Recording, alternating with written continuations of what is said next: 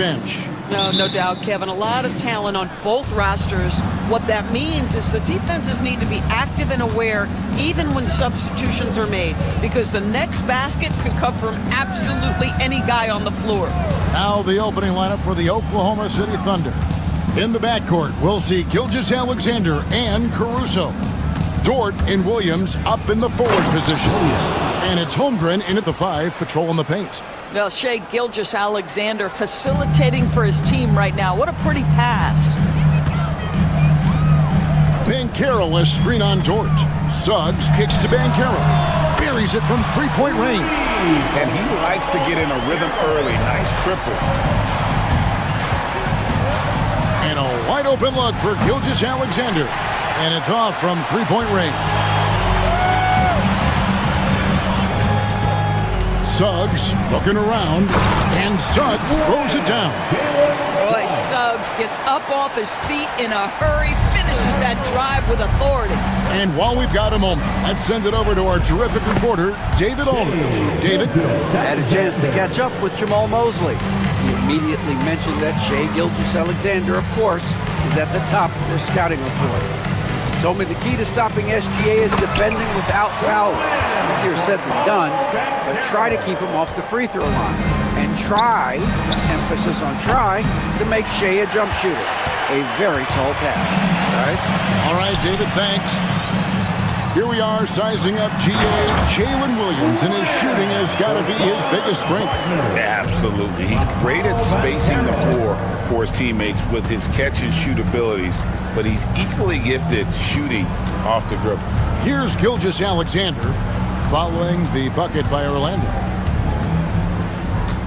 Driving to the basket, and Gilgeous-Alexander throws it down. That, folks, is about the speed of Shai Gilgeous-Alexander. Gets in there before the defense can react. Suggs throws it down. That's a finish he'll be bragging about for a while. As he should. Very impressive. How about that from your point guard, gentlemen? Playing big at the rim, okay? Yeah, just solid work on the back end of that play. Yep, you're right. Finished hard with two hands on that stuff. Banchero passes to Wagner. Banchero is screened for Wagner.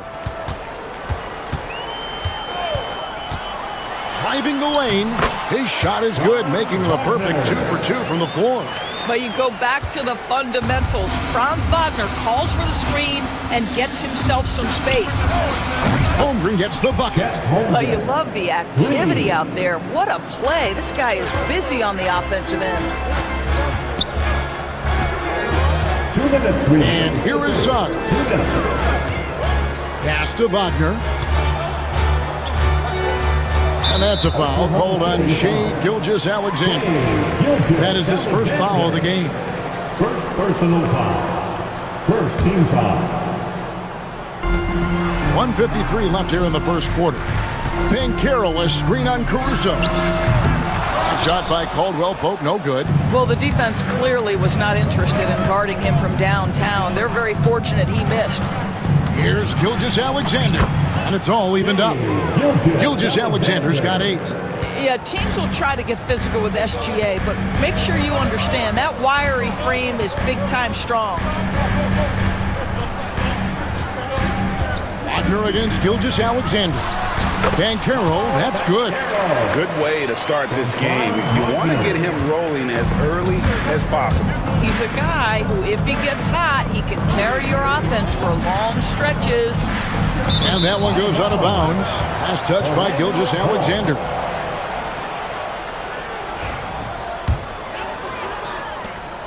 .107 left to play in the first quarter. Suggs passes to Banchero.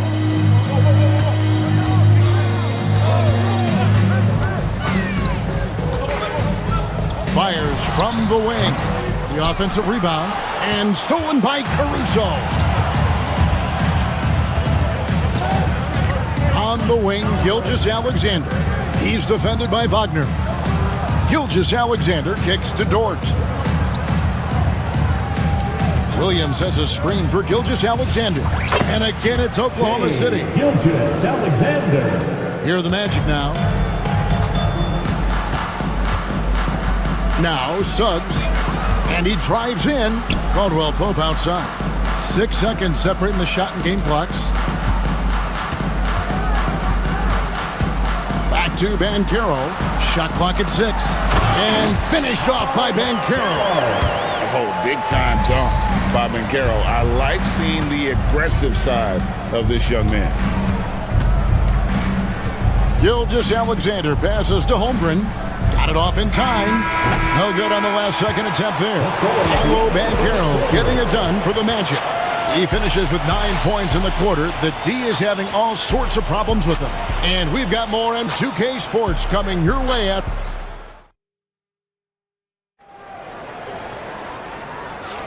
And if you're just tuning in, it's been a pretty even game through the first quarter.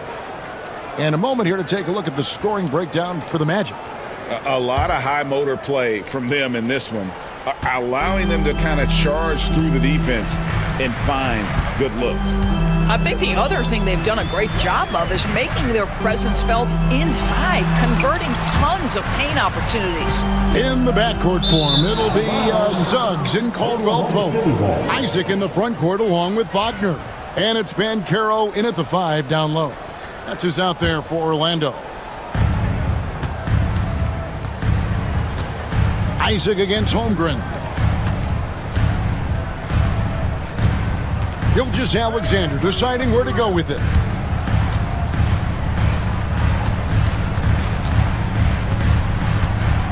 Five to shoot. 13 feet away. Rebounded by Isaac. Isaac's got his 4th rebound with that last one here tonight.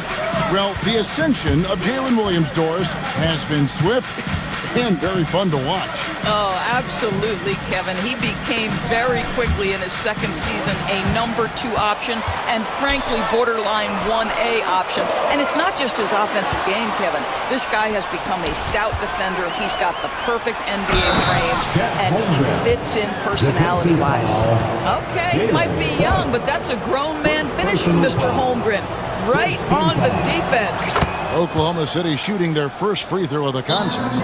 And one of the highlights last year for this group was the fact that they were so efficient from the charity stripe. That's a huge factor. Let's hear it for all the dancers. Just over a minute gone here in the second quarter.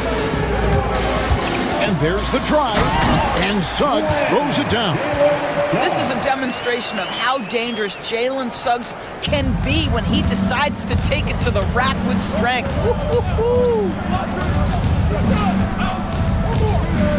Gilgeous-Alexander against Suggs. And they call the foul, so a chance at the line for one more coming up. Well, use the pick and going right to the cup. I love the aggressiveness. One guy who now seems to be a perennial MVP candidate, Shai Gilgeous-Alexander, Doris. He is rocketing up the charts. He is, Kevin. There's no doubt about it. He can consistently put 30 on you like it's absolutely nothing. He gives you everything else as well, including incredible leadership and great teammate skills. Holmgren against Banchero. That one goes in. Banchero's got the game tied up here for Orlando. The Thunder have gone 2 of 3 from the field here to open the second quarter. Gilgeous-Alexander. Boy, Shai Gilgeous-Alexander just slicing his way inside. No doubt on the finish. Suggs against Dort. Here's Banchero. Good on the three-point shot. Banchero's got 14. Just focusing on the task at hand, that's all you can do. Boy, the tide is running one way and then shifts back in the other direction. I've lost count of how many lead changes we've had here tonight. And let's head over to the sideline and catch up with David Aldridge. Kevin, thank you. Shai Gilgeous-Alexander is an elite scorer. Coach Mark Dagnall said the sign of a good player is being a source of reliable offense. At the same time, he's learned to impact the game in other ways, and that's why he's a really good player. He's not just a hired gun scorer. Kevin? Totally agree, D.A. He is a franchise cornerstone type of guy. And we thank you for the report. And the dunk by Gilgeous-Alexander. I love when Shai does not just settle for a layup, finish with authority. What a pretty dunk. And he gets the whistle. 2 free throws coming up. That one on Dort. Well, Doris, both you and I had the honor of being in that 2020 bubble in Florida. Any memories from Orlando? I think, Kev, just how unique the setting was, and I have to give some props to the players. No fans, no normalcy, away from their families for extended periods, and yet they were able to lock in and give us some incredible moments. That one's good, and the Magic lead is cut to just 1 on the basket from Williams. And guys, they continue to put a lot of pressure on the interior defenders with their work down low. Wagner against Gilgeous-Alexander. Wagner left side. Down it goes for his 3rd basket in as many tries. That's about simply playing hard. Wagner doing what it takes to find a shot in the interior. Here's Gilgeous-Alexander. It drops. That's his 9th field goal of the contest. A blistering hot 9 for 11. Boy, he's been unconscious this quarter. I love the confidence he's playing with.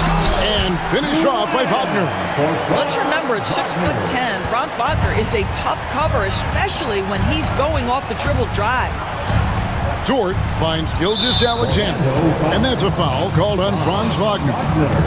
That is his first foul of the game. Timeout. And Jamal Mosley has called timeout. He's ready to talk things through with the team.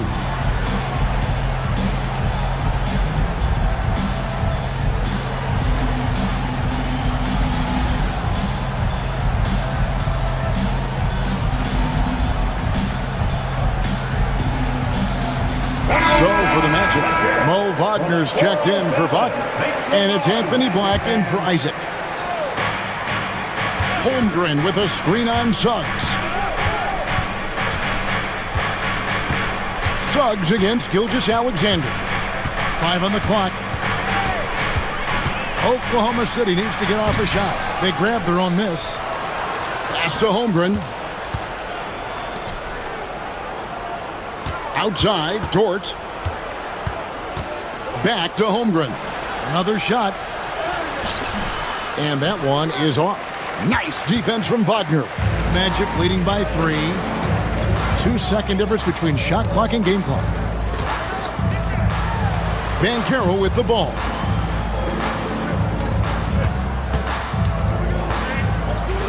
And finished off by Banchero. And Banchero is putting it all together, capable of scoring from all 3 levels. Outside, Gilgeous-Alexander. And he got that one up in time, but doesn't go in. So that'll be it for the first half. Fairly even battle underway in this one. Orlando out in front, up by 5. We'll step away briefly, but get you right back out here for the start of the 3rd quarter after our halftime. And get ready for the fan half-court shot.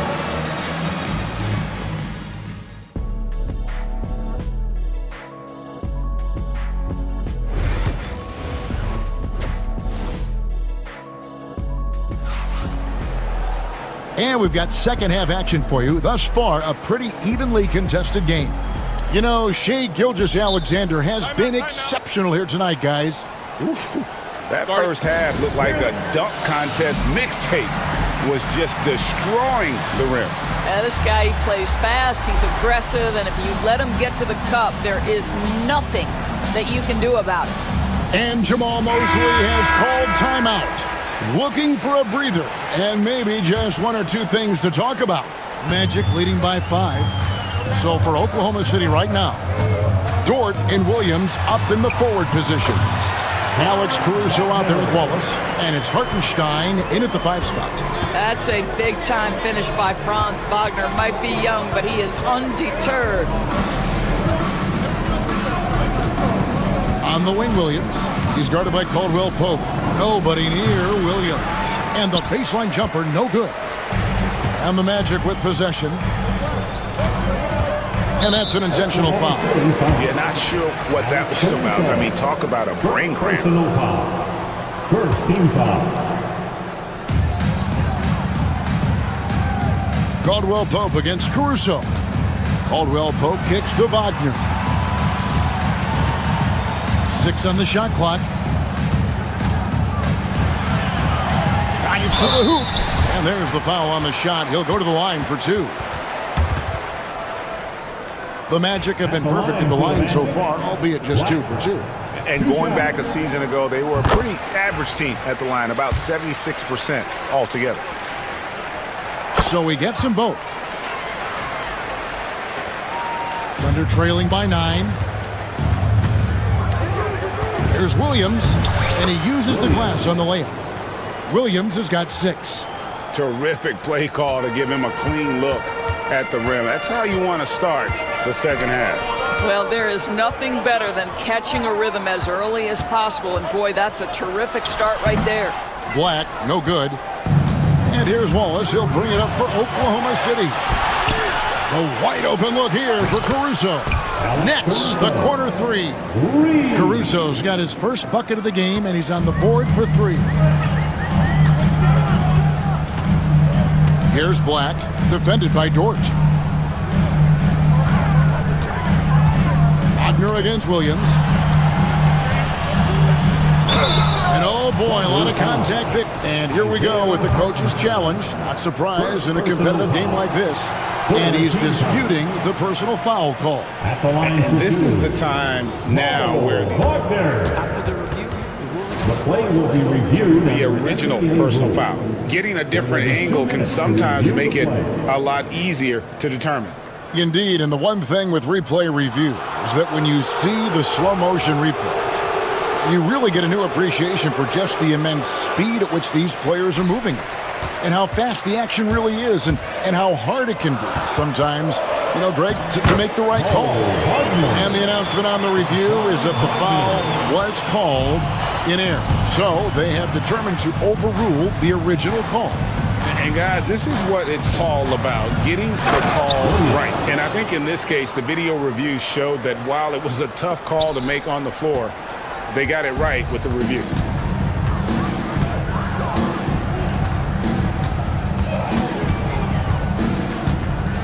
Pass to Wagner.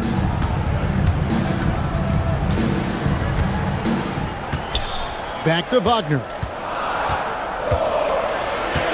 The Magic need to get a shot off here. That shot misses.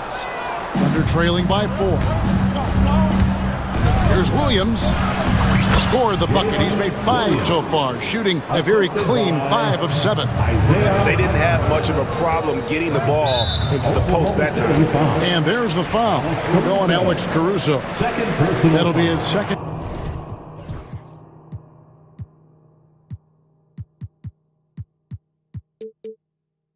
Foul of the game. And now only one away from being in the penalty. Caruso against Caldwell Pope. And there's the slam dunk to finish it off. Really most effective when he's in attack mode, and KCP with the athleticism to do it.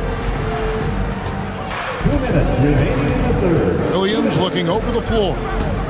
Hartenstein with the screen on Caldwell Pope. Williams passes to Hartenstein. And Mark Daigneault calls timeout. He wants to talk to his guys.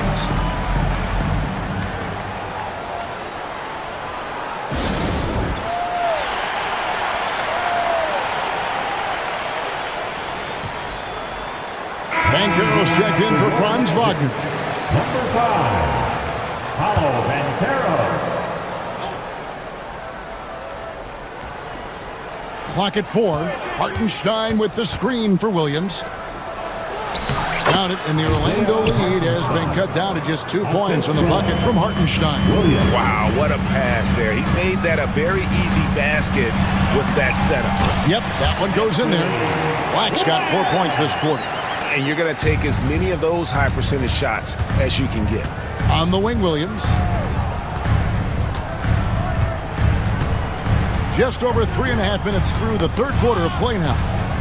Pass to Hartenstein. Back to Williams. Hartenstein with the screen on Caldwell Pope. A shot by Williams, no good. And typically he has the touch to finish when he's in tight, but not sure on that possession. Caldwell Pope pushes to Bankero. And the foul is called. He intentionally grabbed him there for some reason, I don't know. Kevin, all I can think of is that he's trying to slow the game down a little bit. That's a stretch, though. Definitely a strange move on his part. And Mark Daigneault calls timeout. And coach has decided they need a moment to talk things over.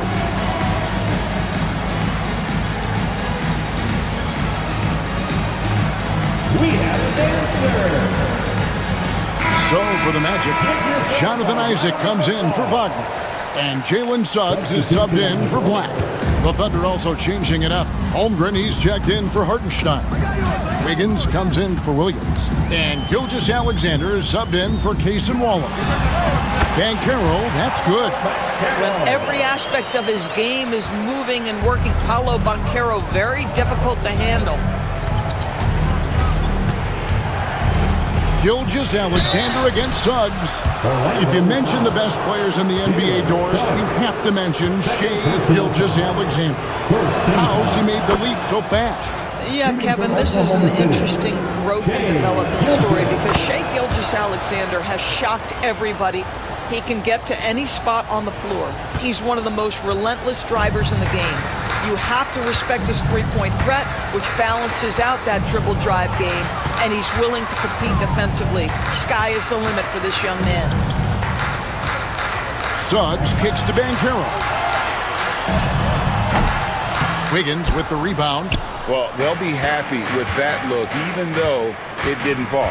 I think expect them to go back to it because that's the kind of shot this offense is designed to generate. That one's good, and the Magic lead is cut down now to just 2 points with that basket from Gilgeous-Alexander. And Mark Daigneault calls timeout. Wants to talk some things over, might be seeing some things to adjust. Substitution on the board.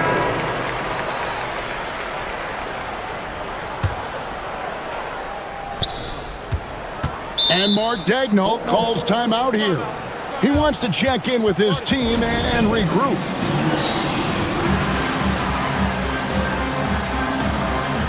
Let's hear it for the 407. Make some noise, Magic fans. Up in time. Oh, and the buzzer beater's good. Oh, and that's a monster shot to close out the third. And as we conclude the third quarter, what a game, neither team giving ground. Thunder lead by 1. And we'll have the start of the fourth quarter for you as soon as we get back from this short break. And a quick look now at the State Farm assist of the game. And the definition of teamwork right there, guys. I mean, what great communication between them, and what a beautiful feed. Nothing better than chemistry, right? Working together to create a bucket. And it's been a very competitive game so far as we get rolling here in quarter number 4. Isaac in the front court along with Wagner. Jalen Suggs is out there with Black. And it's Bankero in at the pivot spot, manning the middle. That's who's out there for Orlando. And the dunk by Gilgeous-Alexander. Well, this is about knowing where to be in these situations. And Gilgeous-Alexander doing a beautiful job getting to the right spot. Pass to Isaac. Bankero against Holmgren. And Isaac throws it down. And some hang time on the rim. Puts a little cherry on the top of that slam. Well, those kind of displays of strength can get one team rolling. Gilgeous-Alexander passes to Williams. And now the fast break. Bankero with the ball. And there it is for him. And that's 20 points for Paolo Bankero. And this kid is just a natural-born scorer. Bankero can post you up, face you up, and also beat you in transition. Gilgeous-Alexander against Suggs. Gilgeous-Alexander, good. We can expect a dramatic end to this one. Yeah, no quit by either side, guys. Neither team willing to give any ground. He takes it in, and Suggs throws it down. Get up, Jalen Suggs. This guy also a terrific football player in high school. Here's Gilgeous-Alexander. Gets the bucket and the foul.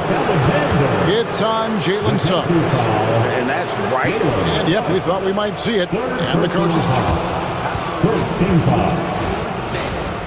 And I think when it comes to some of the more difficult calls to make, personal fouls can be tough. The action is so fast that it's really tough to catch everything in real time. The wonders of technology. We've seen replay reviews so effectively and involving the coaches by being able now. A challenge like this is something a lot of people have been hoping for. And so the word is in. They've decided that the call stands as it was made on the floor. And you know, even if a coach still feels this wasn't the right call, you gotta acknowledge the effort being put in to review it. We're double checking and the game continues on. It's time now to hear from our Hall of Fame reporter, David Aldridge. What's the latest, David? During that last break, I got a chance to hear what Jamal Mosley said to his team. They were asking the team to play faster, push the ball. Coach told their players, hey, look, in this league, fast break points are the easiest. We need more of them. Can't argue with that. Kevin? Thank you, David. Suggs. Now, this is a guy putting his physical gifts to work. Jalen Suggs, no doubt on the dunk. Holmgren kicks to Williams. Holmgren sets the screen for Williams. The 19-foot shot, and dead on that time. Beautiful shot. Such a clutch shooter. This guy lives for these kinds of moments and delivers. Going inside. Suggs dishes to Black. And there's the foul. Going Alex Caruso. And that'll be his third foul so far. First team foul. Around 3 minutes gone here in the fourth quarter. 2 minutes. Suggs against Williams. Suggs passes to Banchero. 4 on the clock. And it's Orlando with another. You love that a guy so young like Paolo Banchero is ready in the big moment to step up and deliver. Holmgren kicks to Gilgeous-Alexander. Here he goes. The dunk and the foul. A powerhouse move, and he's got a chance for one more at the line. It's on Paolo Banchero. And a moment to look at the scoring approach in terms of where the points are coming from for the Magic. I'm in love with how they're moving the basketball all game long, and also their ability to move without the ball. That style just makes it so difficult to defend. And the other thing, guys, that they've been very effective at is shooting the long-range jumpers. The defense has been having trouble closing out to them in this game in particular. The kick out to Williams. Jordan with a screen for Williams. Off target from outside. Orlando leading. Suggs with the ball. On the wing, Isaac. Wagner outside. Back to Isaac. Up top, Wagner. Defended by Dort. It's going to be a 24-second shot clock violation. They turn it over. Boy, that's the last thing they needed. This game too close to be making those kinds of errors. Guys, this possession could decide their fate. And they have to be careful with the ball. Gilgeous-Alexander can't connect from short range. Here are the Magic now. We can probably expect to see him slow it down now. Yeah, I think you want to milk your possession. Here's Suggs. Kicks it out to Banchero. And it's blocked by Gilgeous-Alexander. That's aggressive defense. Shea always competing on that end of the floor. They've been hanging in there. And a chance here to jump on top.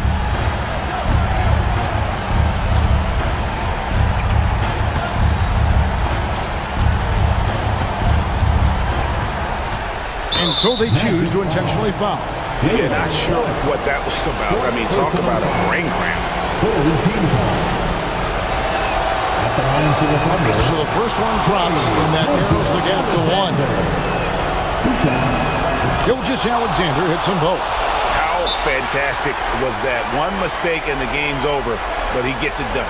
And Jamal Mosley has called timeout. No doubt he is feeling the importance of this moment right now.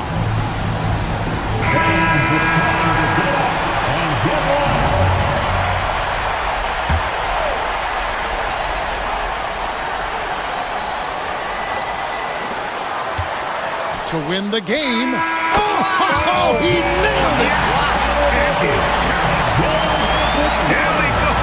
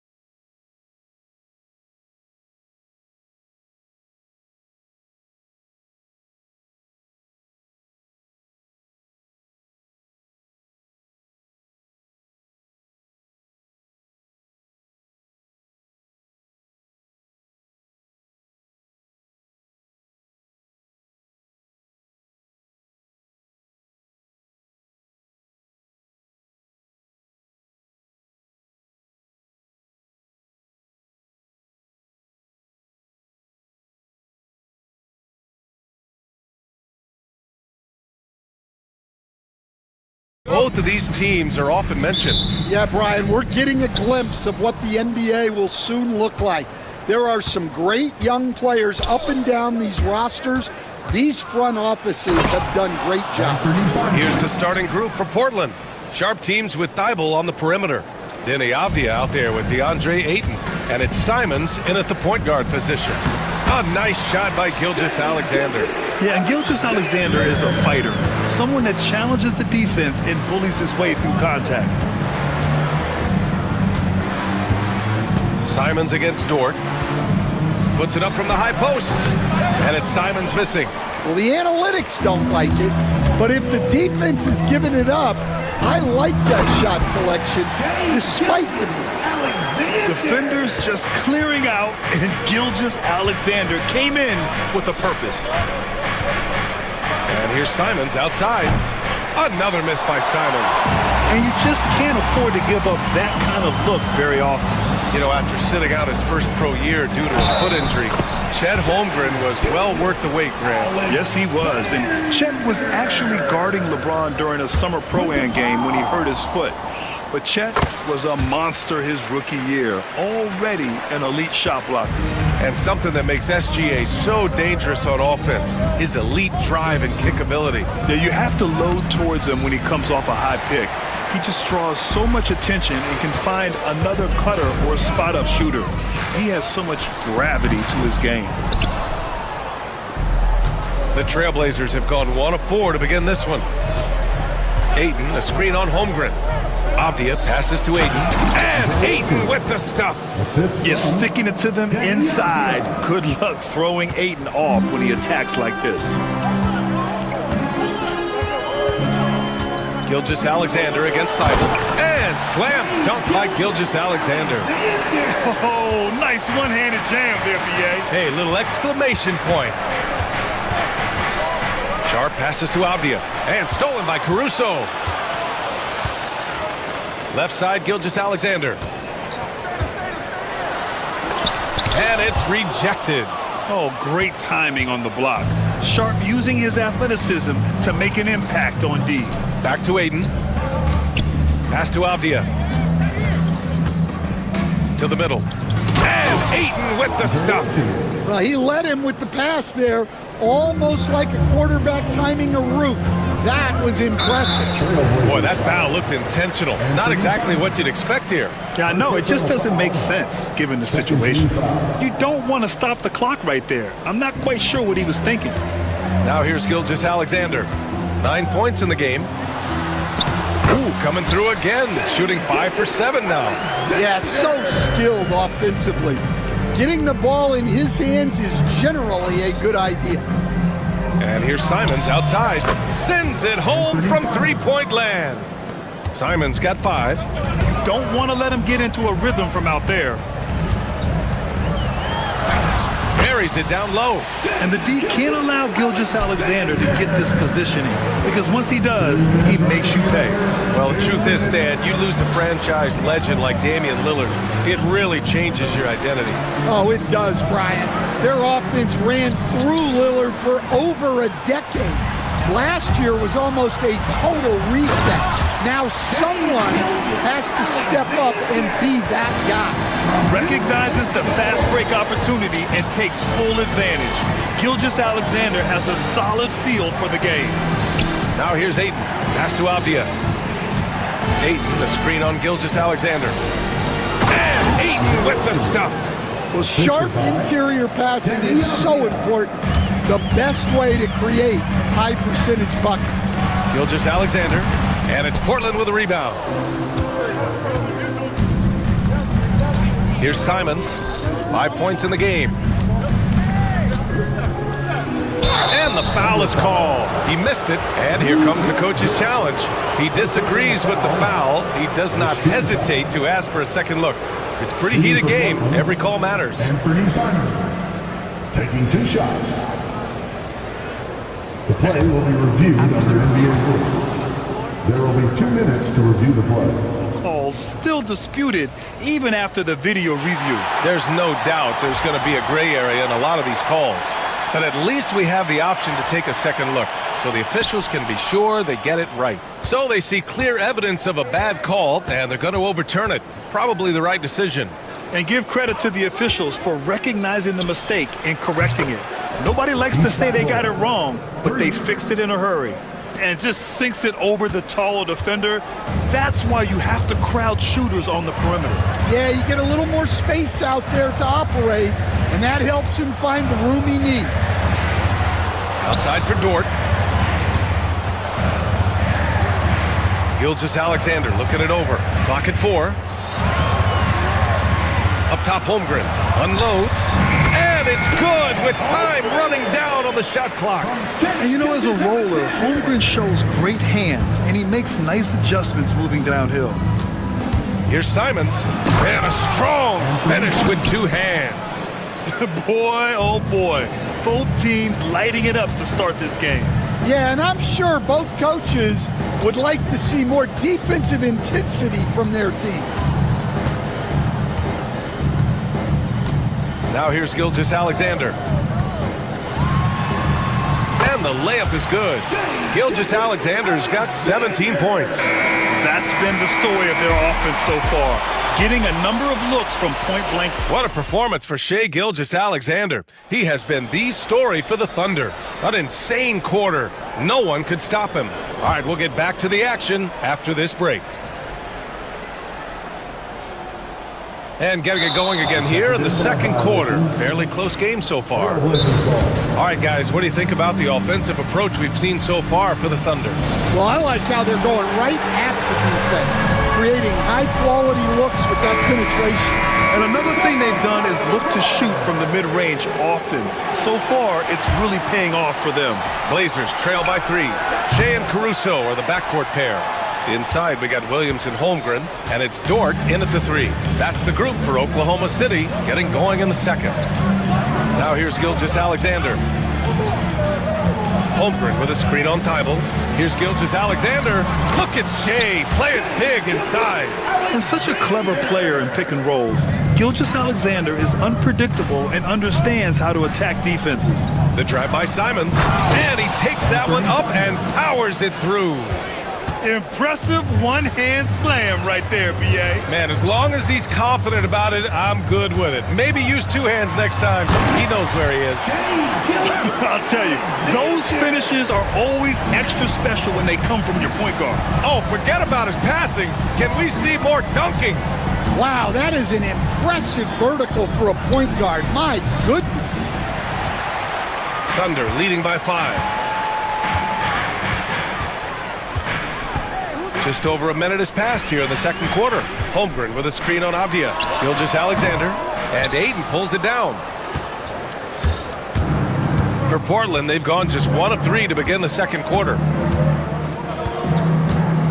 Simons has the open look, and that basket makes him 5 for 10. Steady production so far. And we all know about Stan the analyst and Stan the coach, but when you played in college, what was your game like, Stan? Hey, Brian. I had the game that would get you beat as a coach.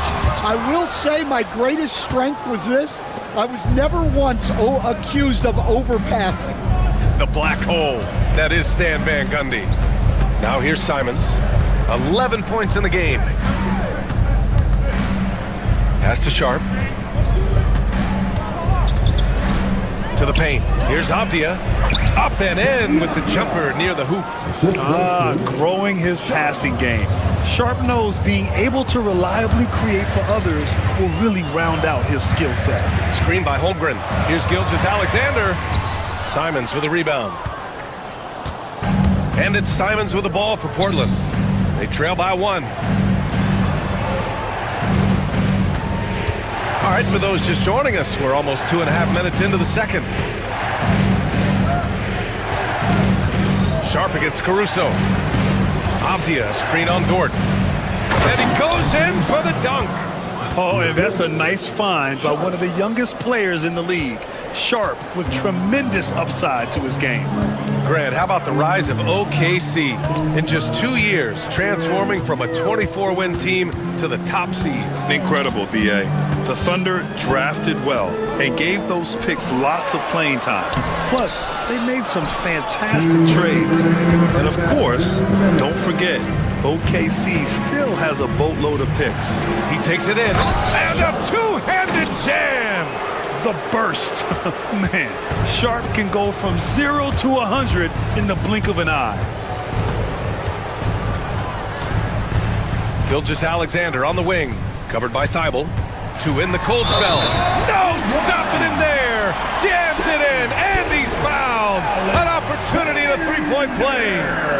That's on Matisse Thibault, and this is his second attempt at the line tonight. The skills of SGA, they're so unique. His ball handling, shooting, length. Not a lot of guys like Shea in the league. Simons, bucket again. 7 for 12 and going at the defense. Oklahoma City trailing. Shot from the wing. Holmgren finds Gilgeous-Alexander. Holmgren with a screen on Thibault.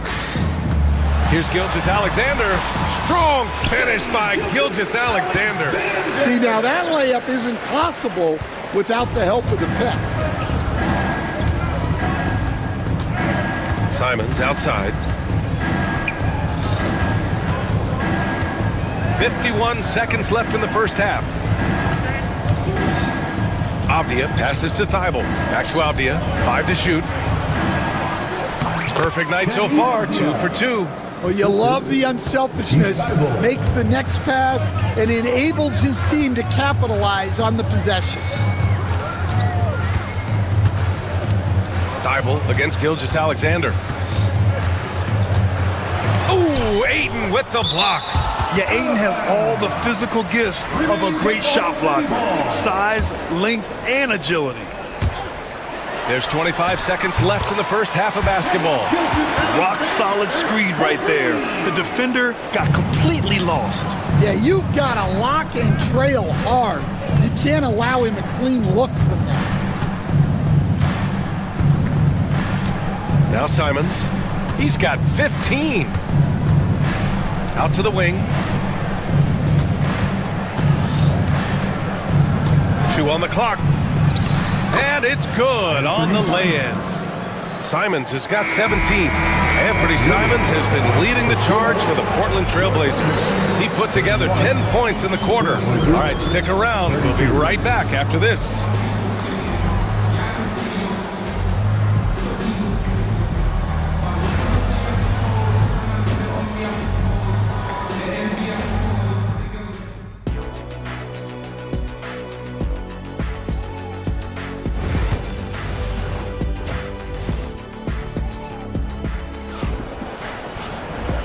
In that first half, we saw a pretty tight battle. We'll soon find out what sort of adjustments were discussed during halftime. You know, Shai Gilgeous-Alexander has been exceptional here, guys. His whole first half looked like a highlight reel, rising up and just owning the rim. Well, they've got to build a wall immediately because he'll just keep attacking like that if they don't. Checking out the group for Chauncey Billups to start the second half. Scoot and Sharp with a backcourt set. Then there's Klingon. Then it's Jeremy Grant. And it's Kamari in at the 4. Williams misses. Portland leading. Up top, Henderson. Watched by Wallace. And he makes no mistake. Slam dunk. Yeah, head first down the lane. Henderson wants to throw it down on your head. Hartenstein a screen. Here's Williams. Another shot. So it'll be 2 free throws. He was fouled in the act of shooting. It goes on Jeremy Grant. Heady play to stop that easy layup right there. I mean, make him earn it at the line. That one's off. All right, Stan, as you look around the league, who stands out as the best perimeter defender right now? There's so many good ones. OG Anunoby might be the most versatile. Drew Holiday, Derek White, KCP. Don't forget about guys like Aaron Gordon and Herb Jones, also outstanding. Attacking the hoop. That is Scoot Henderson's bread and butter. Unstoppable when he's going downhill. Hartenstein a screen. Shoots from the elbow. And he drops in the layup off the glass. The defense getting out-hustled on the putback. Can't let that happen. And I can tell you from experience, these are the types of things that drive coaches crazy. Slammed home, and they call the foul. He's headed to the stripe for one more. Yeah, and Henderson has got some hops for sure. You cannot let him get to the rim. And he'll be shooting his first free throw. Thunder trail by 5. Outside, Williams. The 3. And Hartenstein slams it in. And now that's That's a momentum builder for sure. So important in a close game. Look at his teammates here. They love it. Plays like that going to get them going. Yes, some guys shrink in big moments, and some rise to the occasion. Now here's Williams. Still no points. Hartenstein a screen. Williams into the lane. And Williams punches it home. And the vision is far past his years. Williams with great decision-making. Here's Henderson. Oh, and they immediately answer back with a dunk on the other end. Both teams trying to impose their will right now. Yeah, and the slams just keep getting better and better. Outside, Williams. Hartenstein a screen. Williams passes to Hartenstein. And Hartenstein slams it in. Oh, what ferocity on the throwdown. I just love when he goes up with purpose. Where was the D right there? The effort lacking big time. And with the score as close as it is, these are the opportunities you truly can't allow. He put a little flair on that one. Yes, he did. Man, he's a strong finisher, huh? Williams passes to Hartenstein. The kick out to Williams. No good. That would have tied it. Portland leading by 3. It's Sharp with the drive. Oh, a nice one-handed slam right there.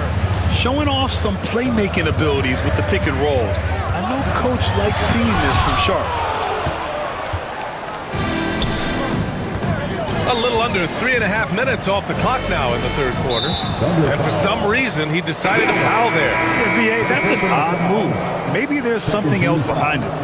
The Thunder making a switch here. Wiggins is checked in. Number 21. To the inside. Powered down after the assist led him to the lane. Woo!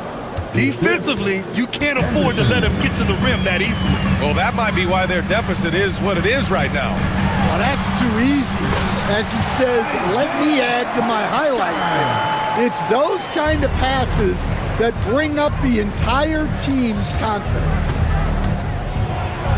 Oh! Wow! Ooh, a two-handed power slam! Yeah, he's just explosive. I mean, Scoot gets off the ground in a hurry and puts some emphasis on it, too. Wallace. It's deflected. And they get it back. Outside, Williams. Shot clock at 5. Back to Wiggins. Now the Blazers on the move. Here's Grant. The shot's good. And now it's a 9-point Portland lead. Credit them for making the right halftime adjustments. Well, sometimes you just make shots, but they've certainly come out on a tear here in the third quarter. Ooh, basket interference. No basket.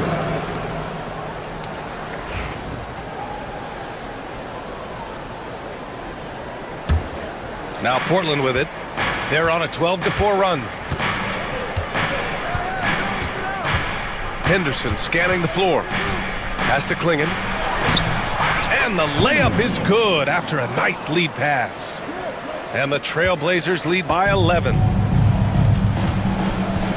And Mark Daigneault has called a timeout. He's going to talk it over with his guys. Protecting the rim has to be their top objective right now. Well, if you're just going to let them score inside at will, you might as well pack your bags. And Mark Daigneault has called a timeout. Coach wants to speak to his guys, maybe alter some of the game plan.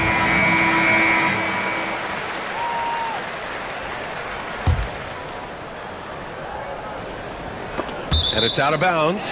They say it was last touched by Avdia. Nice deflection there. Really trying to disrupt their offensive flow. Yeah, there's nothing easy on offense. Coaches love seeing that kind of hustle on the defensive end. Lets the three fly. Oh, no good on the last second attempt there. And so it's the Portland Trailblazers closing out the quarter ahead by 11 points. And it's all due to their ability to own the paint. They've been dominant down low. Back at. And while we have a chance, let's go to our State Farm assist of the game. And I'll tell you what, this was a no-brainer tonight. Take a look at the precision on this feed. Couldn't place it any better. Yeah, that's high-level playmaking. He makes it look easy, but it's not. And as we head into the fourth, we'll see if there's a comeback in the works, or if it's more of the same from the first three quarters. Shea and Caruso are the backcourt pair. In it forward, it's Dort and Williams. And it's Holmgren in at the 5. That's the lineup out there for the Thunder. Yeah, a defense has to be very aware of Gilgeous-Alexander's attack mindset.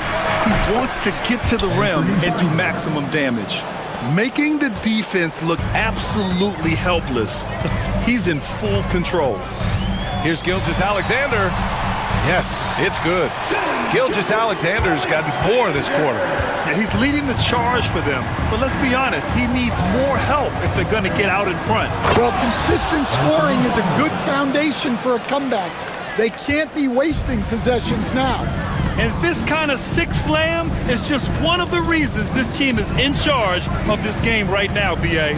You know, there's an edge the way they play and a confidence they're not afraid to show. And I like when Williams works in these mid-range areas. I mean, such an impressive score.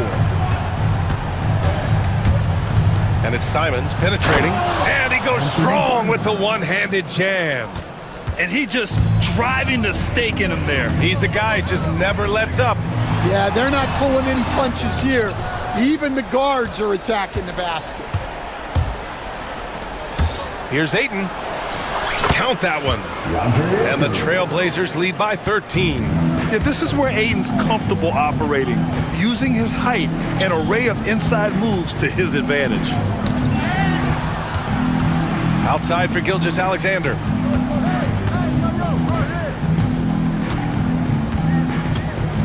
Clock at 6.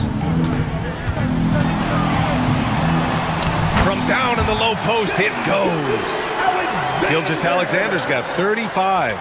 The life of an NBA head coach, Stan, is not easy. You've lived it. What's the toughest part of the job? And don't say dealing with the media. Well, no, it's not. Look, Brian, I think people would easily say it's the time spent away from home, and it's also the losing, quite honestly. But I think what my family had the heart. And they want a second opinion on that call. The signal for the coaches. In place. We've seen so many of these personal foul calls still disputed even after the video review. There's no doubt there's going to be a gray area in a lot of these calls. But at least we have the option to take a second look, so the officials can be sure they get it right. And they've made their decision. The call will stand. And as much as it hurts to lose a challenge, I think Coach would challenge that call again if he could. He really disagreed with the foul, and he's still peeved. A moment to hear from Allie LaForce. Hi, guys. Well, Mark Dagnall was just reviewing the plan with his team. Coach wanted his guys to ignore the scoreboard. He said, don't even look at the numbers. Just take it possession by possession, make every chance count, and we'll see where we stand at the end of this game. Back to you guys. Allie, thank you. Portland making a switch here. Sharps checked in. Thunder trail by 13. Here's Gilgeous-Alexander, and slam dunk by Gilgeous-Alexander. All it takes is a sliver of daylight, and Gilgeous-Alexander will exploit it. Simons with it. Up top, Ayton. Pass to Sharp. Drops in the layup for 2. And the Trailblazers lead by 13. Yeah, not afraid to finish at the rim. Sharp, just relentless. Dort, the pass to Williams. 1:49 left in the fourth. Outside, Gilgeous-Alexander. Williams, a screen on Thibault. Gilgeous-Alexander finds Williams. Off target with the 3. And it's Simons with the ball for the Portland Trailblazers. This is the most they've led, 13 points. Avdia against Holmgren. Simons outside. And it's Holmgren with a rebound. Holmgren's got 4 rebounds in the game. Look at Gilgeous-Alexander sprinting to the cup. I'll tell you, those finishes are always extra special when they come from your point guard. Oh, forget about his passing. Can we see more dunking? Wow, that is an impressive vertical for a point guard. My goodness. Yeah, he tried to gain position, but couldn't quite get there. Ayton, a screen on Dort. Here's Simons. Nothing left to do but to watch the clock tick towards 0. Nice victory here for the Trailblazers. Check out their assist numbers. They didn't get stuck in isolation. They got the ball to the guys who had the best matchups. And even the opposing fans can't deny this was a sensational game for Anthony Simons. Well, he came out with great energy and effort, doing everything he could possibly do to help his team. There's 38 seconds left in the fourth quarter. Ayton, a screen on Dort. Here's Simons, and down it goes. Jam that one home. That's an inspired ball club. They fought hard, and during the most important moments, they made big plays. Yeah, they saved their best basketball for this home stretch, and they certainly earned this one. Gilgeous-Alexander's shot is good. 17 seconds left to play in the fourth quarter. Dort against Simons.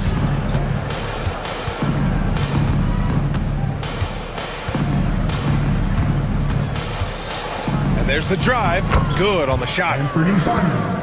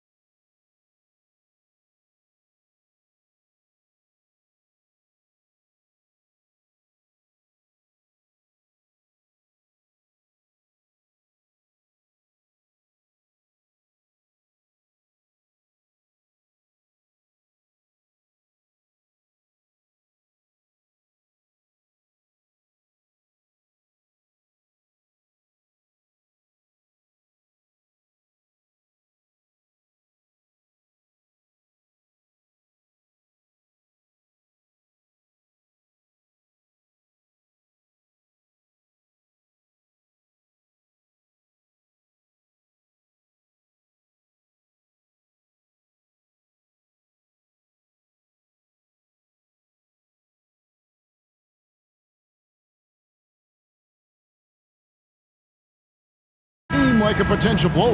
But anything can happen in this NBA. Kevin, we see upsets happen all the time. It's what makes the sport great. You can't take any team or game for granted. And checking out Minnesota's opening lineup. They've got McDaniels, Randall out there with Gobert, then there's Edwards. And it's DiVincenzo in at the two-guard spot, 4 on the shot clock. Here's Simons. He trains it as the shot clock ticks down. And it's always nice to get the easy look inside for your first points of the game. Gobert with a screen for Edwards. Rebounded by DeAndre Ayton. Yeah, he just flat out tricked that one, missed it, and has no one to blame but himself. And Ayton throws it down. And it's the way Ayton uses his body inside. It's what allows him to get so close to the basket. No one near Edwards as he lets it fly. Bangs home the trifecta. And they don't want to get in a habit of giving him open looks from 3. First quarter still, but not who you want to leave open. Now, here's Simons. Oh, good on the triple. And I thought that was going to drop. It looked good from here. And each season, GA, it seems like Anthony Simons is given more and more responsibility. And you can understand why. He's proven to be a versatile scorer. And now we're seeing him take the next step with his playmaking. He's getting his first free throw attempt of the game here. 84%. That's what he was able to convert on a season ago from the line. And guys, if a game was coming down to the wire and an opponent needed to foul, I mean, he was the guy they wanted with the ball in his hands. I mean, shooting the free throws because of his proficiency there.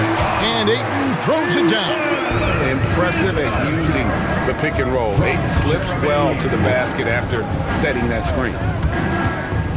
Open shot Edwards, and again it's Minnesota. And the lack of effort to fight over the screen there makes that an easy shot. Well, I'm going to credit the screen. I mean, that's a good, strong pick he lays there. Offensive rebound. Ayton a screen on McDaniel. Avdia gets the bucket. Well, that's one way he can finish, but far from the only way he gets it done. He's got all kinds of tricks up his sleeve. Edwards dishes to Gobert. A second chance effort. Count it. This is Gobert's comfort zone, using his size to capitalize down there.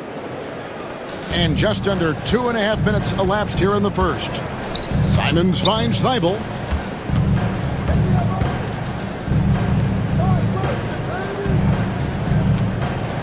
Grant against McDaniel. Grant the pass to Simons. Shot clock at 5. And the dunk by Grant. You know what? When you allow Grant to get close to the rim, you risk seeing him give you a facial right in your grill.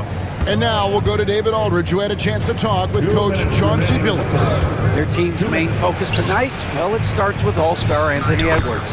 He said Ant is an incredible player. He's so physical. We have to throw multiple bodies at him. It's got to be a team effort to keep Edwards in check. An ambitious game plan. Kevin? Okay, David, much appreciated. Simons kicks to Grant. Back to Simons. Into the lane. Oh, what a jam! Simons! Yeah, that's just good basketball there by Grant. Moving the ball to the wide open man and getting an assist out of it. And let's get your take, guys, on the scoring breakdown for Portland.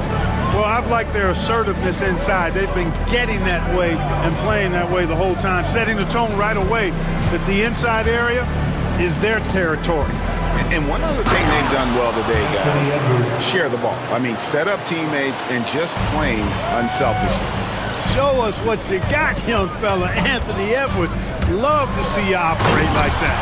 Oh, what a jam! Simons! That is not possible. What we just, is that possible? I think it is, Greg. Not probable, but like possible, like you said. He's one of the few players in the NBA who can pull something like that off. You know, when Rudy Gobert is down low, it strikes fear into the opponent. This is a guy who has led the league in blocks and rebounds at different times. Inside the paint, he is just a nightmare to battle against. Now, here's Simons. He's got 7. Ayton in the corner.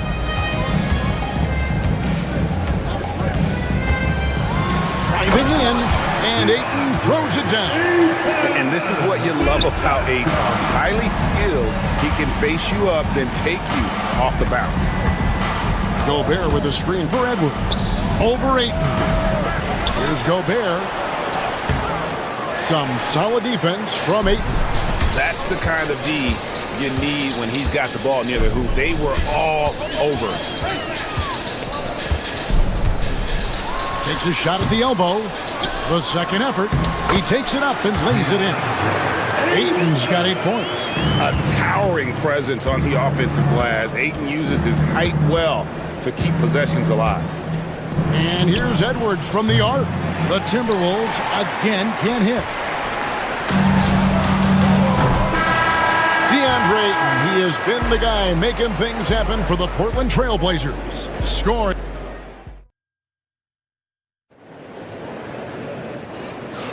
And thanks again for tuning in. If you're just joining us, we've played through 1 quarter of action so far. And for Portland guys, what jumps out to you stat-wise? In that first quarter, they were intent on just pounding the ball down low. Yeah, and it's worked. They've got a clear edge and points in the paint. Now we'll see if they go with a more balanced attack or just keep on pounding it inside. So on the floor for Minnesota, Dante DiVincenzo. He's out there with Anthony Edwards. And it's Rudy Gobert. And there's McDaniels. And it's Randall in at the 4. And guys, I don't know that this is the time for that kind of flair. In a close game, the important thing is to get the 2 points, not necessarily the dramatics. Oh, come on. He had to go for that, didn't he? My goodness. I can't fault the guy for adding a little flavor to things. I'm fine. Even if he'd have missed it, I don't mind them taking a chance to spruce it up a little bit. And you know, Greg, we're seeing so many teams utilizing the dribble handoff. And it really forces the defense into a bad spot, can create situations where the offense has an advantage, and then it allows you to kind of seek out the matchup. Here's Edwards, and good, as it just snugs right down through the net. Boy, great take by Edwards, making the correct decision in the pick and roll there. Simon's up top, Edwards defending. For 3, and again it's Portland with the 3. Just playing with poise and confidence, and they continue to put points on the board. Well, I like the way they're playing. A very smart first half, quality shots, not wasting possessions. The real come at us, and we're coming right back at you. A little back and forth from long range. I love it. That's a terrific answer there. Ayton with it, now defended by Gobert, and that one's good, Ayton. Just terrific at executing in the paint. Ayton has a nice array of shots to choose from. There's always a surprise, isn't there, Clark, in the offseason? Let's go back to 2022. That offseason, the Timberwolves going all in on Rudy Gobert. Basically, Kevin, they traded 5 firsts plus a bunch of good players for Gobert. It was derided at the time, and I can understand why, but Rudy's defense has taken them to another level, and he's actually been a little better offensively than people thought he would be. Gobert with a screen for Edwards. That one's in there, and the Portland lead is cut down now to just 5 on the bucket from Gobert. And, you know, you give Edwards credit for making the right decision there, feeding his teammate. Smart, good basketball. Now Simons. 13 points in the game. Ayton finds Thibault. Back to Ayton. Trailblazers moving the ball around. Here's Simons. Great D that time from Edwards. Timberwolves trail by 5. Gobert with a screen on Simons. Here's Edwards. And the shot is good, dropping in off the front of the rim. Edwards has got 10 points in the quarter. Boy, you love to see Edwards shine on offense like this. I know it's got to be making his coach happy, too. Grant sets a screen for Avdia. 1:51 left in the first half of basketball. And not allowing the shooter even an inch of breathing room on that one. And, guys, that's exactly the kind of high-impact defense they want to see out of him. Edwards passes to DiVincenzo. And the call will be against Anthony Simons. That's his first foul. First personal foul. First team foul. Edwards looking it over. Clock at 6. DiVincenzo passes to Gobert. That was clearly a forced pass. There was no room for him to make it. Grant dishes to Avdia. Back to Grant. And the dunk by Grant. That's a stomach punch, guys. Turn it over and give him a free run to the bucket. Oh, you're so right. No question who has the momentum now. You know, those kinds of plays can be difference makers, game changers, momentum shifters, especially in a close contest where 1 or 2 possessions can impact the outcome. And they keep hammering away at him inside, forcing the ball into the paint. Ayton in the corner. From beyond the arc, 6 for 6. He's yet to miss from the field. I love the confidence. Ayton knows he must continue to hone his jumper, especially shooting it off the catch. Edwards, no good. Trailblazers leading by 6. Outside, Simon. There's the call on Dante DiVincenzo. That'll be his second foul of the game. Second team foul. 27 seconds left to play here in the second quarter. That's a 2 from Simons. And a kind roll that time off the rim as that one falls. Simons has got 15. Edwards kicks to McDaniels. And he's good on the 3 ball. Attacking right away. McDaniels wasting no time there. Simons, the pass to Grant.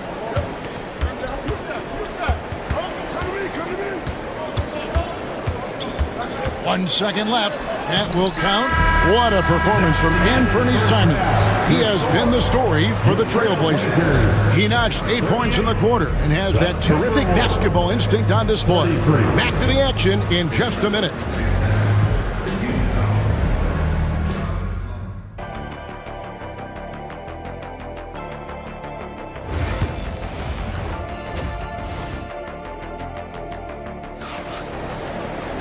And in that first half, we saw a pretty tight battle. We'll soon find out what sort of adjustments were discussed during the half. You know, Anthony Edwards has been exceptional here, guys. No problems fighting his way to the rim in this one. A lot of points in close. Yeah, you know what, guys? They gave him too many free runs to the hoop in the first half. I think they've got to be a lot tougher on him, body him up, be physical with him. We've got Anthony Simons. Also, Avdia is out there. Matisse Thybulle's out there with Klingon. And it's Kamare in at the 4.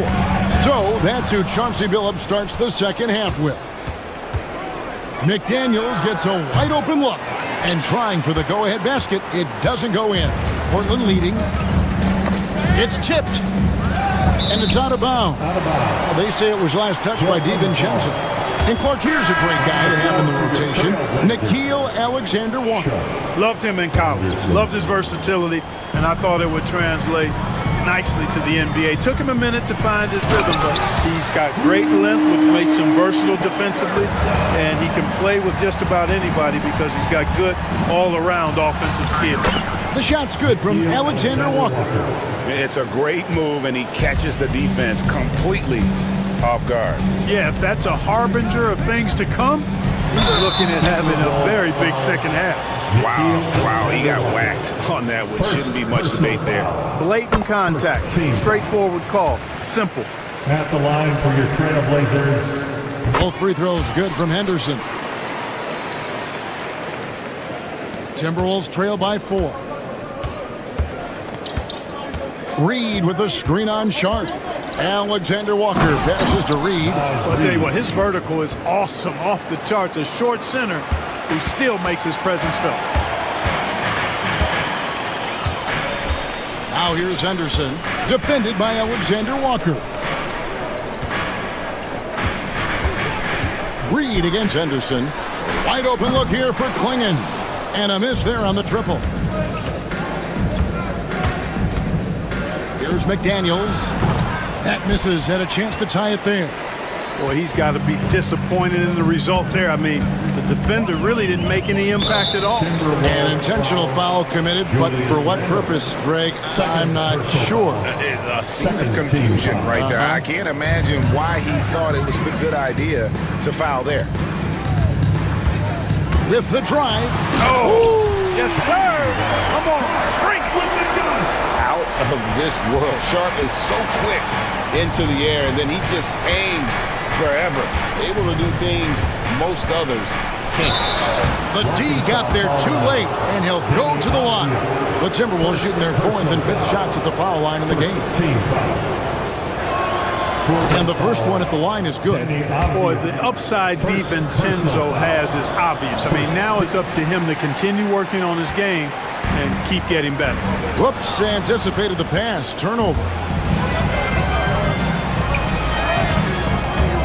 Randall right side. It's good. And the defense cannot underestimate Randall's strength. Pushes right through the contact and gets the shot. Here's Henderson, and Henderson throws it down hard.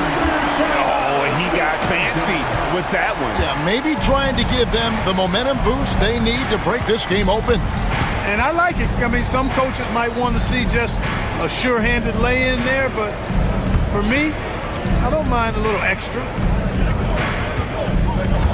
Here's Reed, and it's denied. And with every swat, Klingon is earning a reputation as a shot blocker. Avdia finds Sharp. Klingon the screen for Sharp. Pass to Klingon. 6 to shoot. Here's Henderson. It's good. And now a 5-point Trailblazer lead. And guys, the D has to show a little more fight on the interior than they did on that trip. Alexander Walker passes to Reed. No good from outside. Trailblazers have gotten 4 of their first 5 second-half shots to fall. 80% since the break. Pass to Kamare. Good ball movement here by the Trailblazers. To the middle. Nifty move. And there's a nice layup by Klingon. And Klingon uses his size well and just bullies his way through the defense. Randall kicks to Reed. The Timberwolves again can't hit. And close to making the defense pay for the lax coverage that time. And there's the call on Nickeil Alexander-Walker. That'll be his 2nd foul of the game. And we've got a timeout called from Chris Finch. He's going to have a discussion here on the sideline. And some changes here for the Timberwolves. Gobert, he's checked in for Julius Randle. And Anthony Edwards subbed in for McDaniels. There's 53 seconds left here in the 3rd quarter. Ayton in the corner.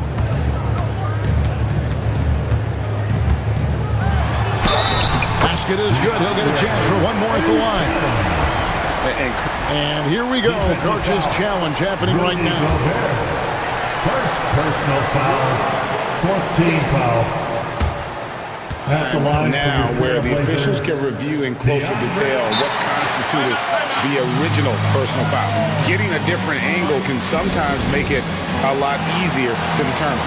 Indeed, and the one thing with replay review is that when you see the slow motion replays, you really get a new appreciation for just the immense speed at which these players are moving at, and how fast the action really is, and how hard it can be sometimes, you know, Greg, to make the right call.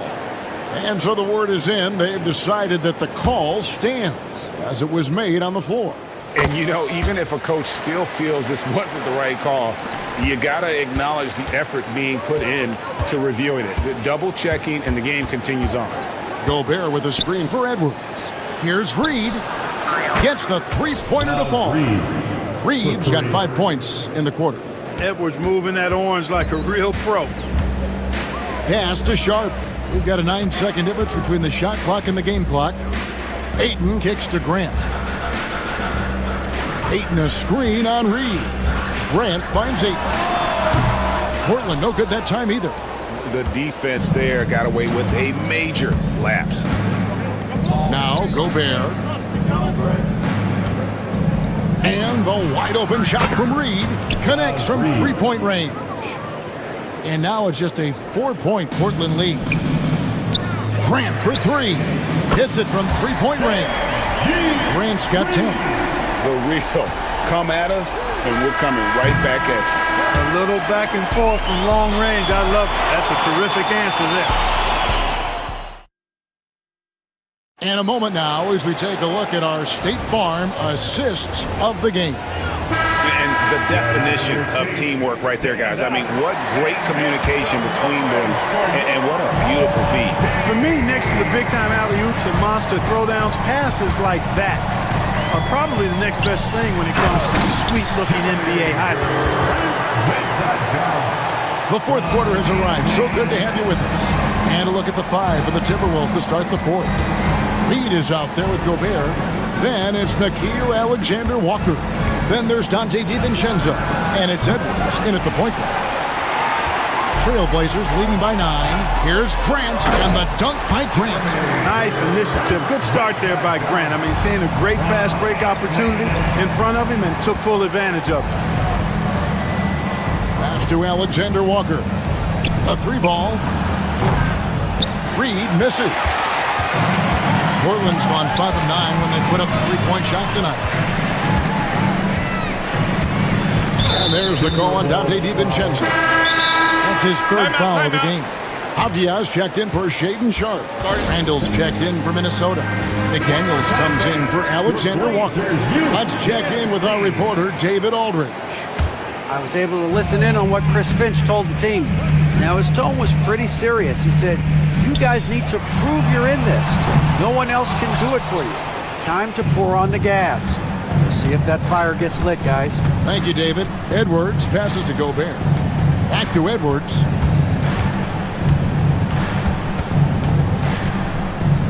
Gobert with a screen for Edwards. Another miss by Minnesota. Trailblazers leading by 11. Outside, Simons. Fires, high post. Kept alive. Ayton kicks to Avdia. A three-pointer off the mark. Minnesota's gone 0-3 so far in the fourth quarter from long range. And hustle like that is why he leads his team in rebounds tonight. I tell you what, guys, nobody's been more physical in this game than he has. He has been a glass eater. Ayton a screen on Edwards. Here's Simons. So good at finding these swats. Gobert loves reaching out and sending them away. McDaniels dishes to Gobert. Inside. And finished off by Gobert. I tell you what a good thing that he showed up today, because without him, this thing would already be over. Pass to Grant. Can he keep it going? And it's good off the back of the rim and in. Grant's got 6 in the quarter. I tell you, I like the fact that Grant is selective in the shots that he takes. He's looking for quality. If he senses the defense is playing off him, as the pass is coming to him, he's prepared. He's getting shot ready as the pass is in the air. And now Avdia pushing it up and no one back to stop him. Great teamwork punctuated by a strong finish. That is the perfect fast break, guys. Getting a hoop before the defense can get set. Gobert can't hit. They can take their time on this possession. It wouldn't be a bad idea. Just give themselves a little bit of a break. Hits the three-point bomb. Grant's got 12 points in just the second half. Yeah, letting it rip. They're just having fun right now. Yeah, offensively, they've just been rolling. Impossible to stop. How about dueling from long range, just going at each other? Looks to me like there could be something personal taking place here. Here's Simon. And the slam dunk by Simon. And one step ahead of the defense with that solid screen. And then, Greg, the monster dunk to finish it off. Boy, picture-perfect teamwork that time, guys. One guy sacrificing for the other. That's how you succeed in this league. Outstanding distribution there. I mean, what impressive passing ability. And the slam dunk by Simon. And tonight's battle is going to end with a very clear winner, leaving nothing to chance. Impressive win for the Trailblazers. We got to see a display of offensive prowess in this one that got it done. High-scoring game. Bucket after bucket. They were really in attack mode all game long. And we watched one guy all night long, guys, and look at the stats just confirms what a dominant game he had. What a night tonight it was for DeAndre Ayton. Yeah, and he was aggressive rebounding the ball tonight. I think his aggressiveness on the glass helped set the tone. And at 7'1" and 250 pounds, Ayton is a handful. Not easy trying to guard him without foul. No good on the second free throw. Edwards kicks to McDaniels. And another three for Minnesota. And perimeter scoring, I have to imagine it was a topic of discussion at halftime. Certainly. I mean, they saw a weakness in the perimeter defense and took advantage of it. Ayton sets the pick for Simon. Over Edwards. Gobert pulls it in. Not enough ticks left on the clock to save them tonight. Not by a long shot. It's all but official. And the basket by Edwards. 26 seconds left in the game. And the dunk by Grant. They made the most of their opportunities, looking comfortable and locked in throughout the night. Boy, they've given their fans plenty to cheer about, that's for sure. Effort, skill, coaching, you name it, they've done it. Here's McDaniels. And the three off target.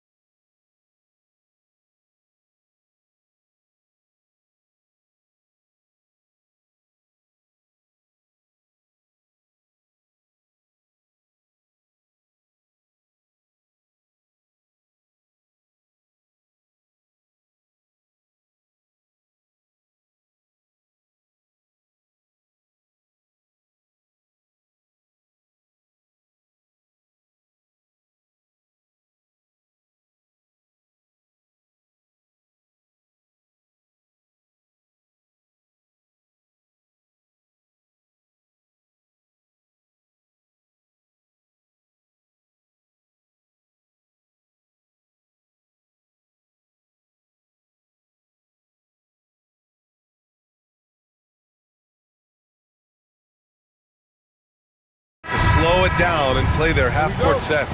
When you're a young player, that can be a bit frustrating, but when you're a vet, you welcome games like this where everyone can take their time. And the starting group for Chicago. Buzelis out there with Jalen Smith. Then it's Ball. Then it's Josh Giddey. And it's White in at the 1. Now here's White. Pass to Smith. Here's the 3. Pure from three-point range. And that's what they want to do. Get him open looks early. Edwards looking for an opening. Driving inside. Gobert passes to Edwards. Outside McDaniels. Gets the 3 to fall. Obviously, this guy has a talent for scoring. Able to problem solve for whatever the defense tosses at him. Here's Buzelis. Hits the layup after the sweet pump fake to freeze the D. He still needs to fill out to be more physical down there, and that will come with time. But Buzelis can handle his own. Ball into the lane. Edwards pulls it in. And it's Edwards with the ball for the Minnesota Timberwolves. Richard, when it comes to the Bulls, they have one of the most committed fan bases in the league. Yeah, the Chicago fans are for real. The Bulls are routinely at the top of the list for total attendance. Even on the road, there are usually Bulls fans sprinkled into every crowd. Now here's Ball. Pass to Buzelis. He shoots over DiVincenzo. Randall pulls down the board. That's the shot they wanted. It just didn't fall. Tough to watch those miss. I'm sure they'll convert the next chance. Smith with a screen on DiVincenzo. DiVincenzo against White. Smith with a screen on Edwards. From deep, Giddey. And again, no good by Chicago. Shocking that he just bricked that one. The defense got real lucky there. And Edwards slams it in. Oh my, Edwards looking to demoralize the defense a little with that one. Here's Buzelis. Check by Randall. White for 3. Always a nice way to start. Makes his first one. He can really stroke it from deep. You have to keep better tabs on him. Edwards for 3. Hits a three-pointer. Edwards has got 5 points. Oh, there's another 3. Love seeing Edwards deliver the revenge triple. White, the pass to Giddey. Now here's Ball. Takes a 3. And again, it's Chicago with a 3. And he wasted no time getting those points back. Great response from Ball. And there's the call on Lonzo Ball. That's his first foul. First team foul. And in the first quarter, about 3 minutes played. Picked by Gobert. From deep. How about the footwork from Ball, making it tough to get by him? Edwards, no good. Lets it fly. And Ball with a basket. The assist by White. 5 points in the game. Rate of baskets assisted, it's a stat I really like. It tells the story of how well you are playing team offense. McDaniels from long range. And so it's White with it. He brings it up for the Bulls. Leading by 5. Three-pointer, Buzelis. Rudy Gobert with a rebound. Minnesota has gone 2 of 5 from deep. Edwards for 3. Another miss by Minnesota. For Chicago, they've gone 5 of 9 from the floor. From downtown, White can't hit. The Timberwolves have gone just 3 for 7 here at the start. Pulls up. Ooh, and once again, off the mark by Minnesota. Here's Giddey. Pass to Buzelis.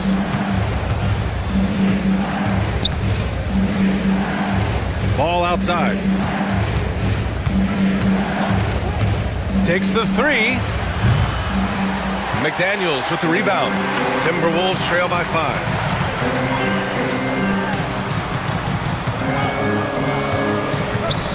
For 3, Randall.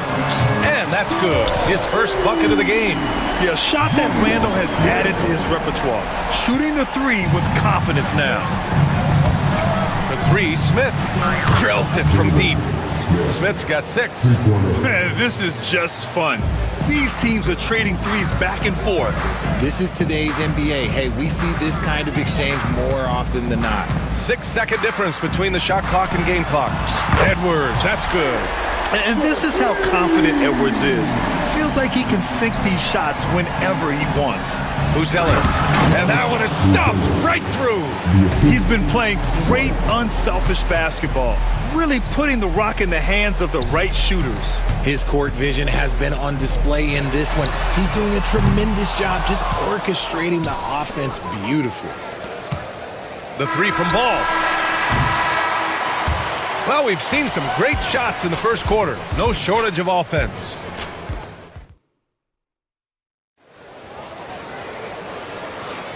If you're just joining us, we played through 1 quarter in this one.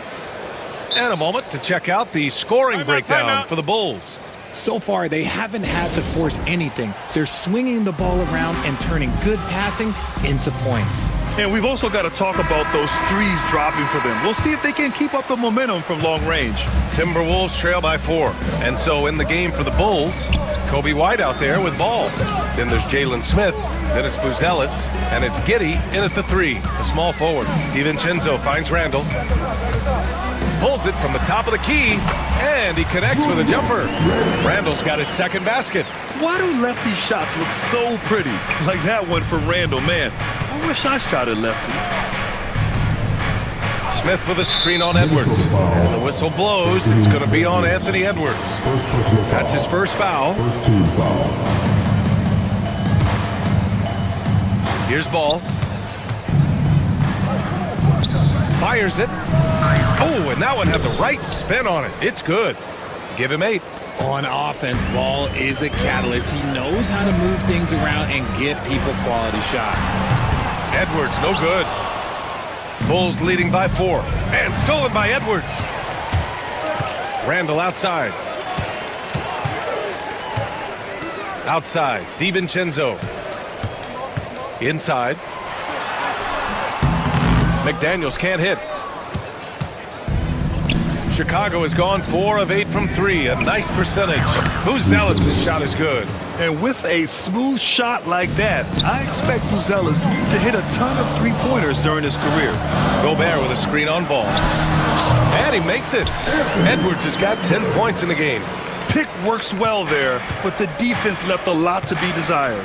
Yeah, that just comes down to a lack of effort. The defender has to do a better job fighting through the screen. Woo!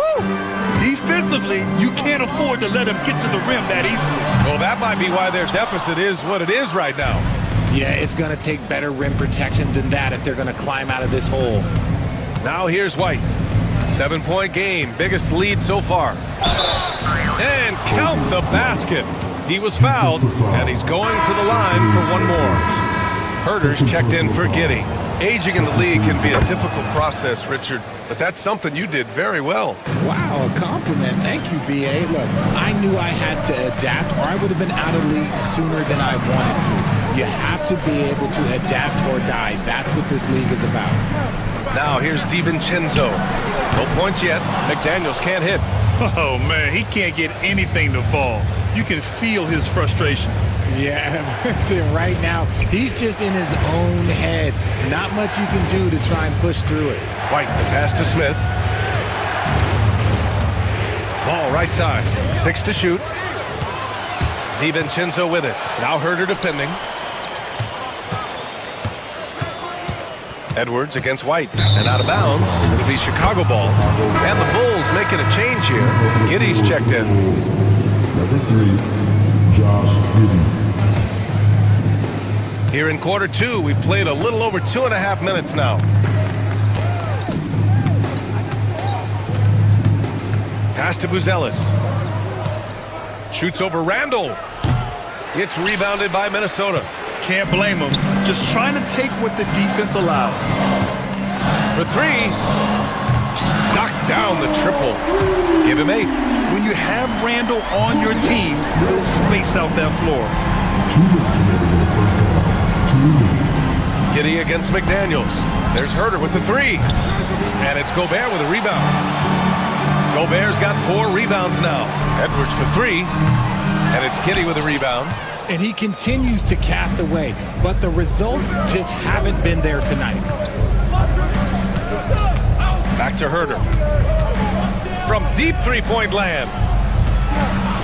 Giddy with it. Randall's in his pocket. Herder from long range. He's now 1 for 2 with that bucket. And so it's Edwards who brings up the ball for the Minnesota Timberwolves. Trailing by 10. Randall, good. And you gotta have some confidence to fire back like that, Randall, with no shortage of confidence. Giddy against Randall. Pass to Buzelis. Smith left side, beyond the arc. And again, it's the Bulls from deep. Well, you see, the ability to get the ball where it needs to go is what really stands out regarding Buzelis. Bulls leading by 10. There's Herder with the three. The rebound by the Timberwolves. Gobert's got his 5th rebound in this one. Pass to Randall. Outside McDaniels from deep three-point range. Chicago grabs the miss. Here's Giddy. No points so far. 24 seconds left in the second quarter. Herder can't hit. The Timberwolves shooting only 36% during the second. Edwards for 3. They get it back. Here's Randall. Deflected. When it comes to contesting shots, Buzelis is showing us that he's got great timing. Giddy passes to Smith. And it's good. Off the back rim and in. Smith's got 7 points for the quarter. This is why you put the ball in his hands. An accurate pass hitting a moving target. And so it's Chicago, now holding a 12-point lead at quarter's end. Thank you, Allie. Good stuff. We will be right back after this break for the beginning of the third quarter. Get ready for the fair half-court shot. Give me your beat. They're taking about the shots.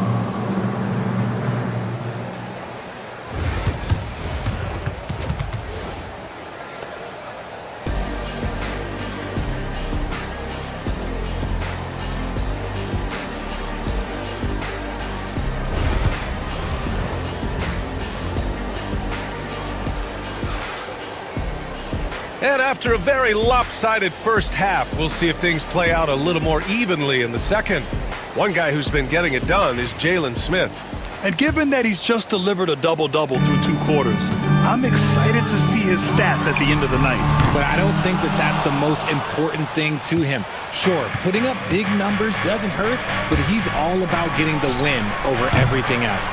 We've got Dante DiVincenzo, Julius Randle out there with Naz Reid. Then it's Nickeil Alexander-Walker, and it's McDaniels in at the 3. So that's the Timberwolves 5. Now here's Randle. Here's Alexander-Walker. The three-pointer off the mark. DiVincenzo with the steal. Here's the break. McDaniels from long range. Buzelis grabs the board. Buzelis has got his 5th rebound in this one. It's Herder on the wing, covered by Alexander-Walker, and there's the screen. Pass to Buzelis. Ooh, McDaniels with a steal. In transition, here they come. It's good. Hustle plays like that are crucial right now. You have to convert on every turnover you get. Chicago leading by 10. Giddy into the lane. Three-pointer, Buzelis. McDaniels with the rebound. McDaniels got 4 rebounds now. Here's Alexander-Walker. Reid passes to Alexander-Walker. Tries again. Yep, it finally drops after rolling around the rim. Alexander-Walker's got his 2nd basket of the game. Here's Herder. That one falls. Nice feed that time from Giddy. Giddy's got 3 assists in the game. And the defense has no one to blame but themselves. I mean, they just let him get right to the rim. That's a great possession. Put your best players in a position to succeed. Ball finds Herder. Fires from deep. Reid with the rebound. Timberwolves trail by 7. Here's Randall. And it's Randall with the jam. Superior strength on display. Randall just refusing to let the defense slow him down there. Kobe White, he's checked in for Chicago. He's getting his first free throw attempt of the game here. Chicago leading by 4. White looking it over. Fires the 3. Minnesota with a rebound. They've been taking care of business. Especially at the offensive end, where they've been totally in sync. The Bulls have gone only 1 for 6 here in the second half. Ball no good. I thought he had that all sewn up, but somehow the defense just threw him off. Randall's got room. Ellis grabs the board. Ellis has got rebound number 7 tonight. And Ball throws it down. There is no doubt that Ball brings his flight gear to the arena. The man has a little bit of bounce on him. Randall, good. Randall's got 16 points. This is anyone's game now, and they have the momentum. Things are firing on all cylinders for them right now. We'll see if they can keep it going. When he gets a quality look like this at the perimeter, he can almost be automatic. Reed for 3. It's hauled in by White. And so it's White with it. He brings it up for the Bulls. It's Herder on the wing. Another 3 for Chicago. Nice ball movement there. That's how you break down the defense. Reed for 3. It's hauled in by the Bulls. Ellis has got his 8th rebound here tonight. And let's swing it over to the sideline and hear from Allie. Brian, there are some players who felt the 65-game requirement for postseason awards was too high. The NBA's executive VP and head of operations, Joe Dumars, said, quote, "You're still allowed to miss 20% of the season. People pay to go, and they want to see their stars play." Brian, it's all about the fans. True enough, Allie. Thanks. Good work there as it goes. And now a 12-point Bulls lead. If the defense lets him inside, he will not hesitate. He'll gladly drop that thing right in the cup. Not sure why he committed the intentional foul. No purpose. I think everyone's a little confused, but weird plays happen. The Bulls making a switch here. Vucevic is checked in to halt the run. Nails it from 3. Alexander Walker's got 7 points here in the quarter. Such an effective shooter. If you lose track of him defensively, he's gonna make you pay. Now White. Give him 8 points now. And a nice finish on the layup. 10 points for him.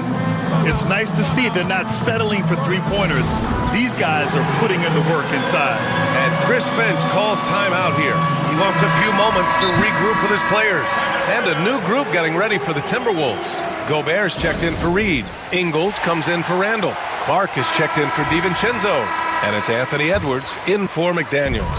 Smith, he's checked in for Chicago. Dosunmu comes in for Herder. And Edwards, here we go. Oh.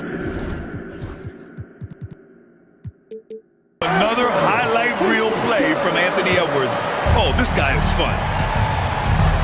There's a 4-second difference between the shot and game clock. Williams passes to White. Down low. Oh, the dunk by Smith. Get him the ball anywhere close to the hoop, that thing is over. Gobert with a screen on ball. Edwards finds Gobert. That shot is off. And so it's Chicago. They lead by 11 as the quarter comes to a close. Their key to consistency has been their dominance in the paint. They've been the more physical team. We're coming right back. Don't go anywhere.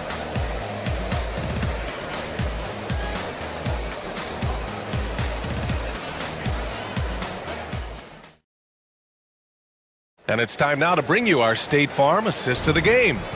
And just a selfless decision from your two-guard, showing his ability to get his teammates good looks. We talk a lot about playing for one another. Right there with the pass, he's demonstrated what it means to do exactly this. And there have been two very different performances from these teams today as we get going in quarter number 4. On the court for the Bulls, getting the fourth quarter going. Williams is out there with Ayo Dosunmu. Then it's Kobe White. Then it's Smith. And it's Ball in at the 2. Timberwolves trail by 11. And here's Edwards outside. The shot won't fall. Well, Chicago's shooting it at 52%. And Ball with the basket. The assist by White. White's got his 9th assist of the game now. Mega shot there from the coffin corner. It is fun to watch Ball shoot those and knock them down. Bulls leading by 14. Outside White.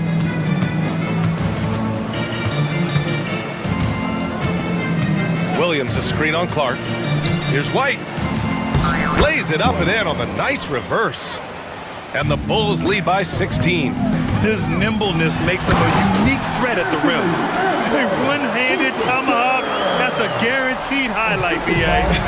Check out the bench. They flew out of their seats after that. Now here's White. Takes it inside. Here's Smith. Good D by Gobert. The Timberwolves have gotten just one shot to fall out of 3 attempts in the 4th.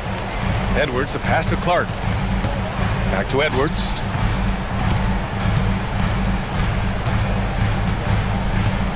To the paint. Here's Gobert.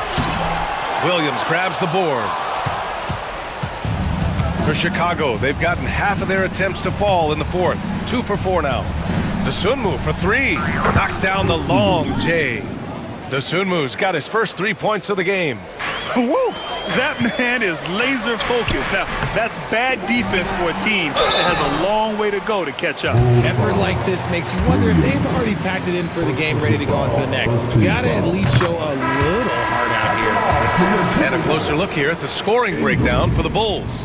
The name of the game in the modern NBA is making threes, spacing the court, and that's exactly what they are doing tonight. They've also been showing a standout play on the fast break, working as a team to create easy opportunities. Buzelis is checked in for Chicago. Giddey comes in for Dosunmu. The screener was leaning a bit right there. His feet may not have been planted. Pretty obvious call by the officials. Look, guys get away with this all the time, but on this occasion, he got caught. And the offensive firepower Edwards is capable of is special. I mean, we are seeing it on full display right now. Smith with a screen on Edwards. Smith finds White. Back to Smith. And Gobert with a block. And they get it back. 5 on the clock. Ooh, had a nice open look right there. And the Bulls lead by 16. Absolutely ruthless. He's not about to start showing mercy now. This is what you expect from him, just coming alive and dominating in effortless fashion here in the 4th. And here's White. He'll bring it up for Chicago. They've only given up 5 points here in the 4th.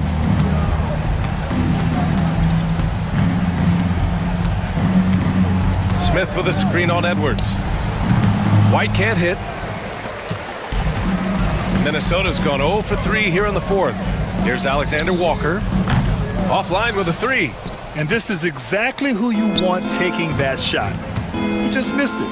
3-pointer, Buzelis. Edwards pulls it in. Given his range, you'd expect him to capitalize on that opening. It looks like it'll be a big win for them here. Time to just cruise to the end of the game and chalk up the victory for the Bulls. When you look at the stat sheet, it's impressive this wasn't a total blowout. Their offense was in top gear all night long, Grant. I thought the same thing, B.A. I mean, the difference in field goal percentages is pretty shocking. Pass to Buzelis. Shoots over Ingles. And again, no good by Chicago. Timberwolves trail by 13.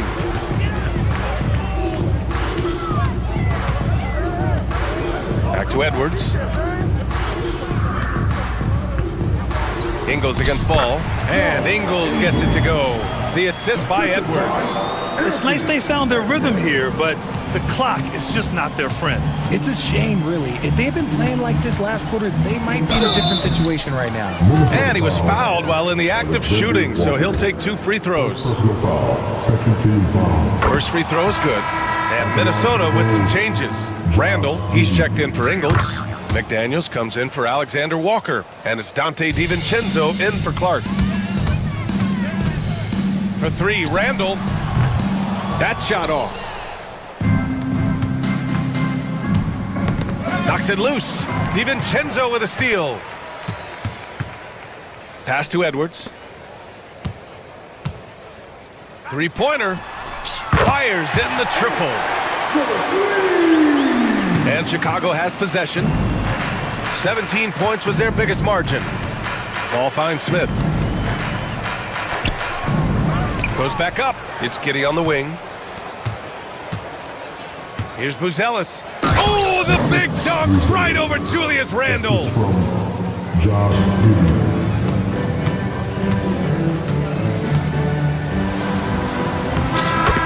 So no problem for Chicago as they get the win. Boy, a nice win on the road.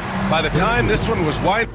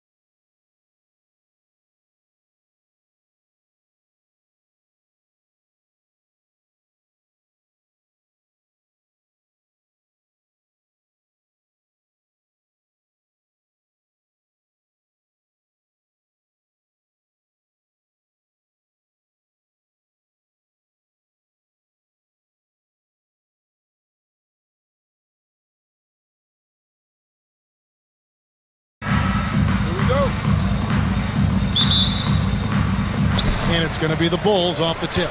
Now the starting group for Orlando. In the backcourt form, it'll be Suggs and Caldwell Pope. Mancaro up there with Franz Wagner. And it's Black in at the 3 slot. So, Stan, let me take you back to the 95-96 NBA season. It was your first year as an NBA assistant. And, of course, the Bulls winning 72 games in that season. Unbelievable. They were incredible, but one of my great memories in that season, the day of the trade deadline, we sent out 5 guys, brought in 5 new guys. We had to play the Bulls that night. Only one of those players made it in. We had only 8 guys available, some guys who had hardly played for us.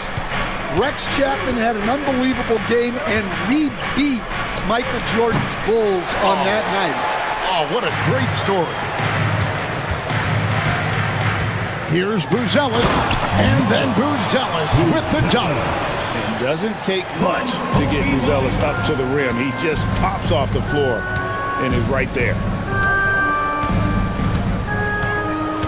Ball against Suggs. Mancaro has screened for Suggs. Top of the key. That one drops for him. Oh, terrific move offensively from Suggs. He is locked in on that shot and finishes. Smith with it. Picked up by Suggs. And here we go. Pass to Mancaro. Over Smith. And it's Mancaro missing. Well, I'm surprised that didn't fall for him. We know that's a shot he can hit, and there wasn't much resistance either. Oh, you gotta finish at the rim right there. You hate seeing those opportunities go to waste.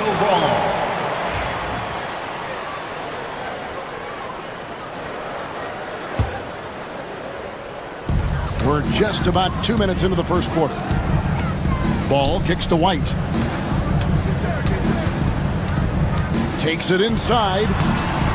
That doesn't fall either. He's missed his first 2 shots tonight. A moment now to hear from our sideline reporter, Hall of Famer David Aldridge. David. Well, Billy Donovan and I got a chance to talk for a little bit. Now, we spoke briefly about how critical it is to slow down Paolo Banchero. Coach said he can be a force on offense when he gets a couple to fall. The energy and effort from our guys has to be high if we want to contain him. We'll see if that team can contain Banchero out there, guys. Back to you. Thank you, David. Yeah, and Ball is an incredibly gifted passer. Just excels at getting his guys going.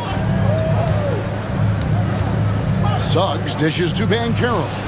Good on the triple. Banchero's got a couple of threes now in the first with the Magic. And I like to see this. They're calling his number early, and he's delivering. Yeah, well, his offensive contributions are going to be very important in this game. So it's good they've already got him in a rhythm. 2 minutes. Raw speed helps Suggs out there, keeping him ahead of the defense on the fast break. Smith outside. 3-pointers nailed from 3-point land. And he's not going to miss that sort of an opportunity from deep. And Jalen Smith is going to pick up the foul. That's his first foul. First personal foul. First team foul. Just under 3.5 minutes gone here in the first quarter. Back to Banchero. Outside for Caldwell Pope. Banchero outside. Just 5 on the clock. Rebound by the Bulls. Giddey with it. Now guarded by Caldwell Pope. Back to Giddey. Driving inside. And he jams it with authority. Yeah, that's a great find by White. He's such a clever and deceptive combo guard. Banchero outside.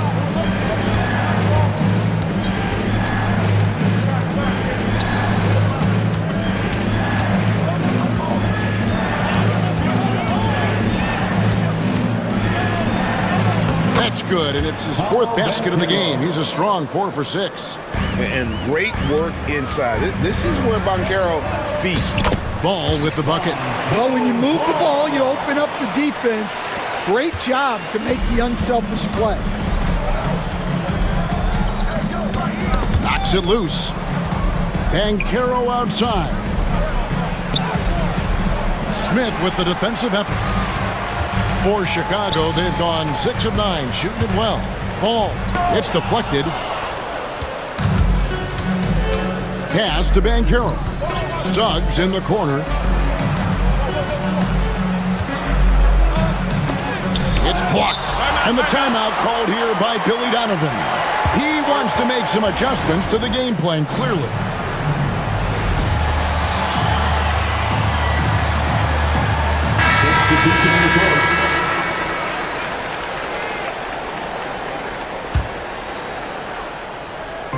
And the timeout called here by Billy Donovan.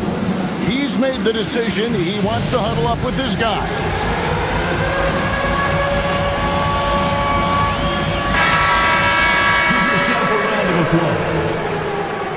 Checking into the game for your ball. And Billy Donovan decides to call timeout. He wants a minute here to get things straightened out with his team.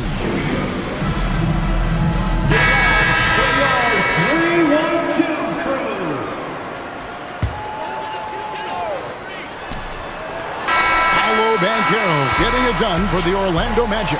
He got into double digits for the quarter with...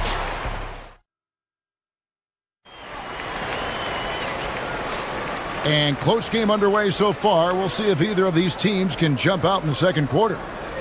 And an important part of every team's game, a look at the hustle stats for the Magic. Well, our coaching staff has to be happy with how active they've been defensively, forcing turnovers and making the offense uncomfortable. Another thing that stands out is how they've contested shots. They're not making it easy for the opponent, and it shows with those block numbers. On the court for Orlando, in the backcourt form, it'll be Suggs and Caldwell Post. Wagner is out there with Black, and it's Banchero in at center. And Stan, we seem to be in the midst of a big man renaissance in the NBA. And I love it. So that being said, which of these big stars do you like the most? Well, that's a tough question because there's so much talent and they're all different. You've got Embiid, who is unstoppable offensively. You've got Wembanyama with his combination of size and length, skill and agility. You've got guys who can shoot the ball. But the guy that combines the most of those things that I would take, Nikola Jokic. And as we see Suggs develop his game, you'll see more of this. Jalen with the ability to operate off ball. Outside, White. On the wing, Giddey. 6 on the shot clock. Pass the ball. And the timeout called here by Billy Donovan. He wants to regroup and go over the strategy. And Coach can't like what he sees to get them refocused. Yeah, you have to take a timeout in a situation like this. Stop the bleeding a bit and regroup. Right there, the defender clearly trying to inhibit a fast break. I think that's a transition take foul. And he'll be shooting his first free throw of the game here. A free throw drops for Suggs.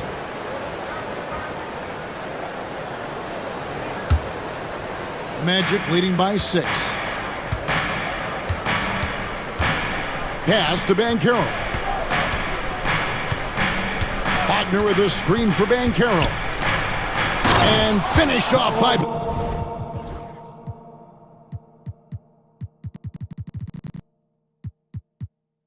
Banchero. And this is what everyone wants to see. Banchero is attacking without hesitation on the offensive end. Well, back in 2022, the #1 overall pick was Paolo Banchero. What do you think of his game? And it looks like, yep, it's a coach's challenge on the personal foul. That triggers a replay review. Team foul. At the line for Chicago. View in closer detail what constituted the original personal foul. Getting a different angle can sometimes make it a lot easier to determine. Indeed, and the one thing with replay review is that when you see the slow motion replays, You really get a new appreciation for just the immense speed at which these players are moving at, and how fast the action really is, and how hard it can be sometimes, you know, Greg, to make the right call. And the announcement on the review is that the foul was called in error. So they have determined to overrule the original call.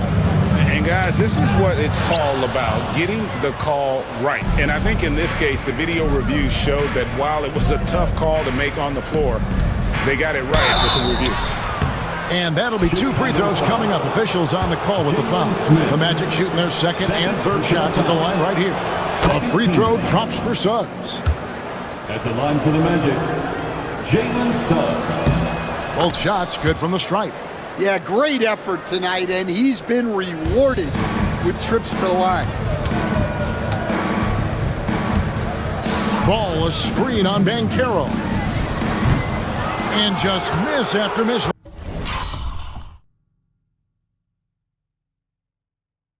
Right now. All the energy is on the other side right now, and every miss just makes it worse. Their body language does not look good right now. They're deflated and unable to stop this run. It's impressive, the level of domination at both ends, and you're seeing the results. Yeah, and to do it on the road, it shows how well prepared this team was coming into this contest. And here's Ball. He'll bring it up for Chicago. Down by 15. 2 minutes. Orlando's gone 5 of 8 from three-point land. 15 points and a deep ball for them tonight. Wagner wide open. Knocks down the 3 ball. I love that they're continuing to attack despite being up big. Yeah, they're being absolutely relentless. Building this lead in every way possible. Suggs against Ball. And foul on the shot. He'll shoot 2 at the free throw line. Way to attack there and then create the contact. 3 trips to the line so far for him in this one. First one falls for him. Jalen Suggs. 2 shots. He makes 1 of 2 that time. Bulls trail by 17. Left side, Ball. Now Suggs pushing it up. No one to stop him. Get up, Jalen Suggs. This guy also a terrific football player in high school. On offense, here are the Magic. This run now up to 22 points to 2. There's a minute left in the first half of the game. Deep 2 from Wagner. And he gets it to go, hitting off the back of the rim. Wagner's got 5 points in the quarter. And the foul called on Josh Giddey. That's foul number 2 for him. Oh, great defense there. Anticipated the play and got there first. And so here's Orlando. Their defense has only allowed 4 points in the quarter. Banchero, a screen on Ball. And Suggs throws it down. Well, now that they've settled into this game, you can see the offense is firing on all cylinders. Yeah, and that is key for them, continuing to build out this lead. Up top, Wagner. He's got 5. Banchero, left side. Wagner with a screen for Banchero. Count that one. Banchero's got 17. Oh, good to see that Banchero has options if he can't penetrate. Your game has to be multifaceted in the league. When the defense is playing off you like that, you want to be able to convert, but that time he just couldn't get it done. Fires for 3. And the last shot before the buzzer is off. And so it's Orlando holding a very comfortable 25-point lead as the quarter comes to a close. And they're winning the... All right, David, thank you. And stay with us, folks. We'll be back just after halftime to get the third quarter started. And get ready for the fan half-court shots. Give me a beat. They're thinking about the shot.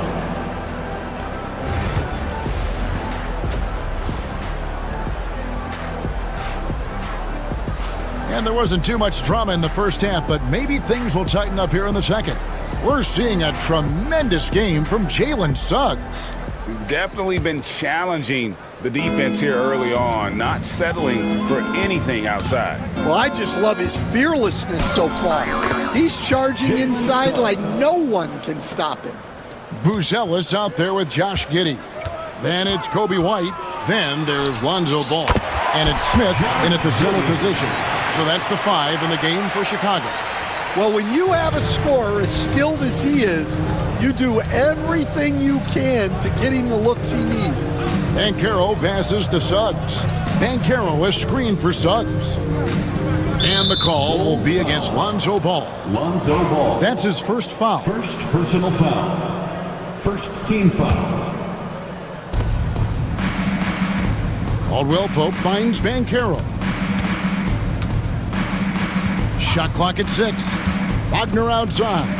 And so it's going to be a 3-second violation out there on the defense. You know, Stan, it sometimes seems that coaches get themselves ejected on purpose to fire up their team. Am I on the right track there or not? Well, Kevin, certainly it happens with some guys. There have certainly been guys, Jerry Sloan, Don Nelson, who would do some of that. How about you? How about you? Now, Kevin, you know me. All I've always ever tried to do was help the referees because we all just want to get to the right call, and I could help them in that. You did all the time. As much as I could, but they were not receptive. Terrific play call to give him a clean look at the rim. That's how you want to start the second half. Yeah, I like how they're establishing their interior presence right away. That's going to collapse the defense and create other opportunities. Buzelis, no one around him. That falls. Nice feed that time from Ball. Ball's got 3 assists now in this one. Banchero outside. And finished off by Banchero.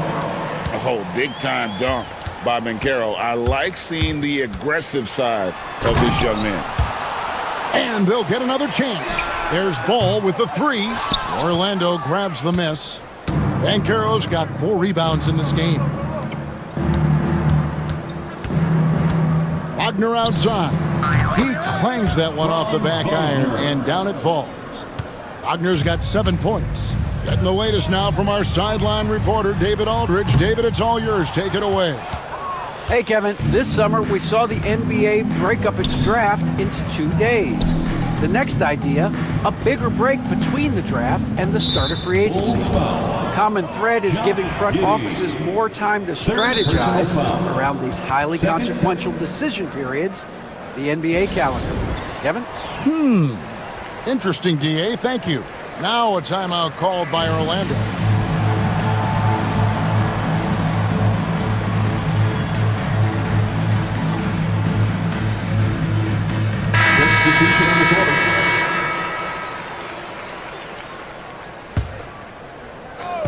Just under 2.5 minutes into the third quarter now. Caldwell Pope passes to Wagner. Tries it from 19. Rebound by Smith. And I was sure that was money on that one, but everyone is afforded an easy miss or two. Yeah, it was a great look. Sometimes they don't fall. You've just got to keep taking great shots. Caldwell Pope finds Howard. Pulls up on the wing. Another miss by Orlando. And so White will bring it up for the Chicago Bulls. Ball no good. Orlando, they've gone 3 of 7 on field goal attempts here in the second half. The Magic again can't hit. Chicago's gone into a slump here from 3-point range, shooting just 1 of 5 here in the third.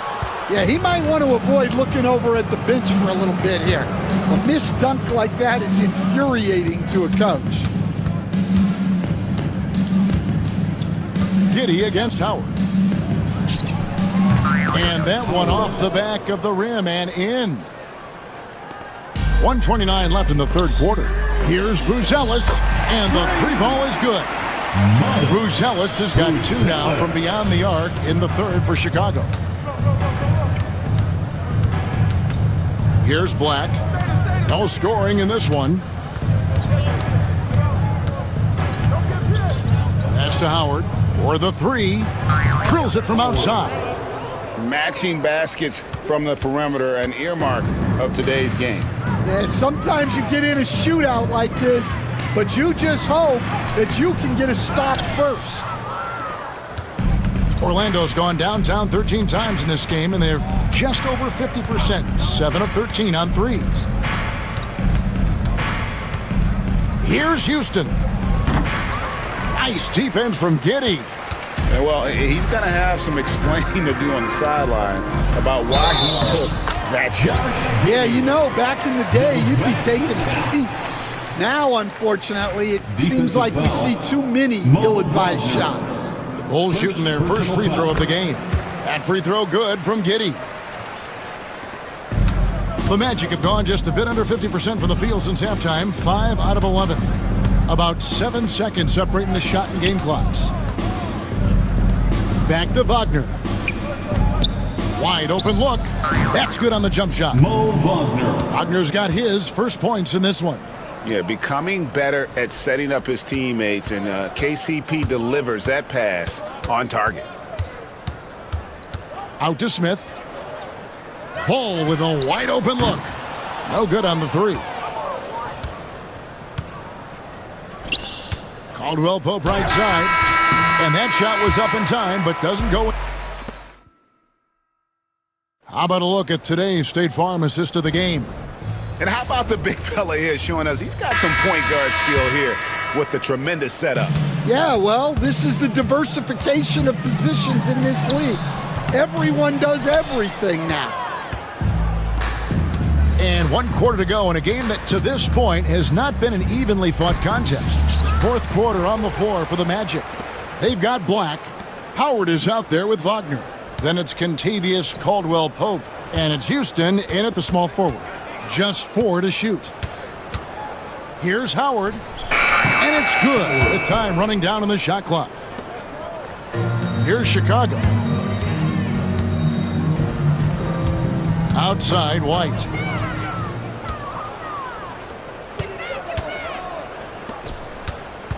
Good ball movement here by the Magic.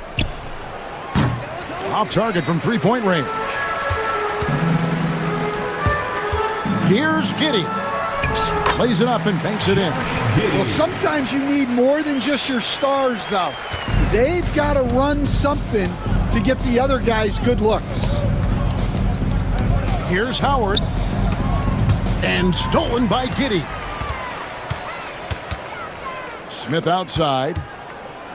Outside White. Got a piece of it. And stolen by Wagner.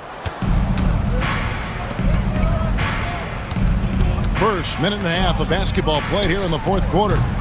Houston's shot is off.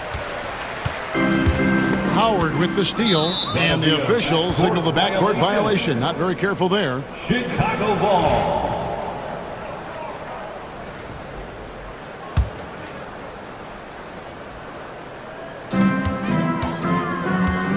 Here's White. Here's Giddey. And again, no good by Chicago. Well, that's what the defense has to do. Make that shot as uncomfortable for him as possible. Pass to Wagner over Smith. It's all in by the Bulls. Puts one up from 19. And there's Buzelis on the assist by White. And you gotta like watching Buzelis break down the defense, just taking what they give him. On its way from Caldwell Pope for 2. Hits the jumper in space. Man, we're seeing some big paydays for NBA head coaches these days, Stan. Do you miss it? Do I miss the paychecks? Yeah, payday was always really good in the NBA. No question about that. What about now, though? What about now? Well, it's gone through the roof, but look, the trade-off is the paydays are big, but there's not a great deal of job security, Kevin. He is cold-blooded, drops the dagger, piles on to what was already a big lead. And defensively, that kind of effort is just not going to cut it. And Giddey gets it to go. Yeah, the D has not been able to keep the ball out of the paint at that end of the floor. And just about 3 minutes through the fourth quarter here. Black, no good.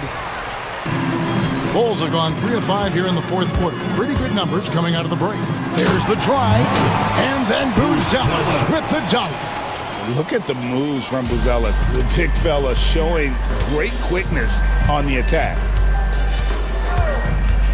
Wagner left side, and they pick up 2. And that pick takes the D totally out of the equation. Yeah, you've got to lock and trail hard.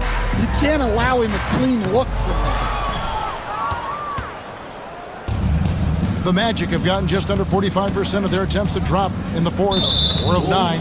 And the foul called on Josh Giddey. That will get him his 4th foul of the game. Fouling like that isn't how you get back in the game. Caldwell Pope against Ball. Wagner from long range. Well, guys, this was never really a contest. Just a total obliteration, if you will. And you can safely say mission accomplished now for Orlando. As one-sided as it gets today, you know, there were some dominant moments in about every facet of this game for that team. Yeah, I mean, Kevin, it's hard to think of what didn't go right for them. Game planning by the coaches, execution by the players, everything was just on target. And what a tremendous standout performance it was for Jalen Suggs. Well, offensively, they needed him to be aggressive, and he delivered. What a game. Well, Chicago's gotten off to an 0 for 2 start from downtown here in the fourth quarter. Buzelis' shot is good. Here's Black. 55 seconds left to play in the final quarter. Pass to Caldwell Pope. Chicago foul. So, Stan, we watched Kentavious Caldwell Pope's career, and he's played for a handful of teams, and he's been a starter on multiple title teams, including the 2020 LA Lakers. Yeah, Kevin, I loved coaching him. This guy is a hard worker. He's one of the best conditioned athletes in the league. His stamina is incredible. He knocks down threes. It's not a coincidence that he's been on championship teams in 2 different cities. Yeah, amazing. 32 seconds left in the fourth quarter. And so White will bring it up for the Bulls. Here's Buzelis, and he comes up with the deuce. And you gotta like that they found something positive here, something that maybe carry overs into the next game. Yeah, a loss stings a little less if you at least feel like you put up a fight, but only a little less. Here's Black, White covering.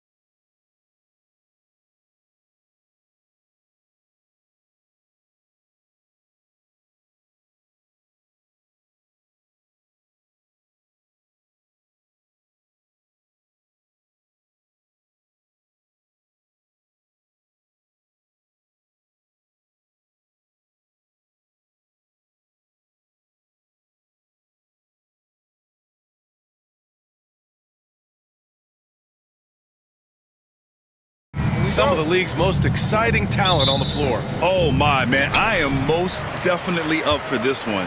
With the athleticism on both sides, there's gonna be no shortage of highlights. And the starting lineup for the Magic. The backcourt is Suggs and Caldwell-Pope. Isaac and Wagner make up the forwards. And it's Ben Carroll in at the center position. Offensive rebound, kicks it out to Isaac. Suggs outside, pass to Ben Carroll. Shot clock at 6. Here's Wagner. And he gets it to go, hitting off the back of the rim. That's a needle in the haystack shot right there. You're not going to hit that one all that often. Gilgeous-Alexander with the ball. Now guarded by Isaac. Lets it go. And Holmgren with the basket on the assist from Gilgeous-Alexander. Well, a solid facilitator that helps that the defense thinks that Shai Gilgeous-Alexander is going to shoot and not pass. Here's Suggs. And there's the slam dunk to finish it off. Wow. I'll tell you, such an advantage having a playmaker who can get up to the rim and finish. Now that is what every team wants. Like to see that assertiveness, especially from the guy who's going to orchestrate your offense. Gilgeous-Alexander. And he draws body contact. Looks like a blocking foul. He was in the shooting motion, so he'll head to the line. In that 2018 draft, you think about those names, Doncic, Jaren Jackson Jr., and Shai Gilgeous-Alexander. Boy, that's a lot to begin with. And over the last few years, SGA has emerged as an all-NBA level player, Brent. What's been the key to his success? I think the key, BA, to him is his confidence. I think that he feels like he is overlooked on a nightly basis and does not get the respect he deserves. So he comes in with that chip on his shoulder, and he plays the entire game coming at any defense that people throw at him. Now here's Gilgeous-Alexander. Yeah, great length from Isaac. He gets the hand up, gets a piece using that big wingspan. Now off the inbound. Outside for Gilgeous-Alexander. And again, Oklahoma City, no good. Well, mid-range is where he makes the money. So when the D's slow to get out on him, always surprising to see him miss from there. Ben Carroll against Dort. Ben Carroll passes to Wagner. Back to Ben Carroll. Wagner with it. The three is up. And it's Holmgren with a rebound. Gilgeous-Alexander surveying the D. To the inside. Throws it down, and the official calls a foul. It may be a three-point play. It's going to go on Jalen Suggs. And coming off a major injury, Chet Holmgren was unbelievable in his first full season, Brent. Doesn't it feel like, BA, he poured the concrete and a solid foundation for what his career is going to be all about? I mean, a terrific big with skill, size, toughness. The sky is the limit for this guy. Magic Ball.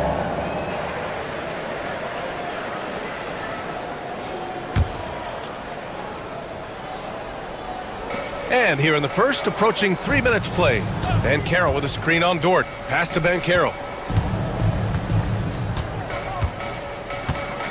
Over Dort. Not enough on that one as it misses. And Gilgeous-Alexander's got the ball here for the Thunder.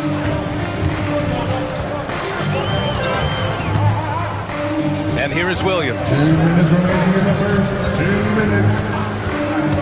Driving in. And it's good from the elbow. And the vision is far past his years. Williams with great decision-making. Ben Carroll outside. A minute 42 left in the first quarter. Nails it from beyond the arc. Defensively, you have to stay connected to him on the perimeter. Suggs against Gilgeous-Alexander. Pass to Holmgren. Williams on the wing. From the corner. And it's in after a nice bounce off the right iron. Williams has gotten his second bucket. I love this approach. Getting him involved early, and it's already paying off. Well, he's going to just keep going now. That's early confidence for him. And everything Ben Carroll does is with aggression. And so it's Oklahoma City with it. Orlando making their last shot. Gilgeous-Alexander on the wing. He's covered by Suggs. They get it back. Here's Holmgren. Second shot opportunity.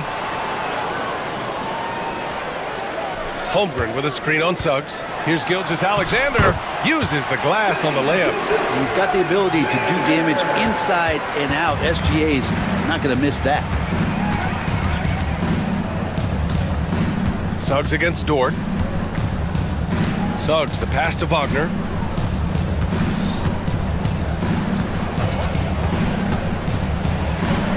Up and in on the layup. Pounding it inside early and often, setting a physical tone. For Oklahoma City, they've gone 5 of 9 from the floor. Outside, Williams. Back to Gilgeous-Alexander. Williams, a screen on Suggs. Here's Gilgeous-Alexander, and slam dunk by Gilgeous-Alexander. Now that's how you capitalize on a screen. Yeah, good positioning too. Gave him a clear path to the hoop. Really not enough help there. Lack of communication on the backside. And we've got a timeout from Jamal Mosley. He wants to review the game plan. Magic substitution. Number 50. That'll count. Oh, and the release was before the buzzer, but it's off target. 1 quarter in the books, and it's been a close.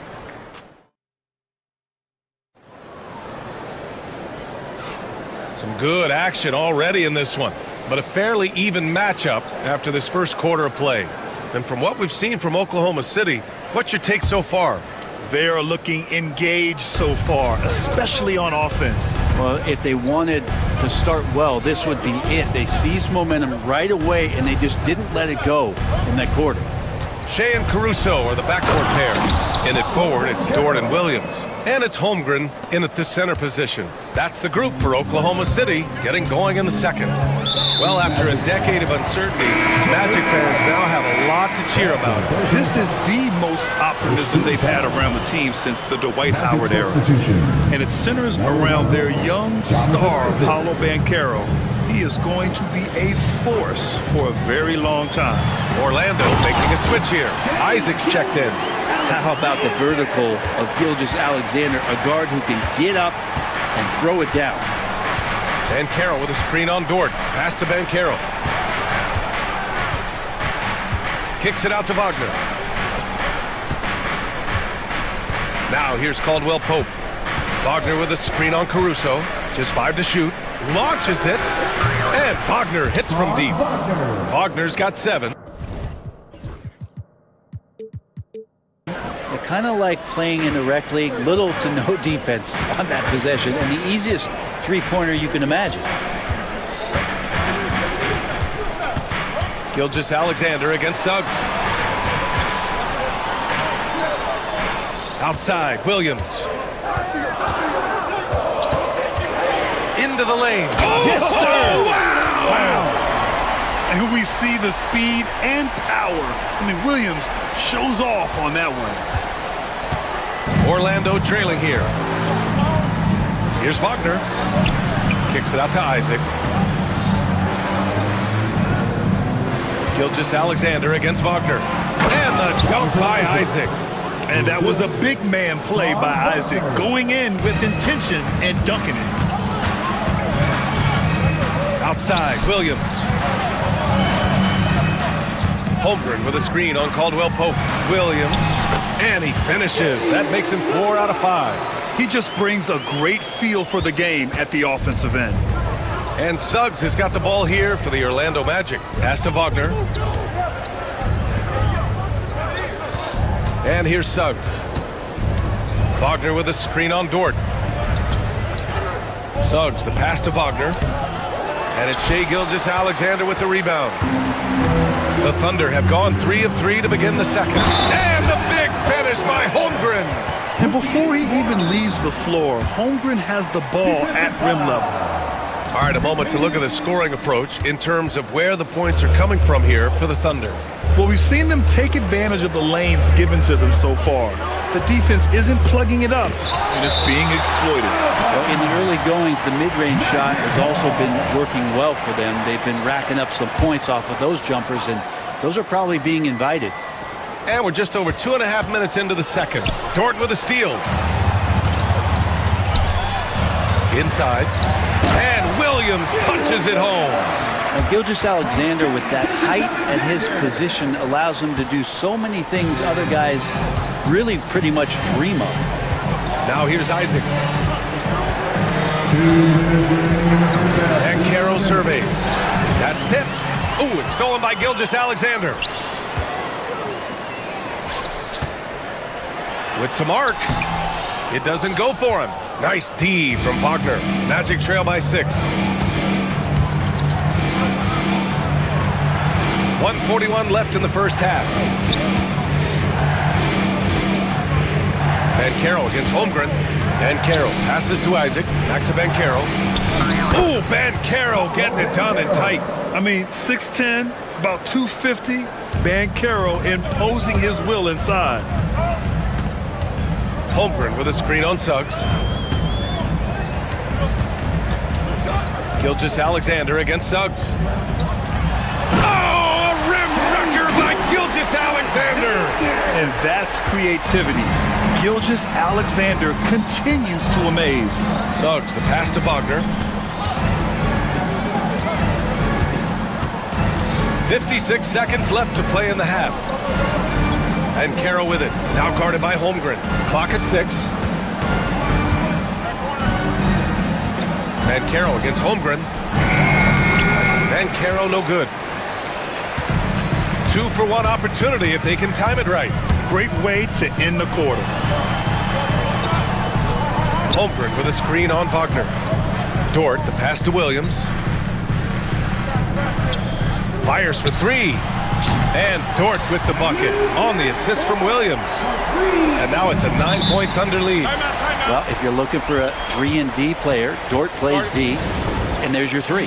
And so Jamal Mosley calls for the timeout. A moment to rest and confer on the game plan.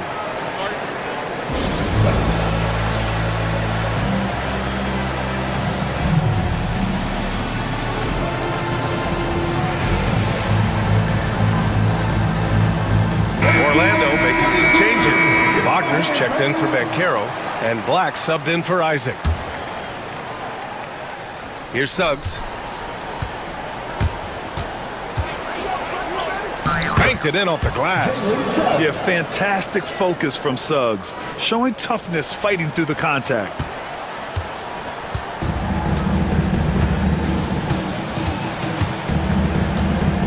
Outside, Gilgeous-Alexander.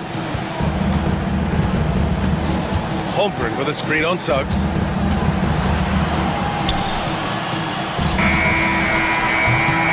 And so it's Oklahoma City closing out the quarter with a 7-point lead. Just pounding the painted area. That's helped them build an advantage. And don't go far. We'll be right back.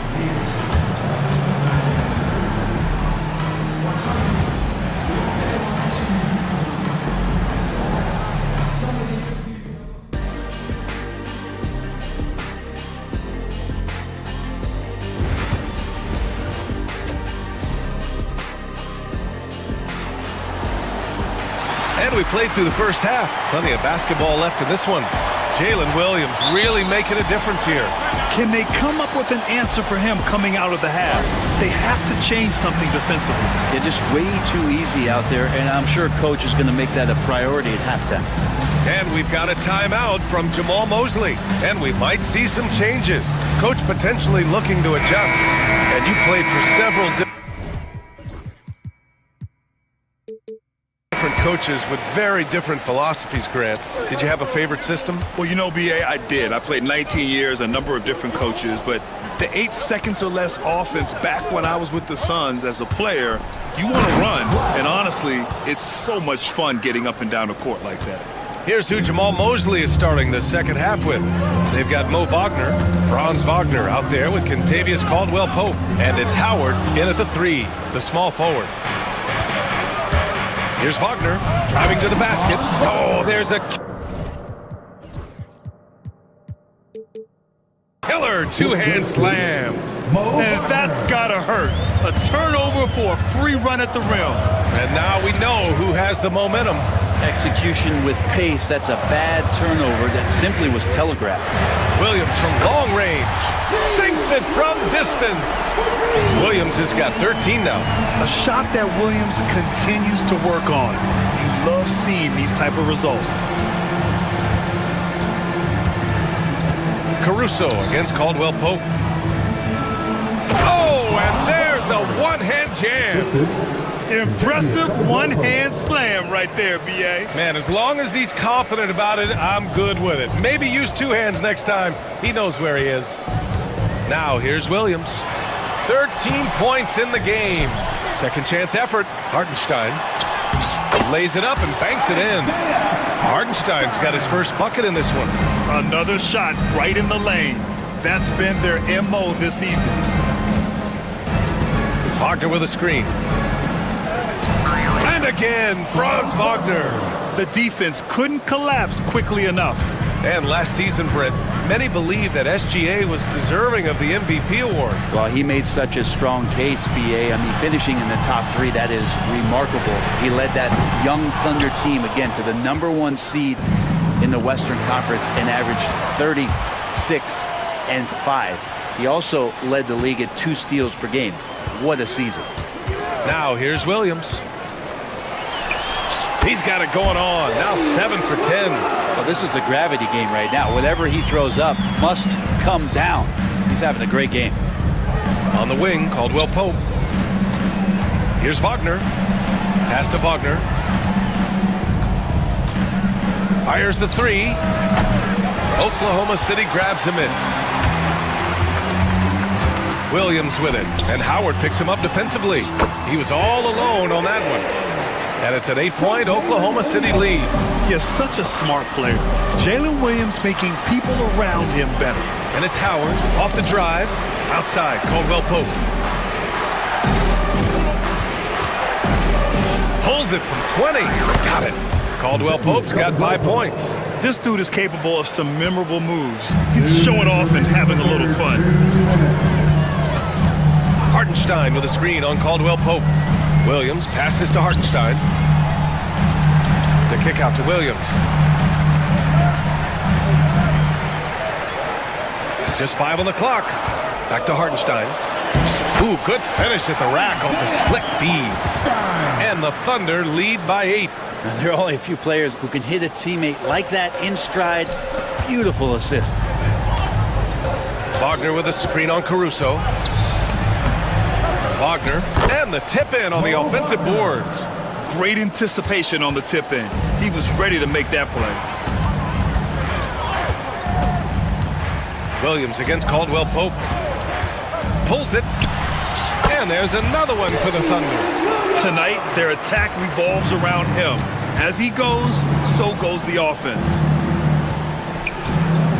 Here's Wagner. Got a hand on it. And we've got a whistle. He was fouling with a purpose. And in that spot, in that situation, it's got to be a transition take foul. And breaking down some numbers here, the hustle stats for Oklahoma City. Well, their D has been a major story tonight. I mean, those steals and putting pressure on the ball, clogging the passing lanes, impressive. And all game long, they've been finding blocks. Their focus on strong rim protection has helped stifle the opposing team's offense. And Mark Daigneault has called a timeout. I think right now he must be looking at some adjustments. For the Thunder, Holmgren, he's checked in for Hartenstein. Lou Dort comes in for Williams, and Gilgeous-Alexander is subbed in for Wallace. Now here's Gilgeous-Alexander. They lead by the biggest margin of the game at 9.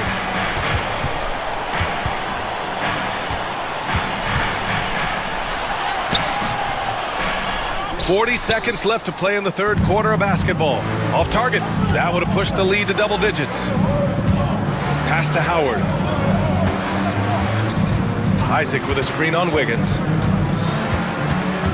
Howard, the pass to Caldwell Pope. Shoots over Wiggins. And Caldwell Pope gets it to go. Caldwell Pope's gotten 4 this quarter. I like when Caldwell Pope gets on a roll with his offense. He knows when to take the shot. Holmgren with a screen on Suggs. Here's Gilgeous-Alexander. Outside for Dort, and stolen by Banchero. And there's a whistle. That's going to go on Lou Dort. That's his first foul. First personal foul. First team foul. The take from Banchero. Oh, and there's the whistle on, and they've stopped the action here. They're using their coach's challenge to see if they can get this foul overturned. Second team foul. At the line for the Magic, Paolo Banchero, taking 2 shots. The play will be Disputed, even after the video review. There's no doubt there's going to be a gray area in a lot of these calls. But at least we have the option to take a second look, so the officials can be sure they get it right. And they've made their decision. The call will stand. And as much as it hurts to lose a challenge, I think Coach would challenge that call again if he could. He really disagreed with the foul, and he's still peeved.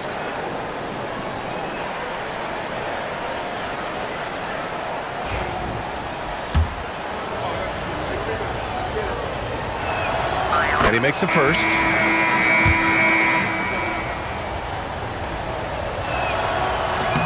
And Banchero drops them both.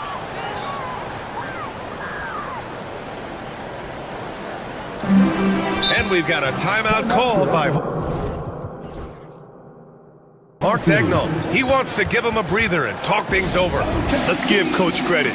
He's trying to find a way to squeeze the most out of every possession. Got to feel good as a coach if you make all those adjustments, pull the right strings. That's what they love to do.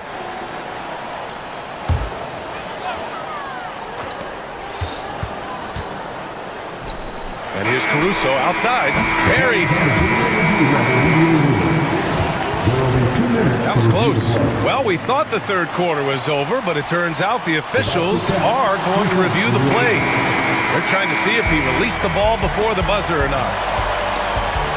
And that does it for the third quarter. Both teams clicking offensively as we approach the fourth. Oklahoma City ahead. They're up by 8. And we'll have the start of the fourth quarter for you as soon as we get back from this short break. And a moment now as we take a look at our State Farm assist of the game. You have to love his unselfishness and ability to make those around him better. Great hands, great vision. That makes great things happen for your offense. Fourth quarter action is upon us. Thanks as always for joining us. Shea and Caruso are the backcourt pair. Inside, we got Williams and Holmgren, and it's Dort in at the small forward position. That's the lineup out there for the Thunder. And there's a whistle. That'll belong to Shea Gilgeous-Alexander. That's foul number 2 for him.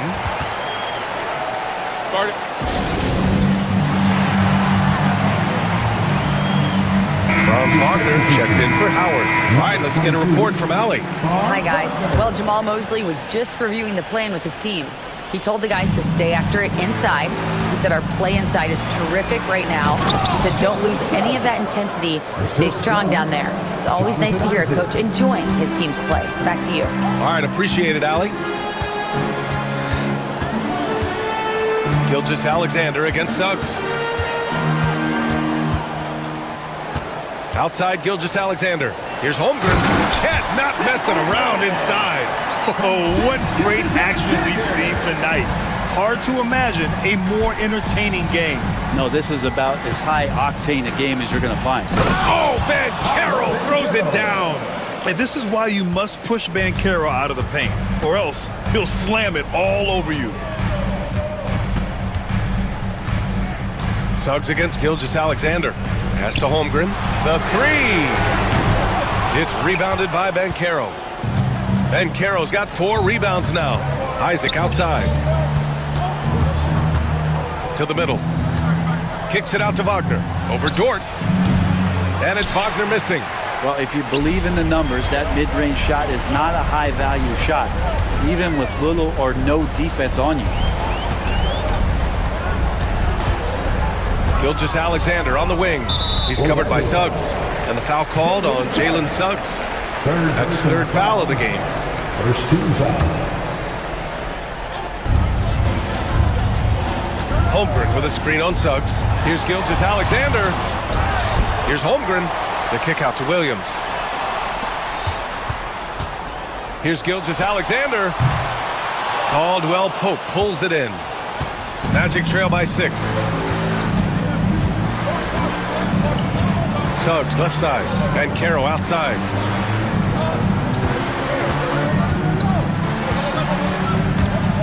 Wagner up top.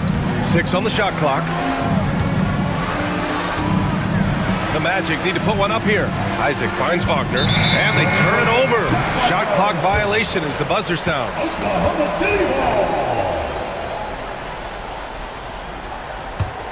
Thunder leading by 6. Outside, Gilgeous Alexander. Holmgren, the pass to Gilgeous Alexander. Caruso outside. Holmgren with a screen on Suggs. Here's Gilgeous Alexander. Another score. His 5th make out of 10 tries. There's a great pace to Gilgeous Alexander's game. The mid-range fits well. And Caro no good. And so it's Gilgeous Alexander with it. He brings it up for the Thunder. It's Dort on the wing. There's the 3. And that comes off the assist by Gilgeous Alexander.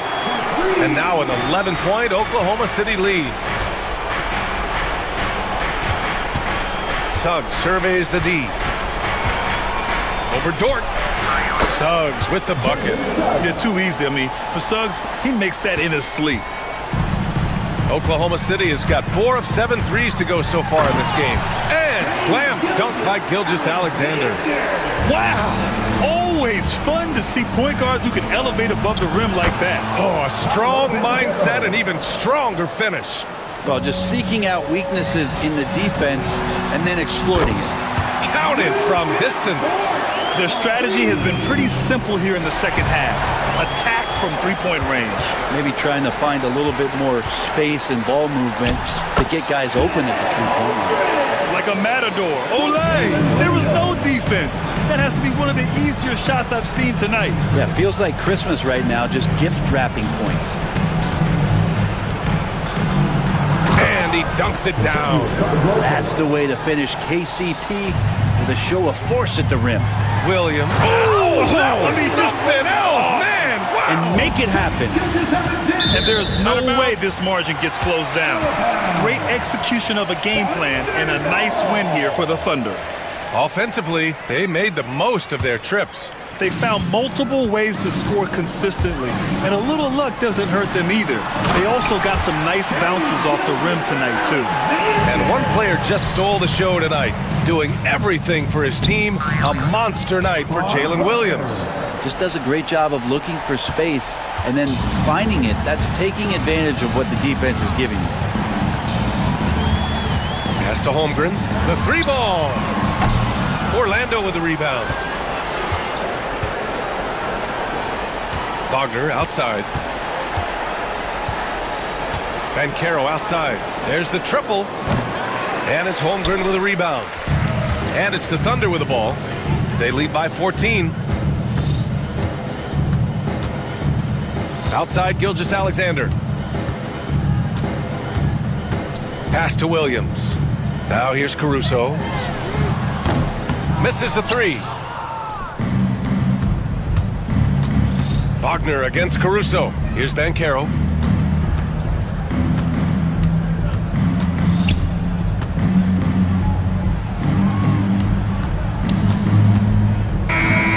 And so it's the Thunder taking care of business in this one. Even early on in this game,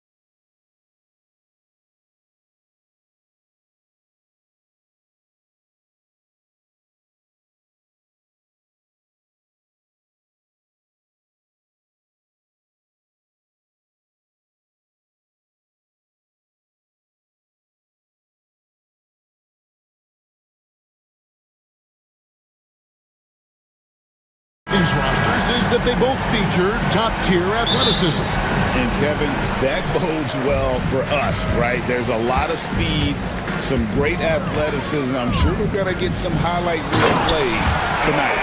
So here's Oklahoma City's starting group. In the backcourt, we'll see Gilgeous-Alexander and Caruso. The post pair form will be Williams and Holmgren. And it's Dort in at the small forward. Well, Shai Gilgeous-Alexander, that three-level scoring ability, that time working the mid-range. The shot's good from Simon. And I like to see this. They're calling his number early, and he's delivering. They know that if this guy goes off, their chances of winning rise exponentially. Williams can't get it to go. Simons has got the ball here for the Portland Trail Blazers. Driving inside. And the slam dunk by Simons. Some power coming from the PG. Ah, that's right, GA. Seeing more and more of that these days. Backcourt guys who can elevate. We know versatility is huge in this game. Just a tremendous job finishing that play. Wow. He just powered that one down. One of the game's top dunkers. And Simons wide open. He'll fire. Misses the three. For Oklahoma City, they've gone 2 of 3 here to start out the game. From 15 feet away, here's Holmgren. And it's in there. I mean, length and skill. And Holmgren has a lot of both. The Trailblazers have gone 3 of 4 from the field to start out the game. Here's Avdia. Here's Ayton. Simons finds Ayton. Tries again, and the layup is up and in. And the D getting outworked there on the putback. Can't let that happen. You have got to put a body on somebody. We talk about it ad nauseum, but you've got to be disciplined with the box outs. Here's Gilgeous-Alexander following the basket by DeAndre Ayton. Outside, Gilgeous-Alexander. Rocket 6. And the dunk by Gilgeous-Alexander. They can see the ball handling ability of Shai Gilgeous-Alexander. Moves with precision, creates opportunities in pick and roll action. That's nice. Now, here's Simons. He's got 6. Back to Avdia. Out of bounds, Oklahoma City takes possession. And Dora says we've watched Avdia. He's a real threat from the perimeter now. Yeah, Kevin, he's really good at a lot of different things on a basketball floor. I think the consistency from range wasn't there early, and defenders would give him a cushion. That is no longer the case. Well, that's SGA in a nutshell right there. Quickness, length, guile, finishing on the interior. Simons from outside. And it's out of bounds, and last touch by Holmgren.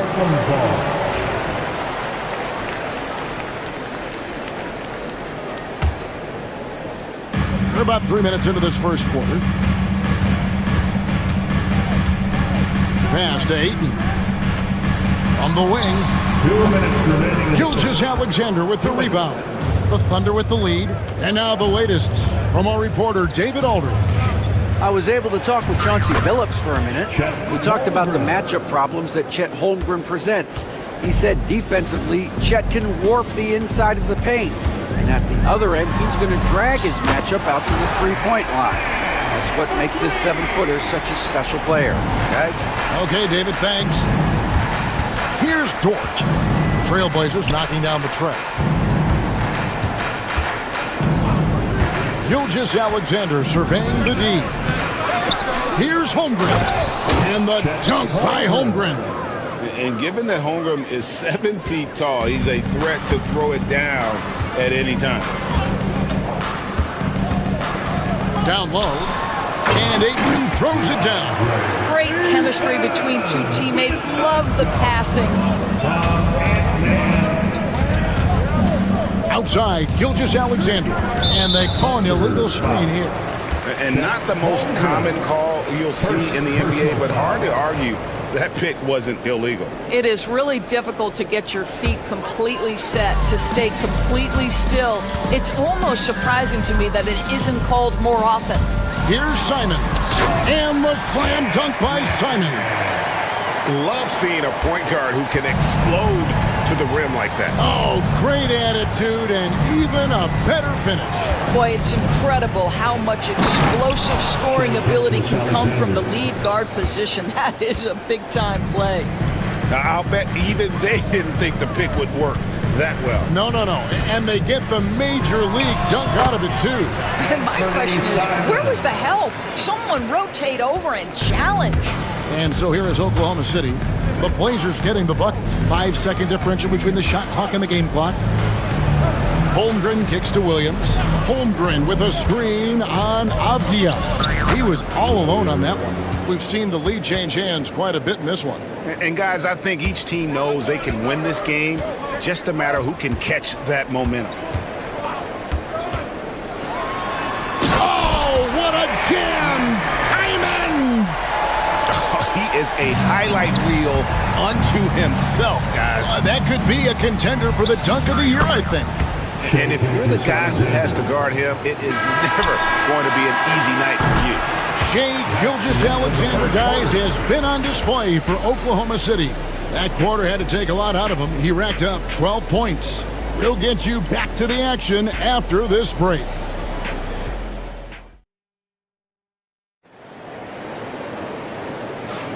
And some good action in the books as we get back to the game that's been pretty close here so far. All right, well, a look at how the points have been generated so far. Scoring breakdown for the Thunder. Right away, they showed us they weren't going to shy away from the mid-range game, and it's proven to be an effective tool for them. They've also done a great job finding openings and exploiting them. Take those lanes when they're given and turn them into points. The wingman is Sharp and Feibel. Avdia is out there with DeAndre Ayton. And it's Simons in at the point. They're the group that Portland Trailblazers will start the second quarter with. Outside, Gilgeous-Alexander. And it's Portland with the rebound. Greg, seems like we always talk about Shai Gilgeous-Alexander's offensive side. But when it comes to deflections and steals, his defense, he's one of the best. Yeah, his two-way ability is sometimes overlooked in the mainstream media. People in the know how good of a defender he is.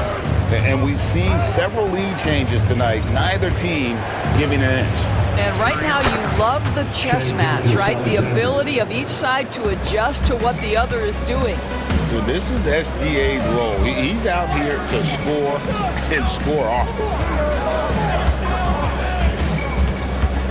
Simons up top, defended by Dort. Ayton sets the pick for Simons. Shoots from the elbow. It's rebounded by Oklahoma City. Holmgren's got 4 rebounds in this game. Left side, Gilgeous-Alexander. Williams scanning the floor. 6 to shoot.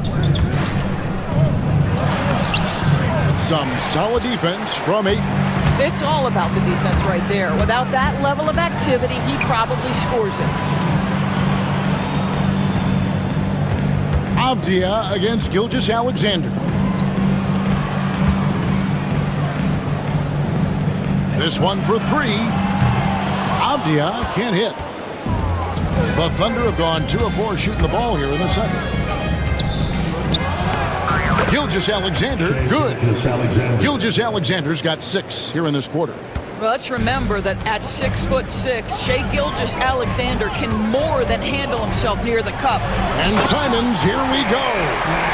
And guys, I don't know that this is the time for that kind of flair. In a close game, the important thing is to get the 2 points, not necessarily the dramatics. Oh, come on. He had to go for that, didn't he? My goodness.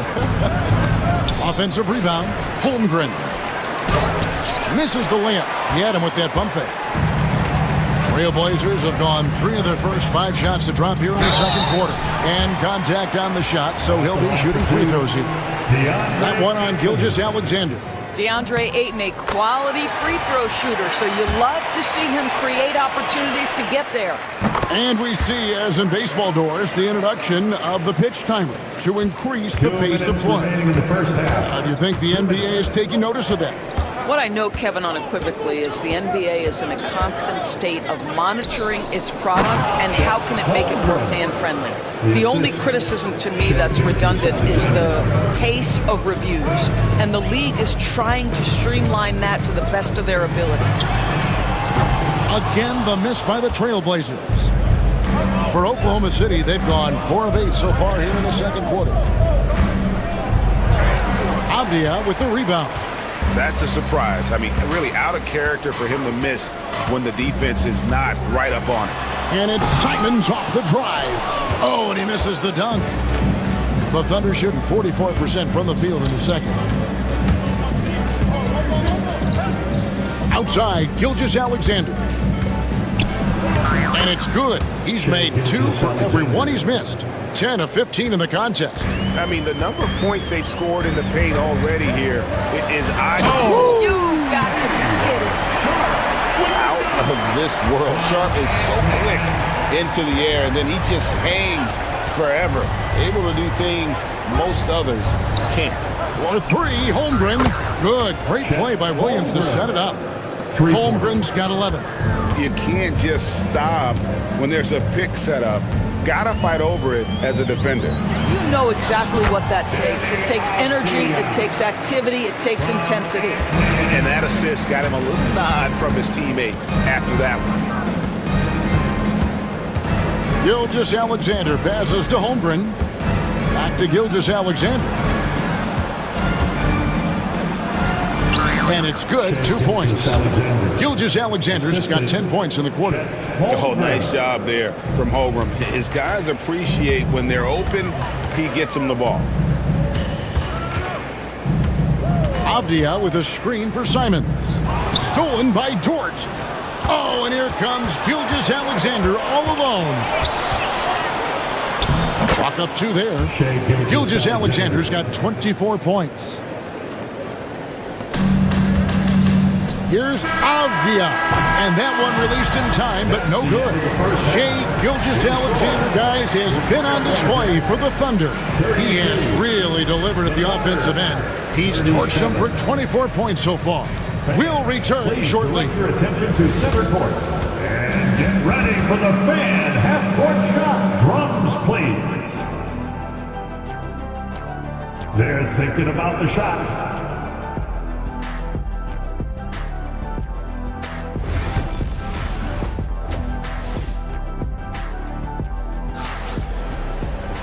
We've got second half action for you, and if the next couple quarters are similar to the first, this one could go down to the last possession. You know, Shai Gilgeous-Alexander has been exceptional here tonight, guys. Man, how about the amount he's contributing in the scoring column? Through 2 quarters, he has been terrific. And one would expect that the defense made some adjustments at halftime, but he has the ability to answer right back. Here's who Mark Daigneault is going to put out there to start the second half. Dort and Williams up in the forward positions. Wallace is out there with Alex Caruso. And it's Hartenstein in at the 5 spot. A shot by Williams, no good. Trailblazers trail by 3. And the foul called on Cason Wallace. That's his first foul. Grant, he's checked in for Portland. Team foul. Now the lineup for your Trailblazer. Number 9. Anderson looking it over. Fires the 3. Cranes it from beyond the arc. Henderson's got it all tied up now for the Trailblazers. Part of Henderson's game that's improving. Nice to see him build some confidence from behind the line. Sharp against Dort. Back to Hartenstein. 6 on the shot clock. Outside Williams. Lets it fly. And a little luck that time, but it drops. Well, 9 times out of 10, that probably is a miss, but somehow he finds a way. To the inside. Grant. Up and in on the layup. This guy is a high percentage shooter from this particular area. Because he can elevate off the floor, it's nice and efficient. Hartenstein with the screen for Williams. Hartenstein passes to Williams. Hartenstein finds Williams. Back to Hartenstein. The kick out to Williams. With the clock winding down, and that one is good from Hartenstein. What energy on the offensive boards. The defense can't match the effort, and they paid the price. Pass to Kamare. Henderson against Wallace. Grant goes in, and the dunk by Grant. Well, how about the opportunistic Jeremy Grant taking it strong on the drive? Love it. Dort against Sharp. Dort kicks to Williams. Hartenstein with the screen for Williams. Pass to Hartenstein. And the dunk by Hartenstein.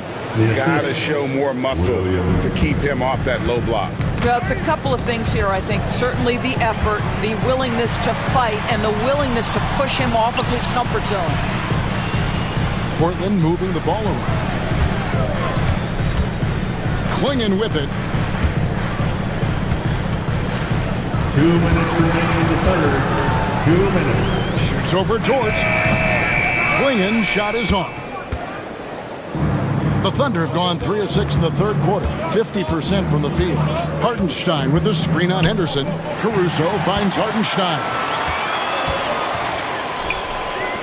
Grant gets a wide open look. That doesn't go in. Had a chance, though, to take the lead. The Thunder with the lead. Outside Williams. Puts up a three. Here's Hartenstein. And Klingon pulls it down. And so Henderson will bring it up for the Trailblazers. Their defense has only allowed 6 points in the second half. And the Thunder making a change here. Wiggins is checked in. For the Thunder, number 21. Wallace against Henderson. And then Henderson with the dunk. And Henderson doesn't need any extra motivation to head straight for the rim. Wallace looking for an opening. Here's Hartenstein, banked in off the glass. Hartenstein's got 6 in the quarter. Important points there. Got him on a nice play, getting the ball inside and right to the bucket. Sharp on the wing, defended by Caruso. Pass to Kamare. Here's Sharp, just 5 to shoot. The Trailblazers need to get off a shot. And the basket by Kamare. And he's stroking it well, but he just hasn't shown the aggressiveness that they need out of him. Probably in front by more if he was taking more shots. Wiggins drives in. Klingon with the steal. Just 1 second between the shot clock and game clock. Grant, right side. Henderson with it. 5 points in the game. And there's Klingon. That's good on the assist by Henderson. Klingon's got himself going there. His first points of the game on the deep ball. And Mark Daigneault calls timeout here. This will give him a chance to discuss some potential alterations. And Mark Daigneault calls timeout here. He wants to make some adjustments to the game plan, clearly. One of the stories here, Anthony Simons getting it done today. And he just keeps hitting shot after shot. They need to design a way to deny him the basketball. Make someone else beat.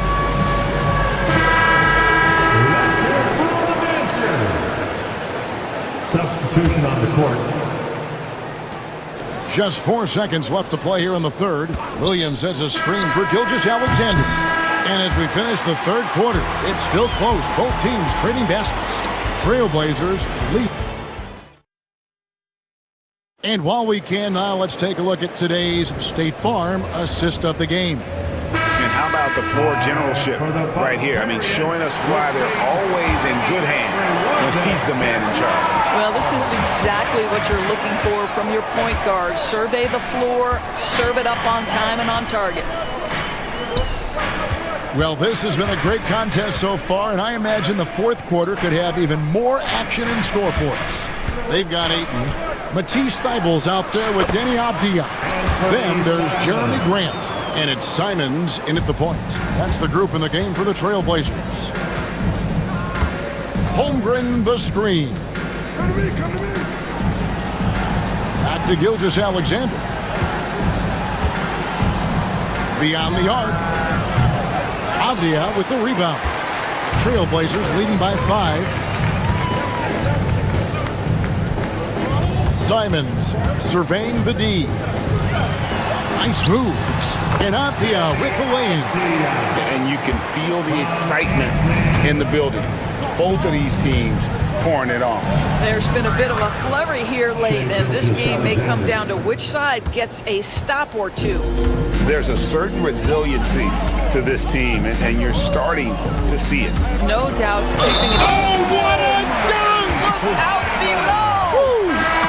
And now, yep, this will be a coach's challenge. We thought that might happen, triggering a review of the personal foul. Personal foul. First team foul. And this is the time now where the official... Anthony Simons. Getting a different angle can sometimes make it a lot easier to determine. Indeed, and the one thing with replay review is that when you see the slow motion replays, you really get a new appreciation for just the immense speed at which these players are moving at, and how fast the action really is, and how hard it can be sometimes, you know, Greg, to make the right call. And the announcement on the review is that the foul was called in error. So they have determined to overrule the original call. And guys, this... And how about just floating to the rim on that slam? Boy, when he gets up, I mean, he gets up. Williams sets a screen for Gilgeous-Alexander. Lets it go with the 3. Rebounded by DeAndre Ayton. Ayton's got 5 rebounds tonight, and it's out of bounds as the Portland Trailblazers retain possession. The Trailblazers making a switch here. Sharp's checked in. Down the lineup for your Trailblazer. Number 17. And we're about 2 minutes into the fourth quarter now. Simons kicks to Avdia. Driving to the basket. And finished off by Avdia. Ever since halftime, they've played precision basketball on the offensive end. I got to believe that's something the coach talked to them about at the halftime. They have valued each possession. And that one's good. Gilgeous-Alexander. Well, that's an opportunistic three-point shot from Shai Gilgeous-Alexander. He liked the look of it. 3 on 3. Not watching the line there. That'll be a backcourt violation.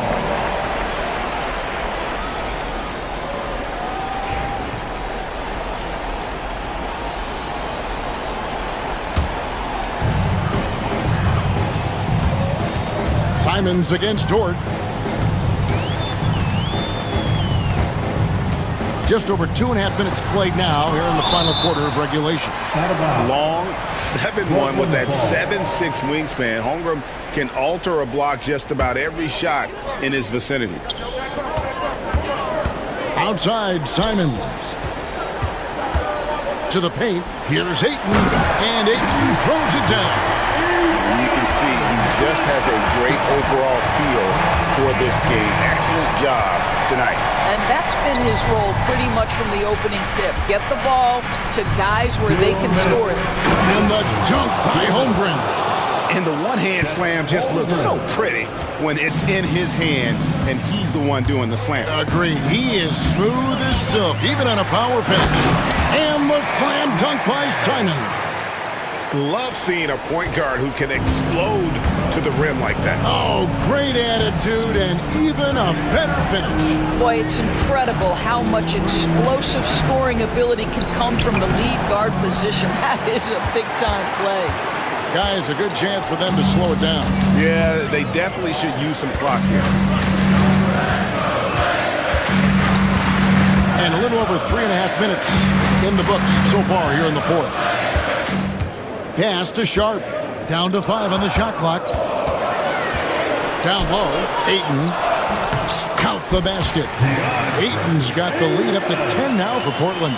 Well, DeAndre Ayton should own the paint. Nice touch there. side, Gilgeous Alexander. From down in the low post, it goes. Gilgeous Alexander's got 9 points now in just the second half. And Simons has got the ball here for the Portland Trailblazers. To the middle. And finished off by Avdia. Guys, I think this is a game they have to feel good about as we wind through the final moments here in what looks to be a solid win for the Trailblazers. They enjoyed a big boost from the strong play of their bench. The subs came in and did their job. Those points off the bench were key to their victory. And you know, when you look at the huge impact he had, just a monster game for Anthony Simon. This guy putting on a passing clinic. If you want to know how to run an offense, roll back the tape from this evening. Williams against Sharp. Looking to get back on track here. And Williams with the layup. We've got 13 seconds left in the fourth quarter of this one.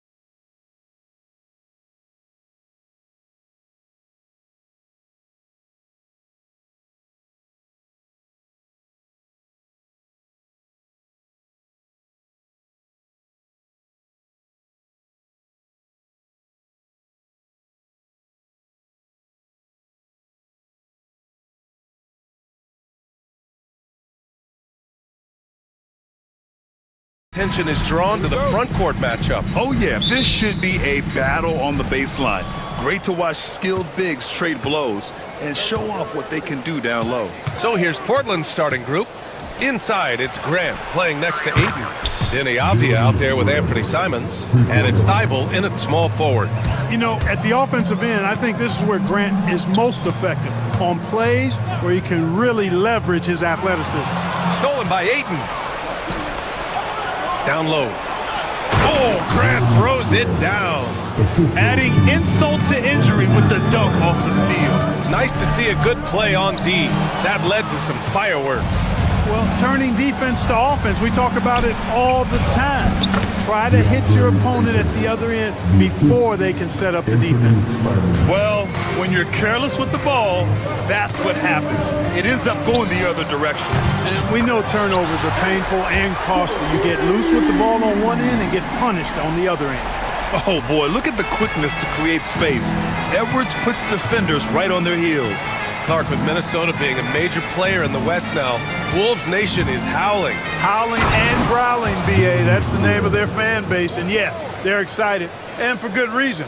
Not only is this team competitive, but they can be downright dominant at times, especially at the defensive end of the floor. Easy group to cheer for. It's stolen by Thibault. Simons outside. Just over a minute and a half in. Goes up at the elbow, and it's Gobert with a rebound. Boy, he knows he should have knocked that one down, especially with the defense not giving much of an effort. And the basket by Edwards. Look at that from Edwards, way out there. Simons against Edwards. Simons passes to Graham. Ayton in the high post. Pass to Simons. Back to Ayton. Here's Thibault. Ayton with it.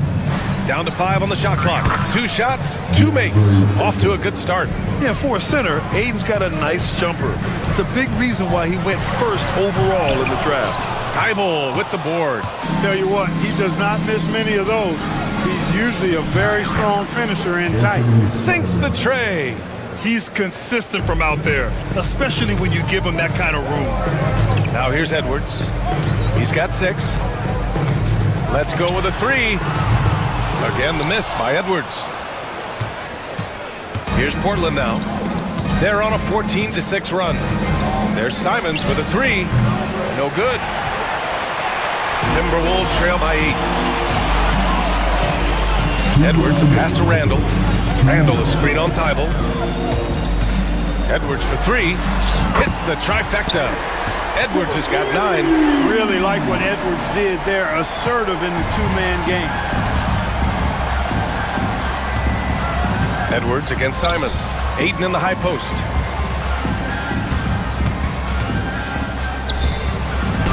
Rebounded by the Timberwolves. You love to see guys challenge one another like that.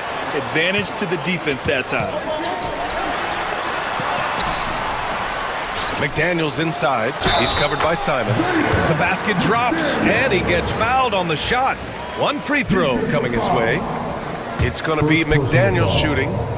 It goes on Denny Avdia. All right, let's take a look at the energy stats, how the hustle game has been going for the Trailblazers. So far, they've had a lot of success off fast break plays, and they'll probably continue to push the tempo as much as possible. You know, another point I'd like to add is that they've had tremendous success early on converting turnovers and turning those into points. Edwards with it. Avdia picks him up. Randall left side. Gobert with a screen on Avdia. Fires from the line. Randall can't hit.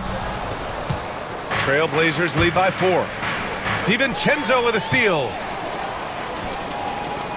Edwards, the pass to Gobert. Oh, and Gobert powers it home.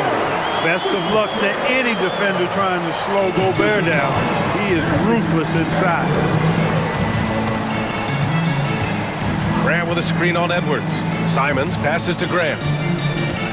To the inside. Oh, Grant throws it down. And just shredding apart the defense with his passing. He's helping to pace this offense so well. You know, numbers don't always tell the story, guys, but his assist totals do paint the picture here. I mean, he's got everybody involved. Oh, and Gobert powers it home. The 7-footer plus Rudy Gobert goes up. It makes it hurt coming down. Grant's shot is off. Edwards against Thibault. It's Edwards. Oh! What a hammer! Come on now, guys.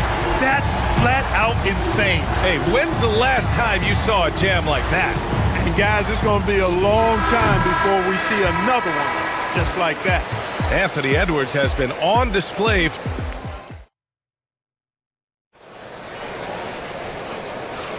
And some good action in the books as we get back to a game that's been pretty close so far here.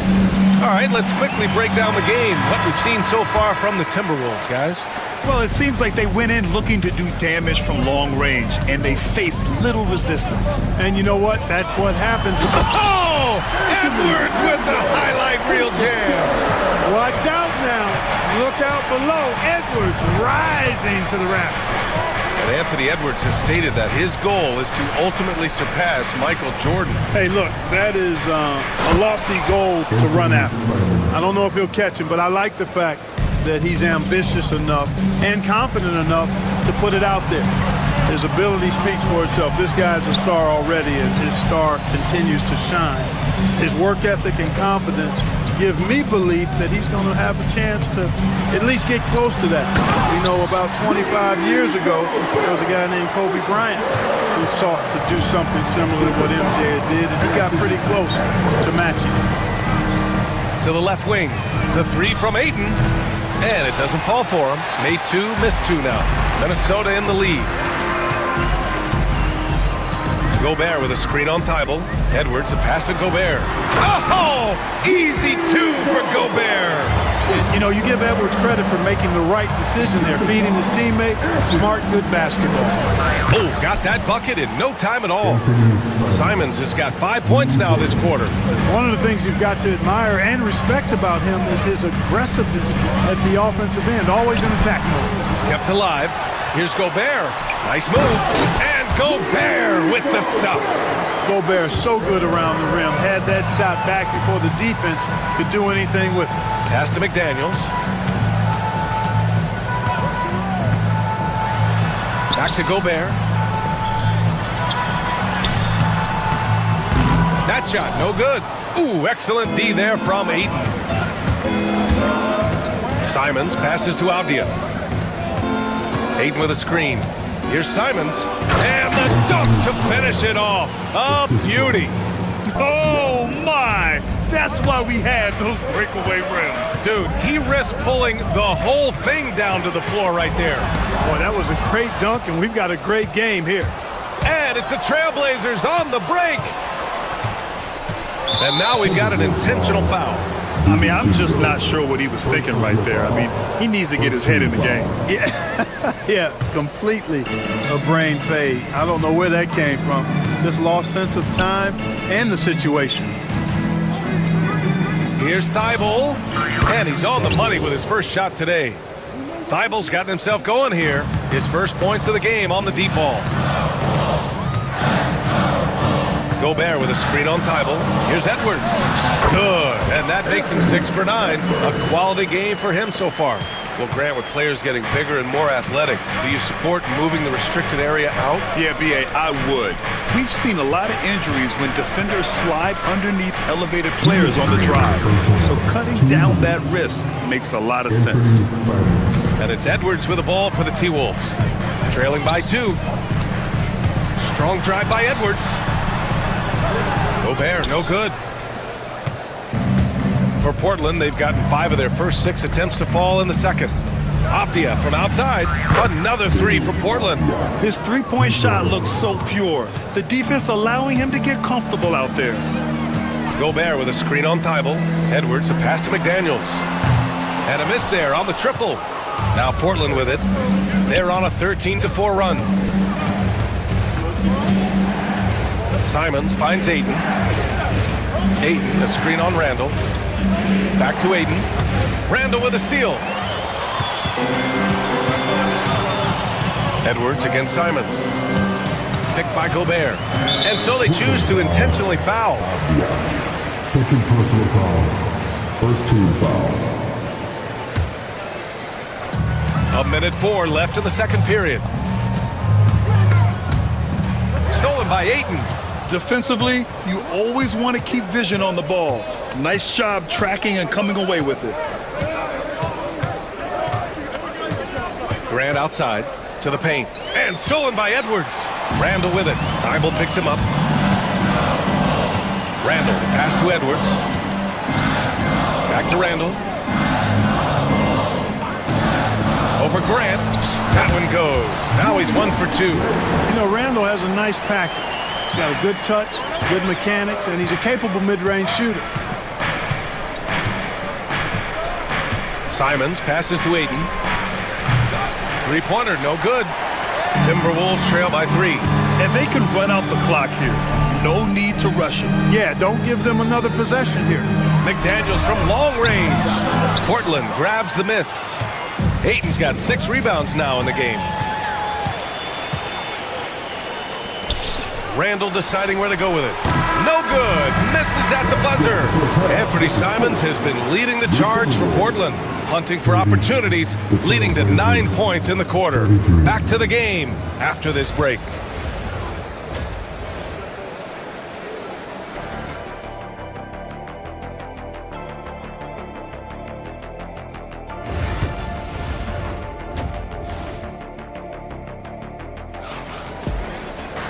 And if you're just joining us, we played through the first half in a game that's been fairly even so far. And you know, Anthony Edwards has been really making it happen, guys. Yeah, he's kind of been the floor general for them tonight. A lot of assists for him. And you know, that's not a job they ask him to do very often, but in the first half, I thought he was in perfect sync with his teammates. Checking out the group for Chauncey.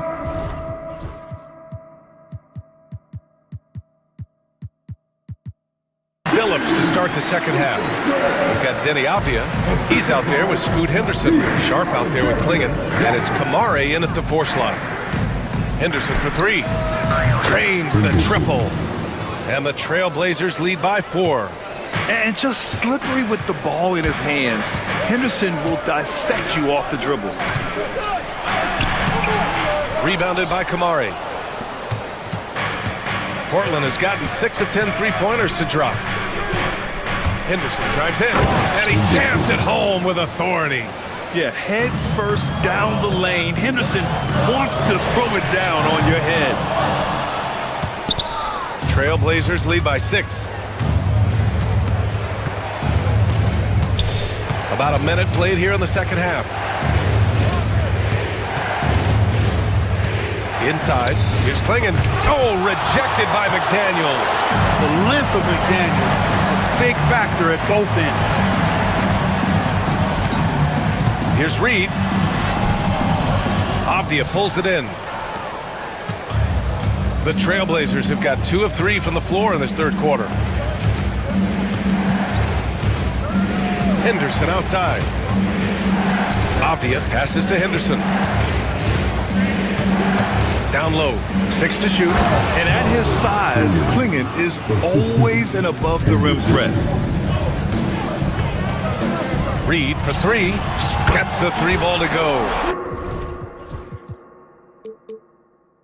Reed's got 5. Not sure what the defense was thinking. I mean, you can't leave this guy open from deep. Henderson against Randall. And there's a whistle. He'll head to the... And they're not happy with the call here. First personal foul. First team foul. Shooting for Portland. Henderson. People were worried that this would slow the action down. But with so many close calls in every game, the NBA was smart to adopt this challenge policy in 2019. You know, one thing this does for a coach is let his players know he's got their back.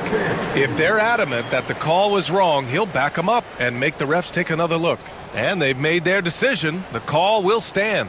And as much as it hurts to lose a challenge, I think Coach would challenge that call again if he could. He really disagreed with the foul, and he's still peeved. And that one misses.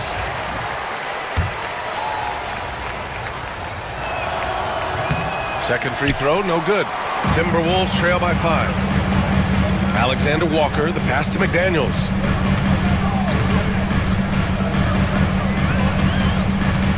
Reed sets a screen to the left side wing.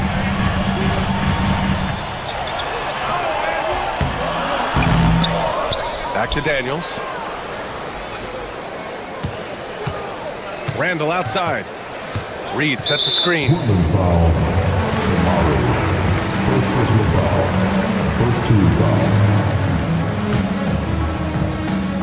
A little under 2.5 minutes gone by in the third quarter.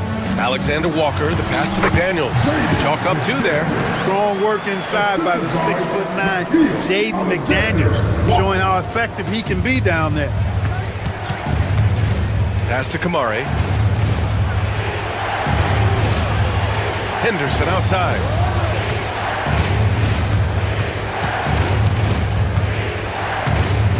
Clock at 6. Here's Klingon. Reed defending. Now here's Henderson. Guarded closely. He drains it as the shot clock ticks down.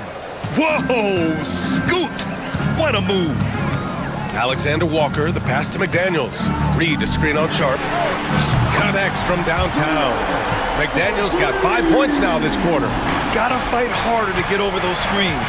Well, I'm going to credit the screen. I mean, that's a good, strong pick he lays there. The drive by Henderson. Oh, and he brings it down with a two-handed jam. Yeah, love seeing the young guard Henderson take charge like this, making things happen on the drive. Reed sets a screen.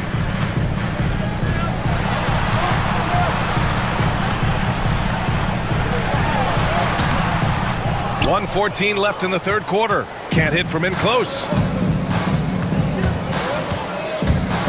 Randall against Henderson.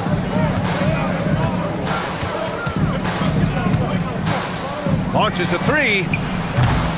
It's rebounded by Minnesota. Boy, they dodged one there, guys. I mean, he got the wide open look that he wanted, just didn't knock it down. Alexander Walker, the pass to Reed. Oh, it's blocked! It deflects off the backboard. There's 39 seconds left in the third quarter. Henderson with it. DiVincenzo picks him up. Pass to Klingon. And he dunks it. What a pass to set him up. Seems to have a knack for hitting guys in their spots. His vision, excellent. And Chris Finch calls timeout here. He'll take the opportunity to regroup. And some changes here for the Timberwolves. Gobert comes in for Randall. And it's Edwards in for McDaniels. Edwards against Thibault. Right side Edwards. And there's a defensive 3-second call. And he'll be shooting his first free throw. Guys, I thought he got into a groove last year at the charity stripe, and I thought he maintained it deep into the season as well. And so he hits the technical free throw. Hey, like a lot of guys, Edwards rides momentum as a player. When his confidence is soaring, so is his activity level. And the 3 off target. Simons outside. Pass to Thibault. Back to Simons. Ayton, a screen on DiVincenzo. Simons has the open look, and it's Portland scoring again. You know, he's doing whatever he wants on offense in this one. Give him the ball, get out of the way, and let him play. And it's time to bring up the State Farm assist of the game. He's always near the top of the list for this honor. I mean, passes like these are his specialty. Well, you can't run away from the DNA. When he's running the show, he makes sweet highlight reel plays, night in and night out. The fourth quarter has arrived. So good to have you with us.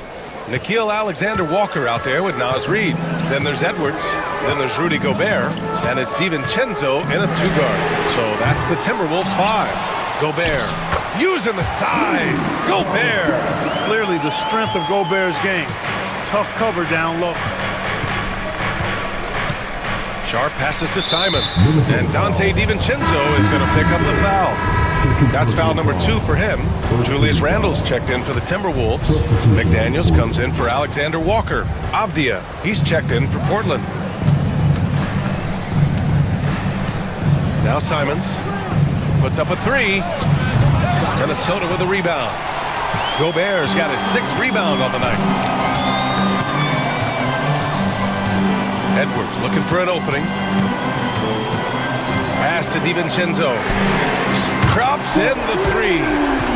DiVincenzo's got his first bucket of the game, and he's on the board for 3. Portland leading by 4. Grant with a screen on Edwards. Ayton finds Avdia. Back to Ayton. And Ayton with the stuff. You're sticking it to them inside. Good luck throwing Ayton off when he attacks like this. And here's Edwards outside. And the Timberwolves hit again from deep. And defensively, how do you leave them that open in crunch time? And it's Simons with the ball for the Portland Trailblazers. Their biggest lead of the game was 9.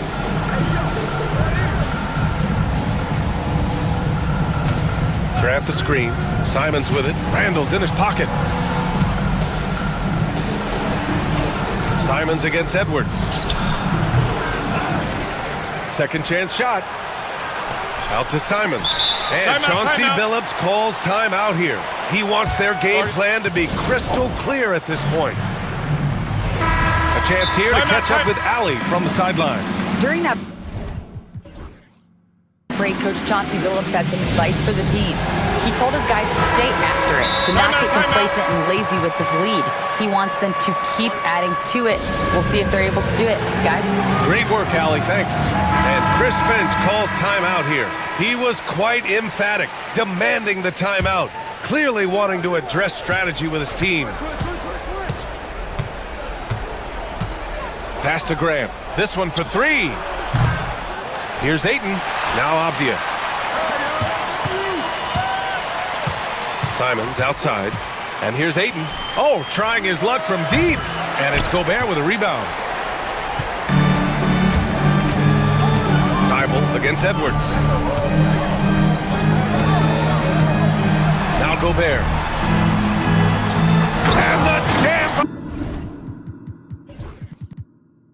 by Gobert. Gobert calling for the ball in moments like these. Big-time games under his belt. Ayton, a screen on Edwards. Pass to Ayton. Here's Avdia. Simons with it. He's picked up by Edwards. The 3 from Ayton. Knocks it down from distance. This has been the story of the game. A battle fought on offense. Any lull in the action so far has been short-lived because there have been nothing but buckets in this one. Edwards, pass to Gobert. Gobert with a screen on Thibault. It's kept alive! Oh, and he got fouled on his way up. He'll head to the line to shoot 2. Trying so hard to contest that shot. Got a piece of Gobert there. And let's take a moment here to get your take, guys, on the scoring so far for the Trailblazers. Well, you know, for me, the passing has been fantastic all night. Everybody loves watching this style of basketball where the ball moves and players move. Coaches, fans, and even us broadcasters can appreciate that kind of action. Yeah, they've also worked at pounding the ball inside. It gave them high percentage looks all game, and it's paid off.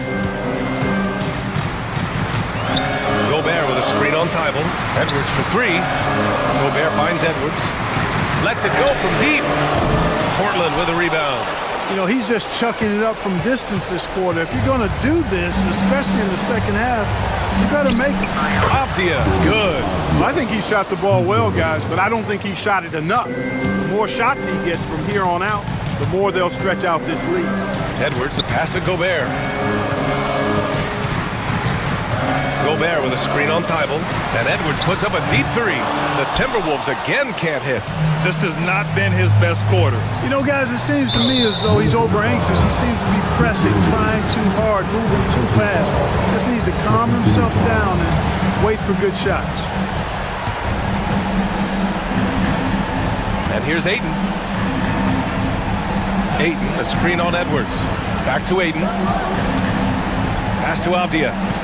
Just 5 on the clock. Shot on the wing. He gets it in there. And it's a 10-point Trailblazer lead.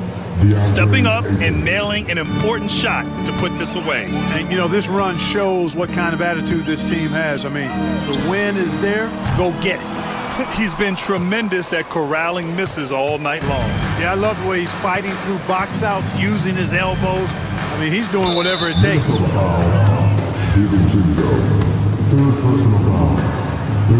And he drops it first.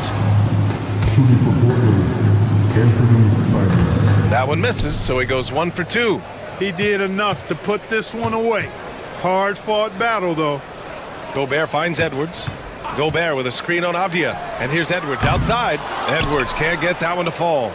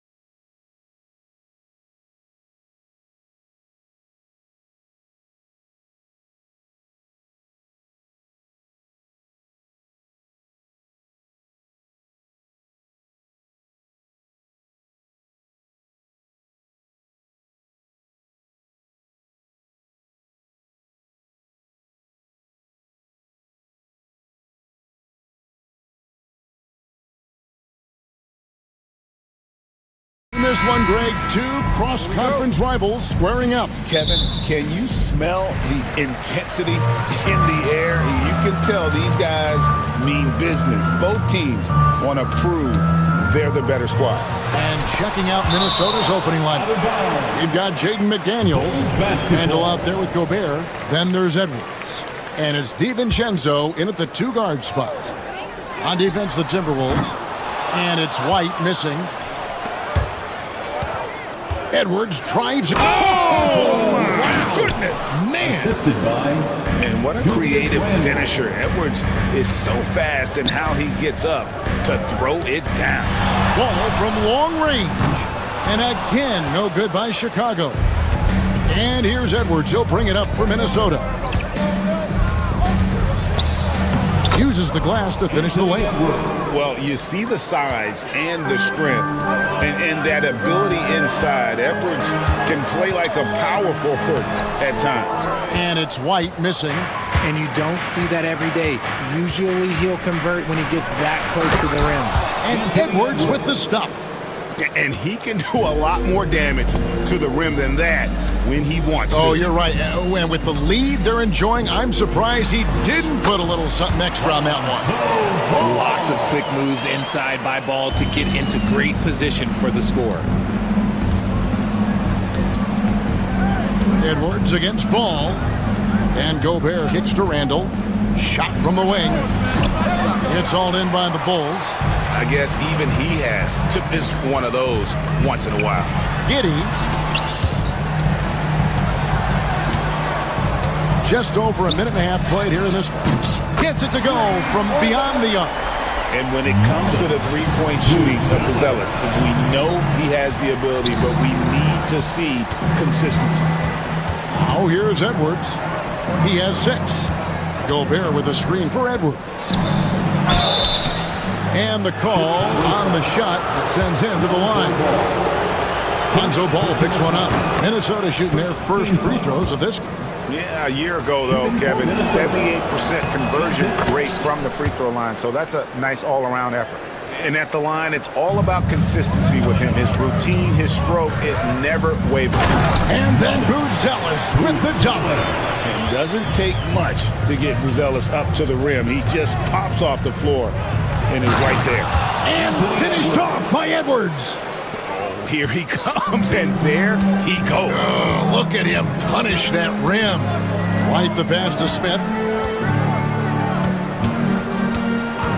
White against Edwards. Gobert with the block. And when Gobert is playing with this kind of aggression on that end, there aren't many better at defending. Here's White. There's Ball with the 3. And the Bulls another 3. And they don't want to get in a habit of giving him open looks from 3. First quarter still, but not who you want to leave open. And the rejection by Smith. And finished off by Gobert. And so White will bring it up for the Bulls. Trailing by 2. Here's Buzelis. Smith to pass the ball. Back to Smith. It's stolen by Randall. 2 minutes remaining in the first. Here's Edwards. 2 free throws coming up, and they call the shooting foul. And what you love about Edwards is how intense he is. God plays hard every minute he's on the floor. Anthony Edwards. That one is no good. Bulls have gone 4 for 9 from the field to start this game off. White finds Smith. Now here's Giddey. Smith sets the pick for Giddey. Back to Smith. Buzelis with the ball. Now defended by Randall. Buzelis' shot is good. And at his size, Buzelis handles the ball really well, which makes him especially effective in pick and roll. He's gone 3 for 4 from the line. 13 foul. Free throw good, Edwards. At the line for the Timberwolves, Anthony Edwards. Both good from the line that time. 1:32 left in the first quarter. Here's White. Pass to Giddey. And the foul called on Edwards. That's his first foul. Yeah, clearly he had an established position there.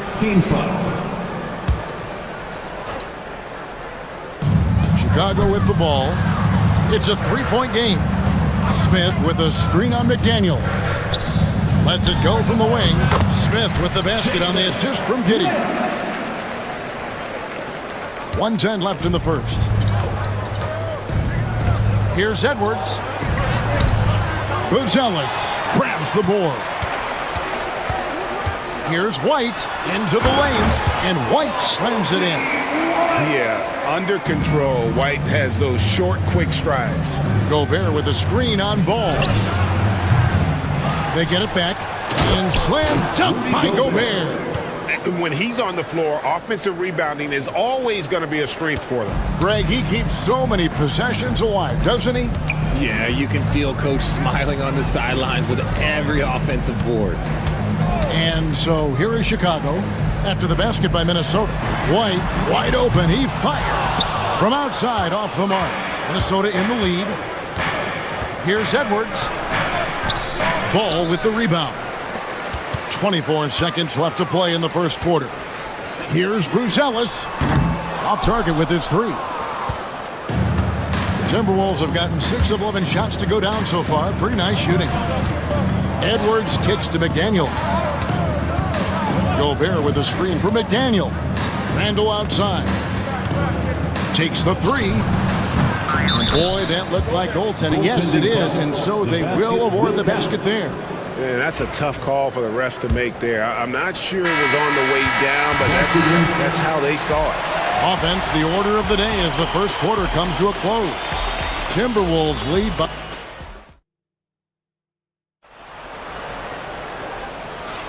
And if you're just joining us, we've played through one quarter in this one.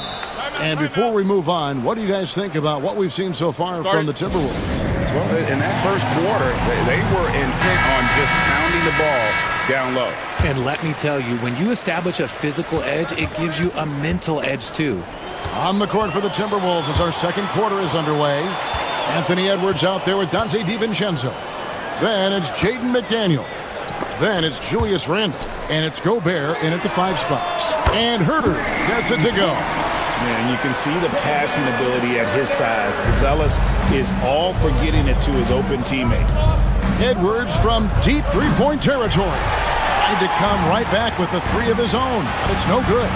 Here's Ball, and Ball slams it in. Great teamwork, punctuated by a strong finish. Yeah, that's nice execution, running with purpose and creating an easy scoring opportunity off the break. Chicago leading. From the arc, another 3 for Chicago. And you have got to honor White on the perimeter. Once he gets comfortable from there, it's going to be bad news for the defense. Gobert with a screen on Herter. Another miss by Minnesota. And here are the Bulls now. Good momentum, 8 straight points. And yep, finally drops after rolling around the rim. Herter's got the lead up to 6 now for Chicago. Here's McDaniels, trains the three-pointer. McDaniels got himself going with the triple, his first basket of the game. And you hear Richard about players dunking and putting a hurting on the rim, but that iron sometimes can put a hurting on a player's hands too, right? Oh, and then when you get older, those landings, they can start to hurt too. End of the day, there's a price to be paid for all that high-flying and rim wrecking, and it's worth it. An agile move off the contact by Edwards, getting to his shot despite the difficult defense. And then Buzelis with the dominance. Oh, why, dunk you very much. He can really fly, and you combine that, Greg, with some nice penetration too, and you've got 2 points. And out of bounds as Chicago gains possession.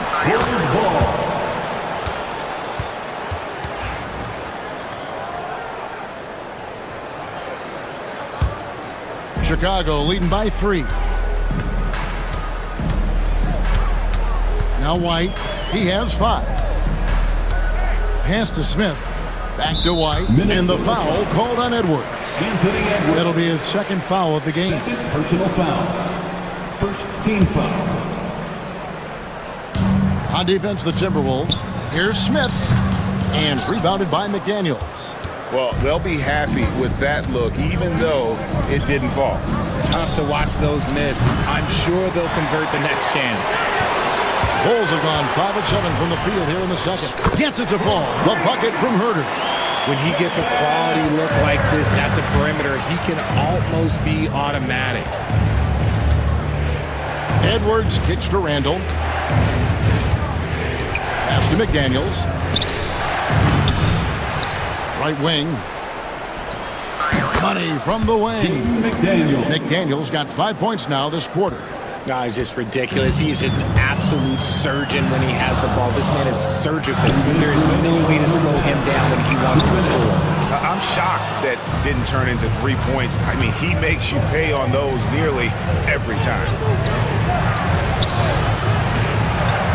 Edwards looking it over. No one near Randall as he lets it go. Drills the three-pointer. Randall's got 6 points. And showing he can make plays for others. Edwards moving it with conviction. Oh, he really wanted that triple. Even though he missed, I really like the competitiveness I'm seeing. Randall with the ball. Now guarded by Ball. Randall no good. Bulls have gone 6 of 10 from the floor here in the second quarter. And it's Jaden McDaniels with the foul. That is his first foul of the game. First personal foul. Second team foul. 1:16 left here in the second. Back to Herder. Ball sets a screen for Herder. He's looking for DiVincenzo and finds him. The defense had the pass well anticipated. They know the offense wants to get that ball inside. And the defense to start that play was terrific. I love the fact that they attacked early in the shot clock. The shot by Buzelis, no good. The Timberwolves shooting 52% from the floor. Nice work so far from them. Here's Randall. Pass to DiVincenzo. Here's Gobert.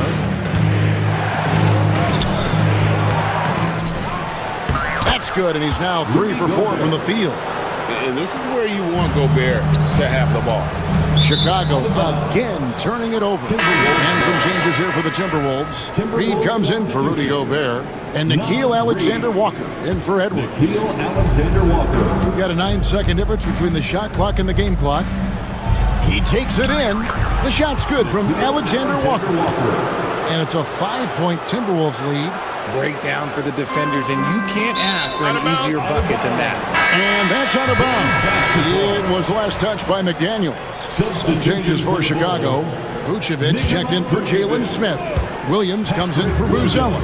And Josh Giddey's subbed in for Kobe White. Shot to stop the run, and it's Giddey laying it in. Such a good facilitator. Ball has nice touch on that pass. Alexander Walker passes to Reed. Alexander Walker finds Reed. Misses the chippy right there. And the timeout called here by Billy Donovan. He's made the decision. He wants to huddle up with his guys. Here they come, fans.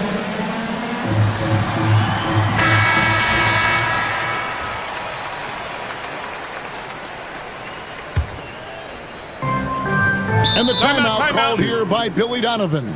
He wants to regroup and go over the strategy. And team strategies closely guarded. One aspect of the game the fans aren't always privy to. And we see it so often. One little tweak to the game plan and everything falls into place for a team. And that'll do it for the first half of competitive game so far. The Timberwolves on top, up 3. We'll see you after halftime for the beginning of the third quarter.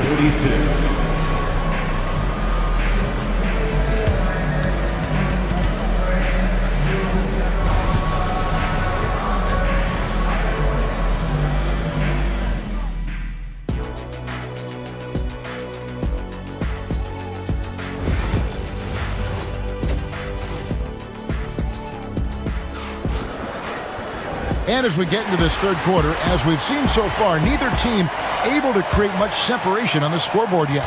You know, Anthony Edwards has been exceptional here, guys. No problem fighting his way to the rim in this one. A lot of points in close. And you love that mindset he has going at the rim. He hasn't settled for anything, and he's been the aggressor all game long. Vucevic in at center with Williams next to him.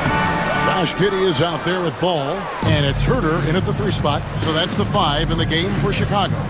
Alexander Walker finds Reed. Here's Alexander Walker. Back to Reed. And good, and it takes a nice bounce off the right iron and down. Reed's got his first points of the game. It's Giddey with the drive. Comes up empty down low. Timberwolves leading by 5. Intercepted. Going inside, and the layup is good. Giddey's got his second bucket.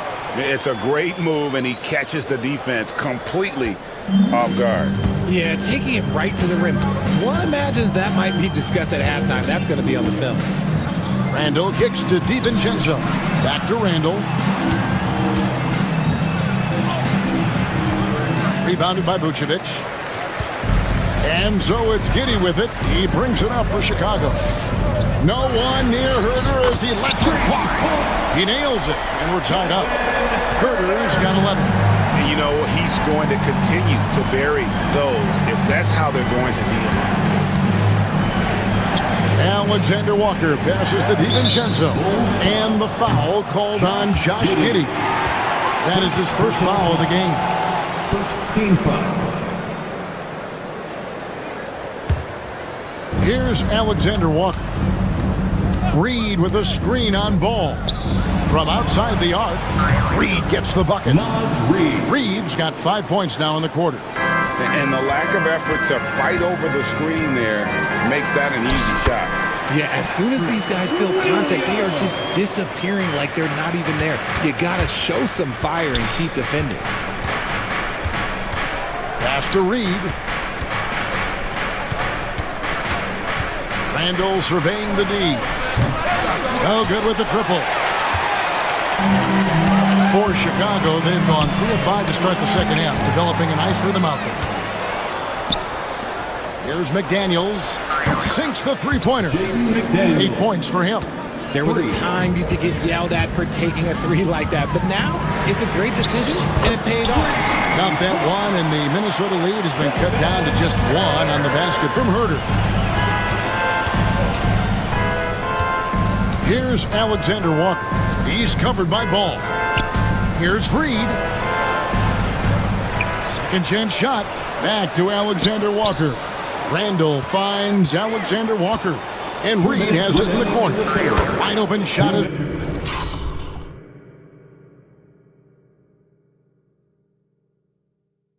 It's on the money. Naz Reed. 1:57 left in the third quarter of the game. Alexander Walker. McDaniels against Giddey. Vucevic. That's good. And so Giddey with the assist. Giddey's got his 5th assist in this one. Alexander Walker passes to McDaniels. Lost contact on the shot, and now a 3-point play chance as he'll head to the line. And folks, the coach's challenge has been initiated for a personal foul. Close game like this, and he thought it wasn't a good call. At the line for the Timberwolves, Jaden McDaniels. 1 shot. The play is under video review under NBA rules. 2 minutes are allowed to review the play. Action is so fast that it's really tough to catch everything in real time.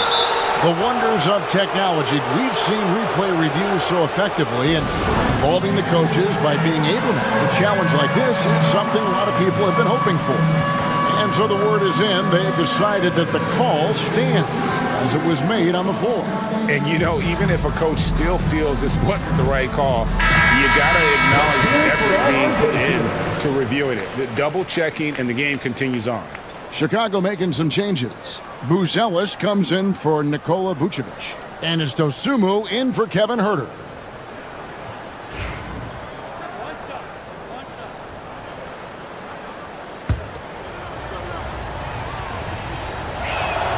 The free throw drops for McDaniels. Third quarter of basketball here, and just a little under 3.5 minutes gone by. Pass to Giddey. Inside. Here's Buzelis, and then Buzelis with the dump. He finds a shooter in motion and is confident he can thread him with the lead pass. Well done. Alexander Walker passes to Reed. Buzelis grabs the board. Buzelis has got his 4th rebound in this one for the tie, and Ball puts it in. Ball's got the game tied up here for the Bulls. That's the kind of aggressive and assertive play they need as we get closer and closer to crunch time. Reed gets the bucket. And I've been impressed with the unselfishness, but also getting guys the ball where they can do something with it. His court vision has been on display in this one. He's doing a tremendous job just orchestrating the offense beautifully. And so Chris Finch calls for the timeout. Looking for a breather, and maybe just 1 or 2 things to talk about. Jalen Smith, he's checked in for the Bulls. White comes in for Dosumu. The Timberwolves also changing it up. Rudy Gobert comes in for Randall, and it's Edwards in for McDaniels.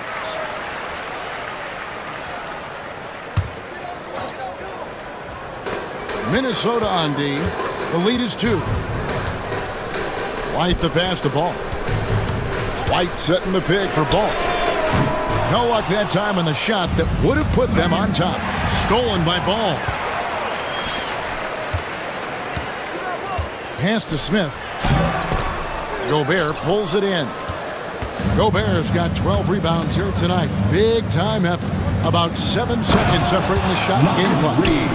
Oh, an aggressive move and fantastic finish. Trying to send a message with that slam, I think. And the shot goes in. White's got 7 points. And love the commitment from White. Took the bump, went up strong, and rewarded with 2 points. Edwards against Ball.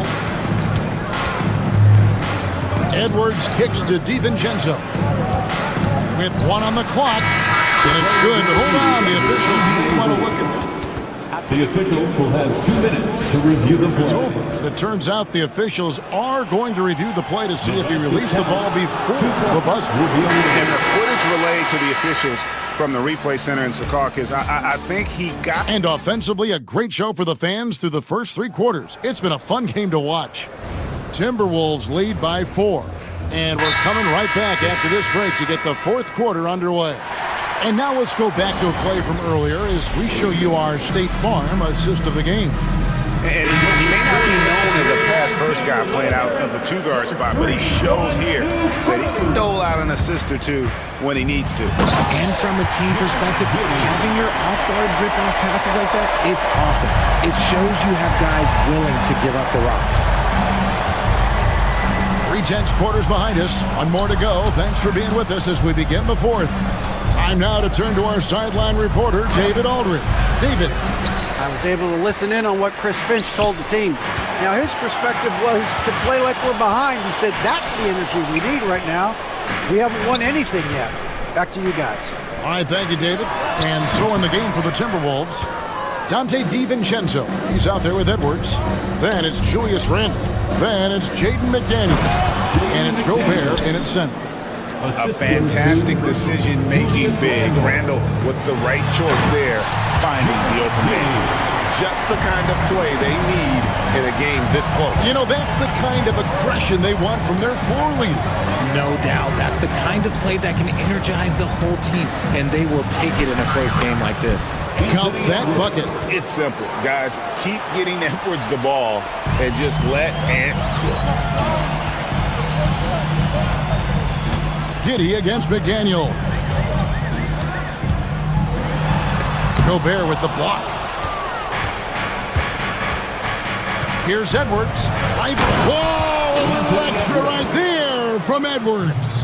And how about the athleticism from Edwards rocketing off the drive there for the slam, taking matters into his own hands. Yeah, we didn't expect to see that kind of finish.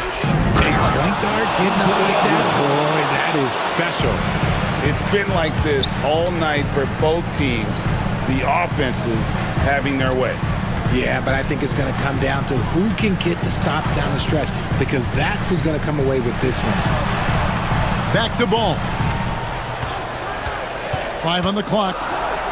Here's Buzelis. Hits the layup after the sweet pump fake to freeze the D. And how about the patience from Buzelis and the body control? He doesn't rush through that play. And the call will be against Lonzo Ball. That's his third foul of the game. Third personal foul. First team foul. We're in the fourth quarter here, just under 2.5 minutes gone. Here's Edwards. And out of bounds as the Bulls gain possession. Bulls ball.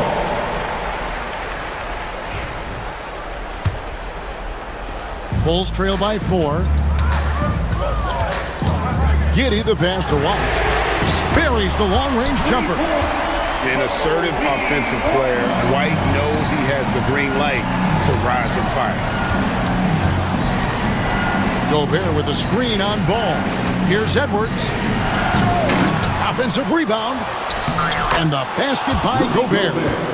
It's Gobert showing some guts on that one. With that length, a good bet to get off a good look in that crucial moment. Smith, no luck. Timberwolves leading by 3. Here's Edwards. And he goes big with the dunk right over Lonzo Ball. Such a gutsy player. Edwards wants to be the guy taking big shots. And guys, let's get your take on the scoring breakdown for the Timberwolves. Oh, they've been punishing the inside defense consistently in this one. Look, it's been a very productive area of the floor for them. And another thing, the defense didn't clog the lanes. They took full advantage with their ability to attack the paint on a lot of those possessions. And there's a minute 45 left here in the fourth quarter. Questionable shot selection on that 3. Not really helping as they try and narrow the deficit. That's going to be over and back. Not watching for the line that time.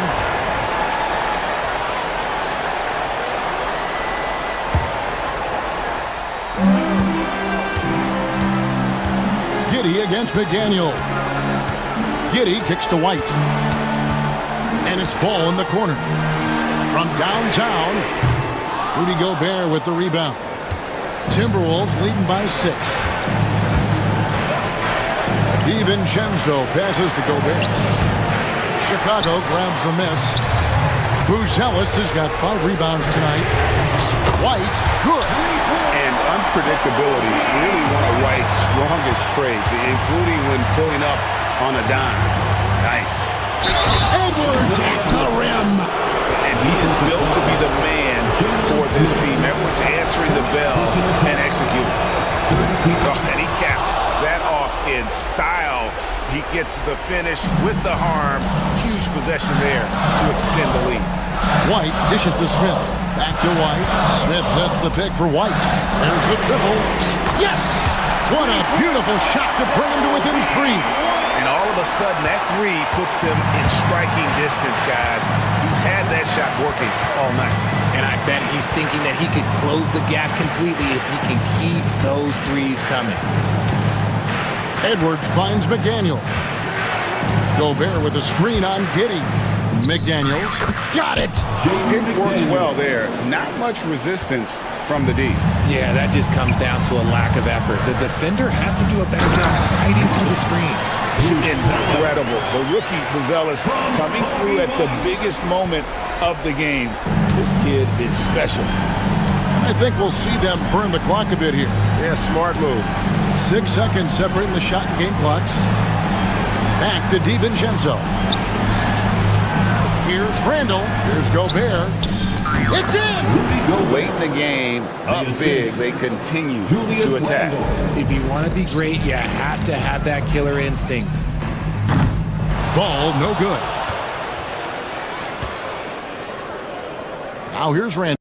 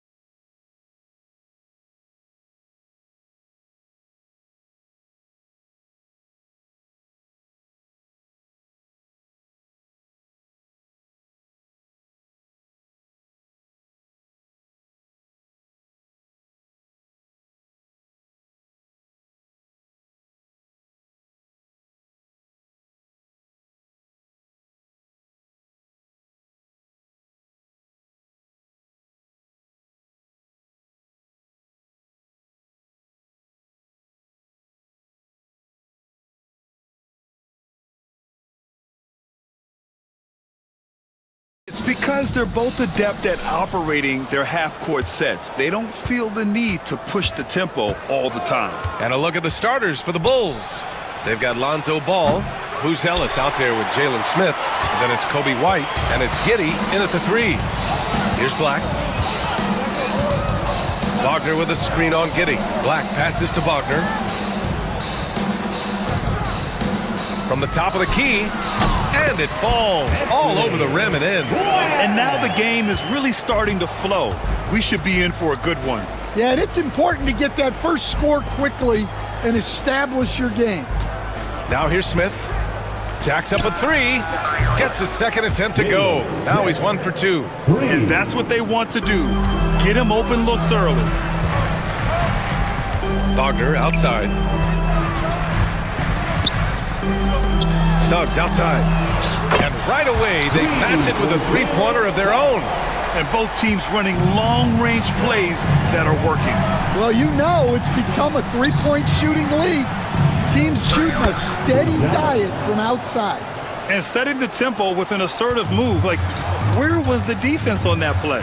Well, when you are the aggressor this early, it is intimidating. Now here's Suggs. Pass to Wagner.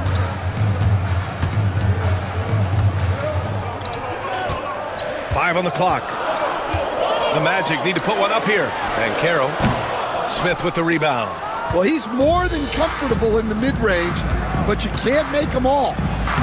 Yep, that one goes. And I like the mix of power and agility Ball uses inside. One way or another, he's going to get a shot. Wagner for three. And it's Chicago with a board. You know, Stan, for a team with such a proud history, the last decade has been a tough one for the Bulls. Yeah, Brian, it really has. They've had competitive teams, but they haven't won a full playoff series since 2014. And for such a dedicated and passionate fan base, that's been really difficult for them, let alone the front office and people that want to turn this thing around as quickly as they can. Here's Black. And once again, off the mark by Orlando. Chicago leading. Ball finds Giddey. White on the wing. Back to Giddey. And he throws it down. What a terrific lead pass. I'll tell you, those finishes are always extra special when they come from your point guard. Oh, forget about his passing. Can we see more dunking? Wow, that is an impressive vertical for a point guard. My goodness.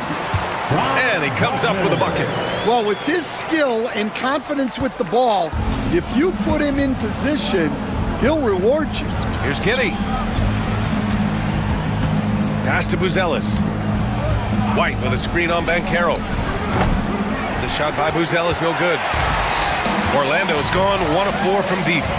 Banchero outside. Knocked loose. Giddey with it. Now guarded by Suggs. Ball left side. From outside the arc. He buries it from 3. Ball's got 5 now. Nice quick trigger from Ball right there.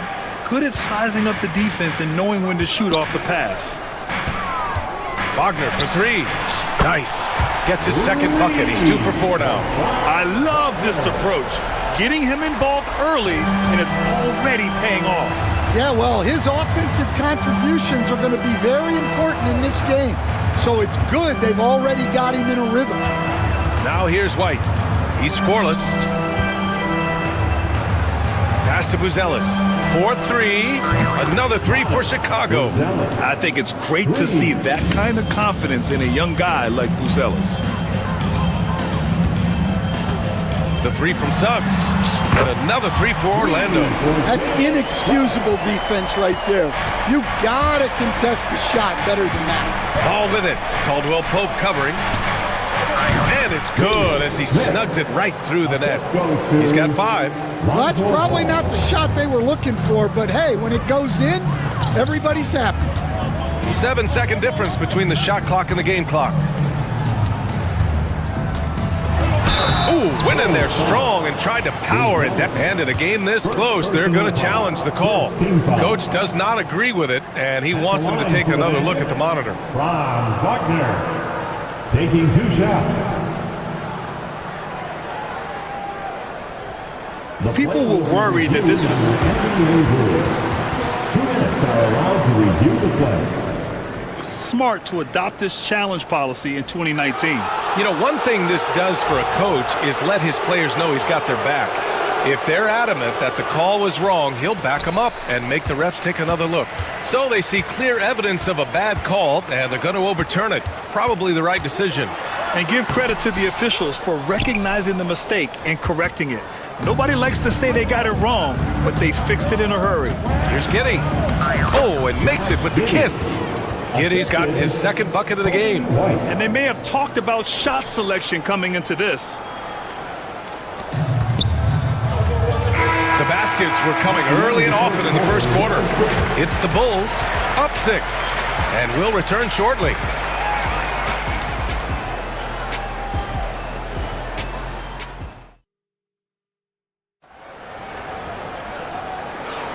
And thanks again for tuning in. If you're just joining us, we played through 1 quarter of action so far. And before we move on, what do you think about what we've seen here from the Bulls tonight? Well, there's no reason to take risky shots when you can collect points at the rim. Yeah, they made a point to get inside on this defense, and it's been working like a charm early on. The backcourt is Suggs and Caldwell-Pope. Bankero out there with Wagner. And it's Black in at the 3 slot. That's who's out there for Orlando. Now here's Bankero. No made baskets yet. Pass to Black. All alone. Another miss. He's 2 for 4. Chicago leading by 3. Coach, you look at someone like Jalen Suggs. Man, has he improved his shot. Yeah, Brian, I think you've always loved the effort that he brings at the defensive end of the floor. But now he's a much more efficient shooter, much more decisive, and really understands his role. And it's Wagner missing. And White has got the ball here for the Bulls. From behind the arc. It's hauled in by Black. Orlando has gone 4 of 8 from 3. A nice percentage.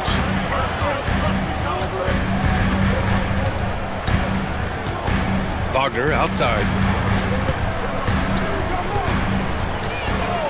6 on the shot clock. Bankero left side. At the arc, Bankero finds his mark. His ability to shoot off the catch is a big plus. Bankero has quick reactions, a really versatile scorer. Giddy passes to White. Giddy with a screen on Suggs. Here's White. That one goes. Now he's 1 for 2. You gotta commend the concentration White showed there. He doesn't get thrown off kilter easily. Suggs against ball. Pass to Wagner. Oh, and that one, no question, powered it down. I just love the aggressive finish. I'm thinking he's sending a strong message with that jam. Ball into the lane, and Ball throws it down. A phenomenal athlete. Ball's teammates love when he knifes inside and finishes with power. And we've got a timeout from Jamal Mosley. He's going to gather the troops and talk it over.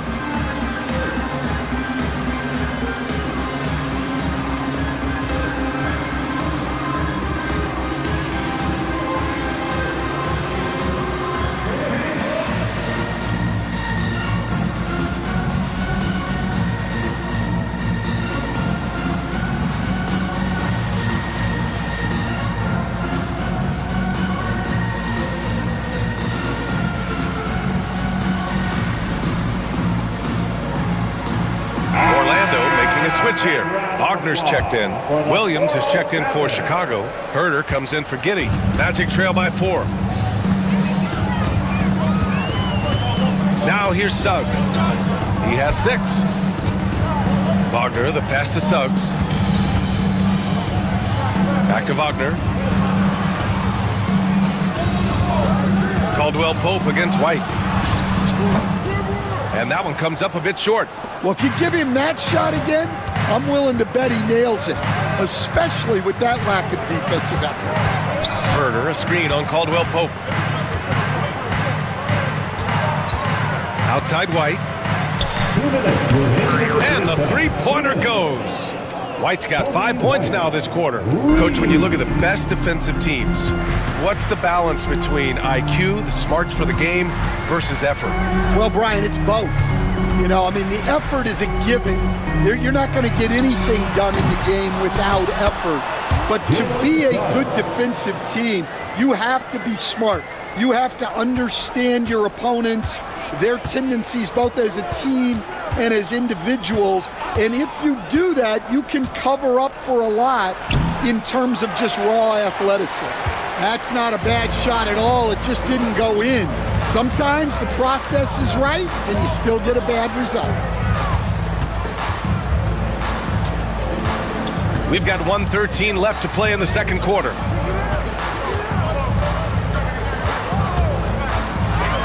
Pass to Wagner. Three-pointer. He drops it from range. And he did that so well in college. Suggs sharing it well in the league, too.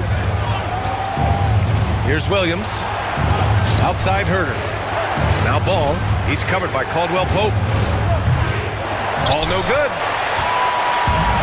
Orlando has got 3 of 5 to fall from beyond the three-point line in the second. Banchero finds Suggs. Back to Banchero.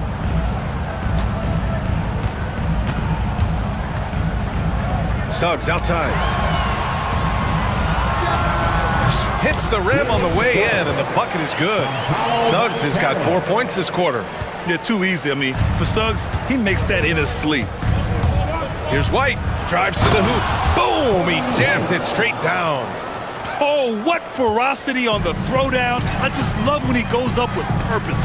Where was the D right there? The effort lacking big time. And with the score as close as it is, these are the opportunities you truly can't allow. Those are precisely the looks this team is trying to create. Yeah, quality offense will serve you well in the long run. You can't settle for bad shots. And the first half comes to a conclusion in a game that's been very close so far. It's the Bulls. They lead by 2. And we'll be right back after halftime for the start of the third quarter. See you in just a bit. Please direct your attention to center court. And get ready for the fan half-court shot from line. They're thinking about the shot.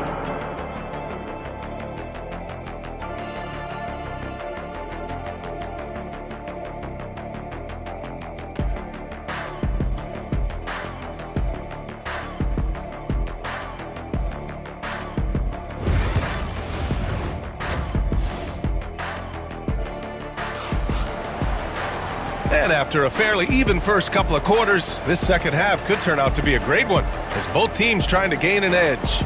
Jalen Suggs with a strong contribution so far in this one. I like how they control the tempo and play to his strengths. Yeah, he's found his spots, been patient with his shot selection, and it's paid off for himself and the team. And so Jamal Mosley calls for the timeout. We might see him looking to make some tweaks to the strategy here.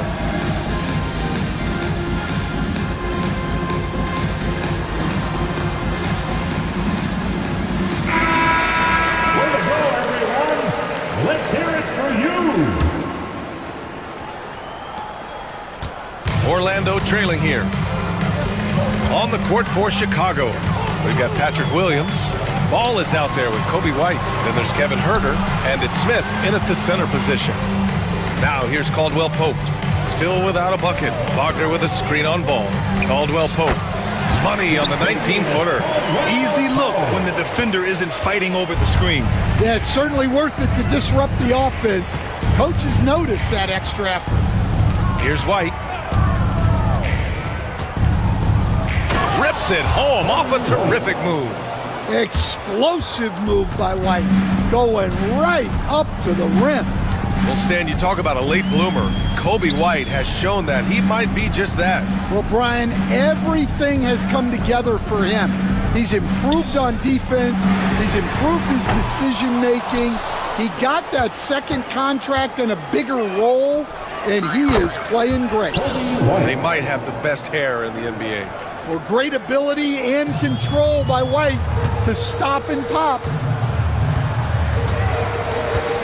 Here's Caldwell Pope. Gets to the corner and hits it. Caldwell Pope's got 4 points in the quarter. Chicago leading by 3. Ball passes to Herter. Who poked away. It's stolen by Howard.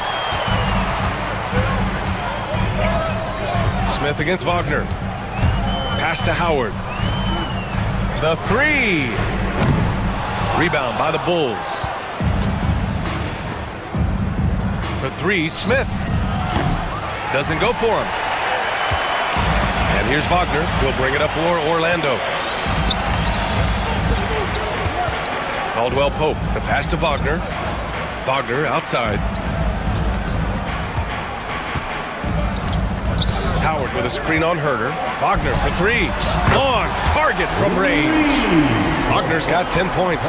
Well, maybe not the shot they were looking for there, but the defense gave it to him, and he knocked it down.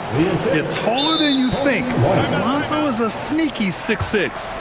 And we've got a timeout from Jamal Mosley. He wants to make sure everybody's on the same page.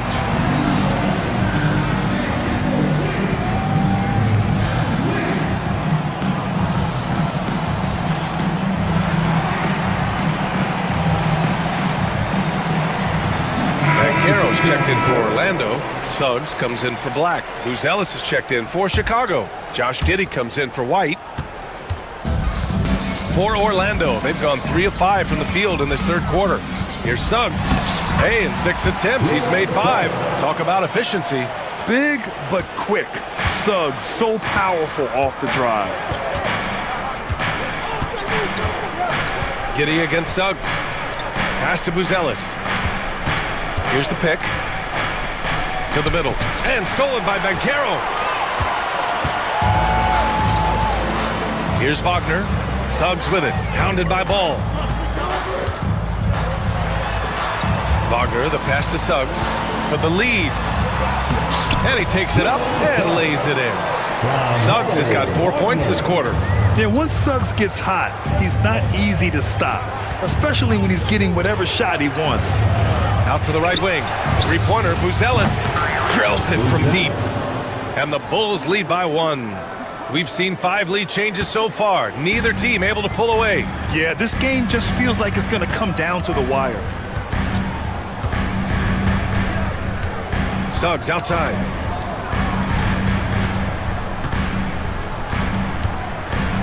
And Carroll with a screen on Ball. 4 on the clock. Here's Wagner. Chicago with a rebound. 1:20 left in the third quarter here. Giddey. And he battles for the ball, gets the second chance bucket. And it's a 3-point Bulls lead. Yeah, that's a nice hustle play, but boy, it drives a coach crazy to concede second chance point. On the wing, Caldwell Pope. Giddey defends. No good on the triple. Bulls leading by 3. The 3 is up. It's rebounded by Banchero. Banchero's got his 4th rebound in this one. Banchero with a screen on Williams. It's picked off. And a fast break now for the Bulls.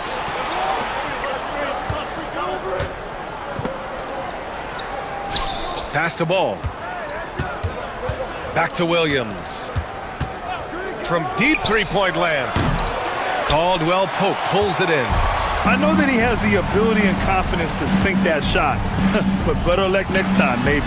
Yeah, it's one of those heat check shots, and heat check is a synonym for bad shot. Suggs outside. And once again, off the mark by Orlando. And we'll have a timeout called by Billy Donovan. He wants to give him a breather and talk things over.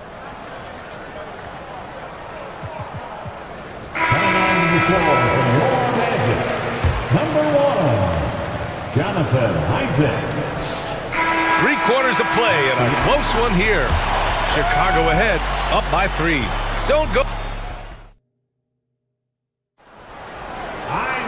Well, this has been a great contest so far. I imagine the fourth quarter could have more action in store for us. And we've got a timeout from Jamal Mosley, rallying his guys to make sure they all know the plan. And from the sideline, let's catch up with Allie. Hi, guys. Well, Jamal Mosley was just reviewing the plan with his team. And coach had a simple message for their team saying, hey, we're right there. Let's start with a stop. Knock down a couple shots and we'll be up. Sometimes the best instructions are the basic ones. PA?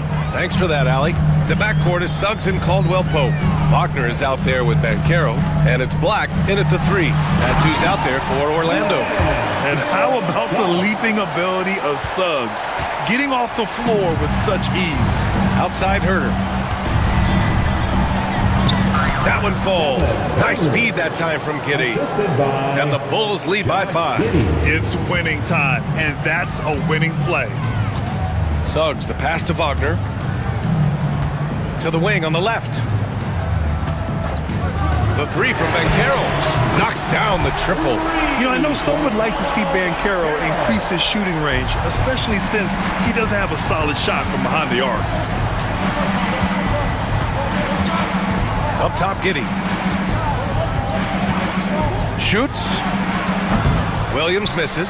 Well, you couldn't ask for a better look. That's one he's got to knock down. Williams against Wagner.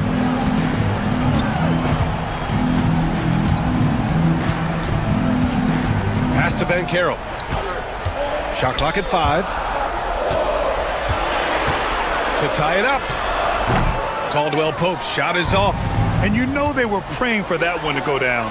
Yeah, they really wanted that bucket to go. You can't get discouraged out there. Incredible. I mean, high energy in transition. Just beating the defense up the floor. Yeah, the commitment to run is paying great dividends on the break. Here's Black. Herder defending. Nifty move. And a foul called on the way. And here comes the coach's challenge. He disagrees with the... Pretty heated game. Every call matters. People were worried that this would slow the action down.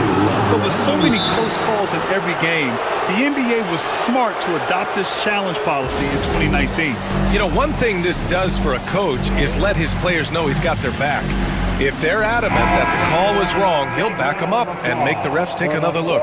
So they see clear evidence of a bad call, and they're going to overturn it. Probably the right decision. And give credit to the officials for recognizing the mistake and correcting it. Nobody likes to say they got it wrong, but they fixed it in a hurry. 4 on the clock. And we've got a timeout from Jamal Mosley.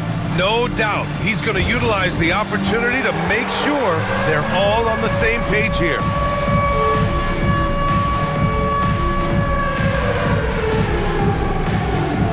For Chicago, Smith comes in for Williams, and it's Kobe White in for Herder. Bowl substitution, Jalen Smith. We're about 2 minutes into the fourth here. Counted from distance. Cool, calm, and collected at a critical juncture in this game. Pass to White. Out left to the wing. And here's Giddy. Back to ball. White on the wing. The 3. Won't go. And that makes him 5 for 8. And Suggs has got the ball here for Orlando. They trail by 1, and they go to the intentional foul. I mean, I'm just not sure what he was thinking right there. I mean, he needs to get his head in the game. A little over 2.5 minutes have passed here in the fourth.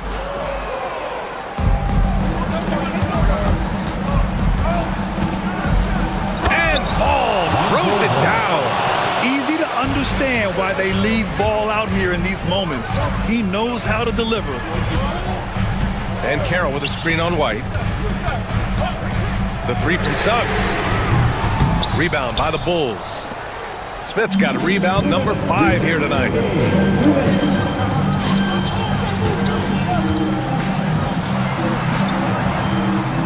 The kick out to White. Ball, a screen on Wagner. White for three. No good on that one. 5 for 9 in the game. Magic trail by 3. Wagner outside. Pass to Bankero to tie it up. Sinks the tray. Bankero's got 6 points in the quarter. Oh, no holding back from Bankero. He wants this team to be able to rely on him in these type of moments. Here's Buzelis, guarded by Bankero. Shot clock at 6. And that one's good. Giddy. And the Bulls lead by 2. And that was the right decision. When you're in need of a bucket, you go to your most trusted guys. Yeah, he got a good look, and he calmly delivered for them. That's what you like to see. And Carroll with a screen on Ball. Suggs against Ball. And Carroll outside. Oh, nails the triple! Whoa, that is as clutch as it gets. Big time play. Yeah, don't you just love to see a player embrace that kind of pressure? Filling it up. Lonzo Ball, more than a passer. And there's the call on Lonzo Ball. That'll be a second foul of the game.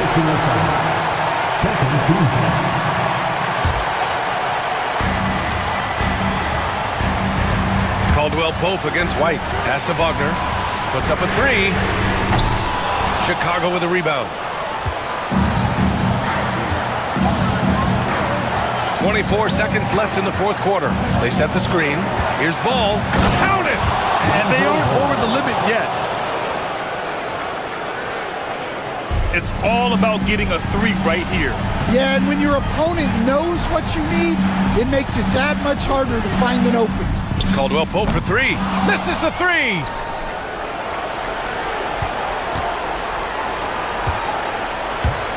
Here's Buzelis. Money! And I love how he's pushing the tempo and creating for others. He does this game in and game out. Incredible. Yeah, when you're moving.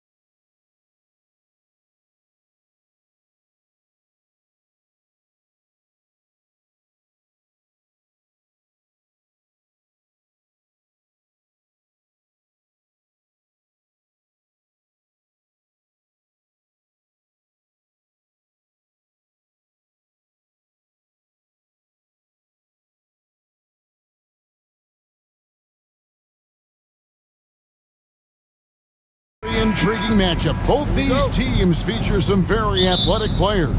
Well, if we get out in transition, Kevin, there's definitely some top 10 moments that are going to come up. A bunch of high flyers on both of these rosters, and we expect to see a lot of airtime from these players tonight. Now the opening lineup for the Oklahoma City Thunder. In the backcourt, we'll see Gilgeous-Alexander and Caruso. The post pair form will be Williams and Holmgren. And it's Dort in at the 3 spot. And Gilgeous-Alexander has that length to be able to extend up to the rim. Suggs against Dort. Pass to Wagner. It's stolen by Gilgeous-Alexander. Here's Williams. And finished off by Williams. How about that? Flying high to send that one down. And you know what? When you've got the athleticism and explosion of a player like that, bigger guys are still at your mercy. Now here's Caldwell Pope. Back to Banchero. Isaac a screen on Holmgren. And it's Banchero missing. There's some defense for you. For someone who's as good at shooting the 3 ball as he is, you need a defender who's equally good at guarding against him. Gilgeous-Alexander against Banchero. Brent, there can't be any question now that Shai Gilgeous-Alexander has arrived as an NBA superstar. No doubt about it, Kevin. I mean, you finish in the top 3 of MVP voting. That is a stamp of approval. SGA, one of the more feared players in the game, and this guy is on his way. For him, it's harder to miss that shot than it is to make that shot. I think he was anticipating a bit of a bump there. That's tipped. Gilgeous-Alexander against Suggs. And the whistle blows. It's going to be on Jalen Suggs. That's his first foul. First team foul. Here in the first quarter with about 2 minutes gone by. And that one's good. Gilgeous-Alexander. Assertive shot by Gilgeous-Alexander, not giving him a chance. Pass to Banchero. And he drives in. It's deflected. Stolen by Dort. All going up court. Knocked away. Orlando's gone 1 of 2 from long range in the first quarter. Here's Banchero. And finished off by Banchero. Oh, big-time dunk by Banchero. I like seeing the aggressive side of this young man. Holmgren with a screen on Suggs. Gilgeous-Alexander shooting foul as the whistle. And yep, we thought we might see it. And the coach's check. Second team foul. At the line for the Thunder. Now where the officials can review in closer detail what constituted the original personal foul. Getting a different angle can sometimes make it a lot easier to determine. Indeed, and the one thing with replay review is that when you see the slow motion replays, you really get a new appreciation for just the immense speed at which these players are moving at, and how fast the action really is, and how hard it can be sometimes, you know, Greg, to make the right call. And so the word is in. They've decided that the call stands as it was made on the floor. And, you know, even if a coach still feels this wasn't the right call, you got to acknowledge the effort being put in to reviewing it. The double checking, and the game continues on. Well, when he gets into a groove at the free throw line, it doesn't just last for tonight. This might be 2 weeks, 2 months, something like that. Kicks it out to Wagner. It's rebounded by Oklahoma City. Not a bad shot from the mid-range. The D's giving it to him, and he's usually got an eye in that kind of range. And it's Contavious Caldwell-Pope with the foul. That is his first foul of the game. Suggs against Gilgeous-Alexander. For 3, Holmgren. Wow, came this close to a 4-point play. Led to the line for 3 free throws. It's on Jalen Suggs. Well, Brent, we had to wait a year for it, but Chet Holmgren had an incredible rookie season. And I don't think any talent evaluator is surprised at the way that Chet came in his first year and was able to contribute and sometimes dominate in the ways that he did. So coming back healthy, making that immediate impact, Chet Holmgren is going to be a superstar in this league. Now, here's Bankero. Shot clock at 6. The Magic need to get a shot off here. Wagner finds Bankero. Can't hit from the elbow. That's exactly how you have to defend him. He's a guy that the D needs to be aware of at all times. Dort wide open. The Thunder with another miss. The Magic trail by 5. And now we've got some time to check in from the sidelines. You got for us, DA? I briefly spoke with Jamal Mosley, and he knows his team has its hands full going up against Shai Gilgeous-Alexander.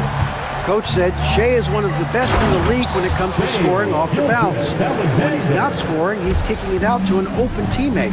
So we have to make sure our rotations are quick. We'll see how the defense responds, Kevin. Thank you, David. And Orlando has possession, following the score by Oklahoma City.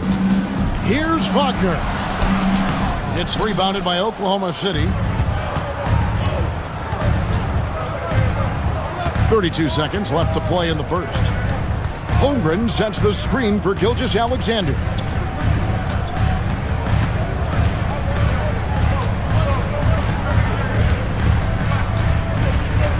Oklahoma City needs to get off a shot.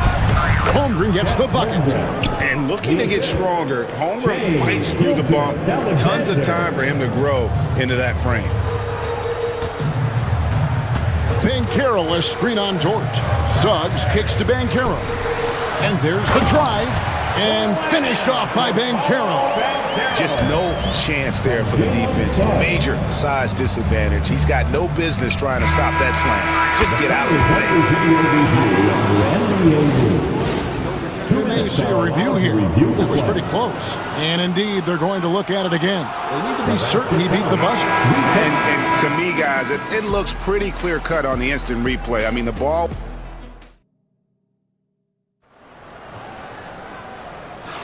And for those of you just tuning in, the second quarter of action is where we're at right now. And guys, what do you think about the offensive approach we've seen so far for the Thunder? And guys, they've done a great job feeding their bigs inside. They are just punishing the opposition in the paint.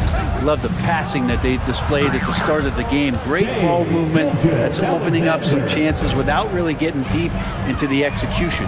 In the backcourt form, it'll be Suggs and Caldwell Pope. Isaac in the front court along with Wagner. And it's Bankero in at the 5 down low. That's the group starting the second quarter for the Magic. Gilgeous-Alexander passes to Holmgren. Back to Gilgeous-Alexander. And he banks in the layup. Gilgeous-Alexander's got the lead up to 9 now for Oklahoma City. He's making plays all over the floor. Gilgeous-Alexander will not be stopped. And it's Suggs missing. In recent years, Brent, we've seen Oklahoma City turn into a contender simply by developing their own young talent. Yeah, blocks on sticks, on bricks, on blocks, and that's what they've done. They have not signed a free agent, big-name guy. They've built from within. They've built an incredible roster by drafting well and fostering the growth of these young players, along with the coach who has given them a lot of belief. It's been pretty magical in OKC. Wagner passes to Isaac, and Isaac throws it down. Yeah, Isaac, he just makes dunking look easy. Has an incredible reach and quickly gets up off the floor to throw that one down. Fires from 18. Gilgeous-Alexander can't get it to go. And here's Bankero. He'll bring it up for the Orlando Magic. They trail by 9 points. For Oklahoma City, they've gone 3 of 4 from the floor here in the second quarter. And the whistle blows. It's going to be on Jalen Suggs. That will get him his 4th foul of the game. First team foul. And we're about 2 minutes into the second quarter here. Tipped away. Holmgren finds Gilgeous-Alexander. 4 on the clock. Drops in the layup for 2. Gilgeous-Alexander's got 6 here in this quarter. Gilgeous-Alexander, fantastic concentration. Suggs passes to Wagner. Back to Suggs. Magic moving the ball around. Caldwell Pope for three. It's Chet Holmgren with the rebound. The Thunder leading by 11. And Gilgeous-Alexander, here we go. And that one drops. Gilgeous-Alexander's got 20. Well, we've talked so much about Gilgeous-Alexander's athleticism. This is the reason why, on display. Another miss by Orlando. And that was almost a block. Still did enough to alter the shot. Yeah, altering the shot, just as long as there's a miss, that kind of energy not wasted. Right now, let's send it over to the sidelines and get a report from David Aldridge. Kevin, thanks. The NBA is looking for greater parity. The Golden State's Draymond Green said, quite frankly, with this new CBA, dynasties are over. We're the last dynasty you'll be able to speak of because of the way this salary cap is set up. Guess we'll see. Kevin? I hope he's not right, but he may be onto something, David. Thank you. Here in the second quarter, about 3 minutes played. Holmgren sets the screen for Gilgeous-Alexander. Holmgren kicks to Gilgeous-Alexander. Clock at 4. For years, it seemed like the league was going to go smaller. But lately, Greg, it seems like size is back in fashion. Yeah, I mean, look at the MVP award, right? Centers and Jokic and Embiid winning it recently. Even Giannis, you know, I wouldn't consider him small. And just overall around the NBA, it feels like bigger teams are having more success. And great work inside. This is where Banchero feasts.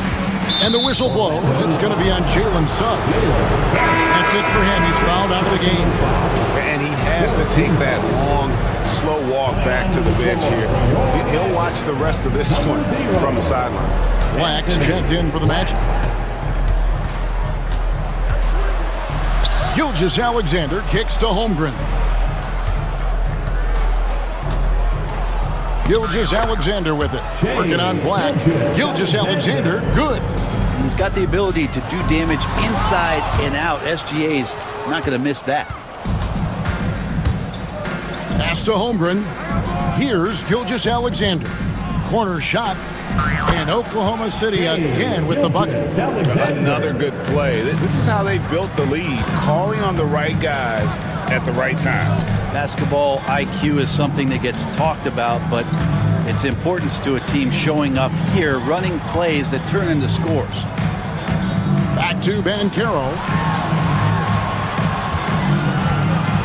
Here's Black, defended by Dort, and foul on the shot, so he'll get a chance at the line. And with the offense getting right to the rim, at least they saved the layup. Orlando shooting their initial free throws of the game right here. And if we want to take a look back, they converted about 76% from the line. It's a 4-second differential between the shot clock and game clock. Here's Gilgeous-Alexander. And Gilgeous-Alexander throws it down. Yeah, not a good idea to take a nap on Shai Gilgeous-Alexander and that athleticism. So much power. Way to get up. Kicks it out to Banchero. Solid as a rock from 20 feet away.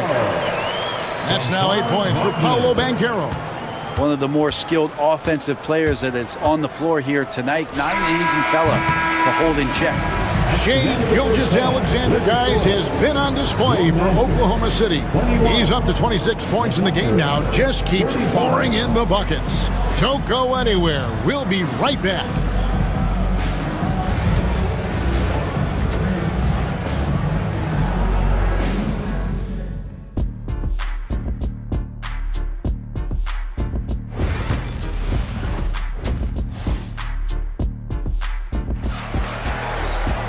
And as we dive into the second half, we'll find out if the next two quarters are any different from the first two. So far, it has been a runaway. You know, Shai Gilgeous-Alexander has been exceptional here tonight, guys. Definitely been challenging the defense here early on, not settling for anything outside. Yeah, you want these kind of nights where you can start to see those openings before they happen. Here's who Mark Daigneault is going to put out there to start the second half. In the backcourt, we'll see Gilgeous-Alexander and Caruso. Dort and Williams up in the forward positions. And it's Holmgren in at the 5. And Jamal Mosley has called timeout. Wants to talk some things over, might be seeing some things to adjust. for the Magic. Mo Wagner's checked in for Banchero, and it's Howard in for Isaac. Then for the Thunder, Hartenstein comes in for Chet Holmgren, and Wallace subbed in for Gilgeous-Alexander. And Greg, the way Orlando ended last season has really fueled their fire for this year. Yeah, I mean, a tough loss to Cleveland in Game 7 of the opening round, but it's hard to win in this league without first incurring some battle scars. Williams can't get it to go. He's going to be shaking his head on that one. No, he missed an easy one. Yeah, you can't make them all, and you for sure you want him taking that kind of shot. Oklahoma City on D. Howard wide open, and it's Orlando with another. Yeah, liking the vision there from Caldwell Pope, looking to get his guys going when they're open. Here's Williams, and Oklahoma City again with the bucket. Second half rolling along now, about a minute played here. Wagner against Williams, out of bounds. Oklahoma City takes possession. The Thunder leading by 15.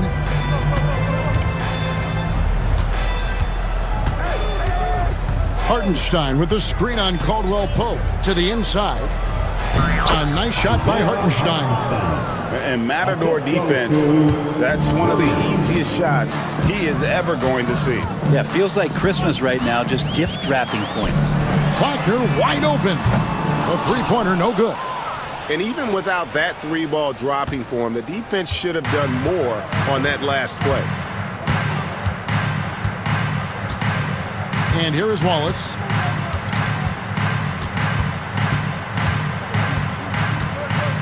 Shot clock at 5. Over in the corner, Williams lets it go from deep. It's hauled in by the Magic. And we're just around 2 minutes into the final half of play now. Ball's knocked loose. And pushing it up here. Here is Oklahoma City. Excellent on both ends of that play. Yeah, the steal was sharp, but the slam topped it off. And we say it time and time again, so I'll repeat it. Have to be careful with the ball, or this is what happens. Black kicks to Wagner.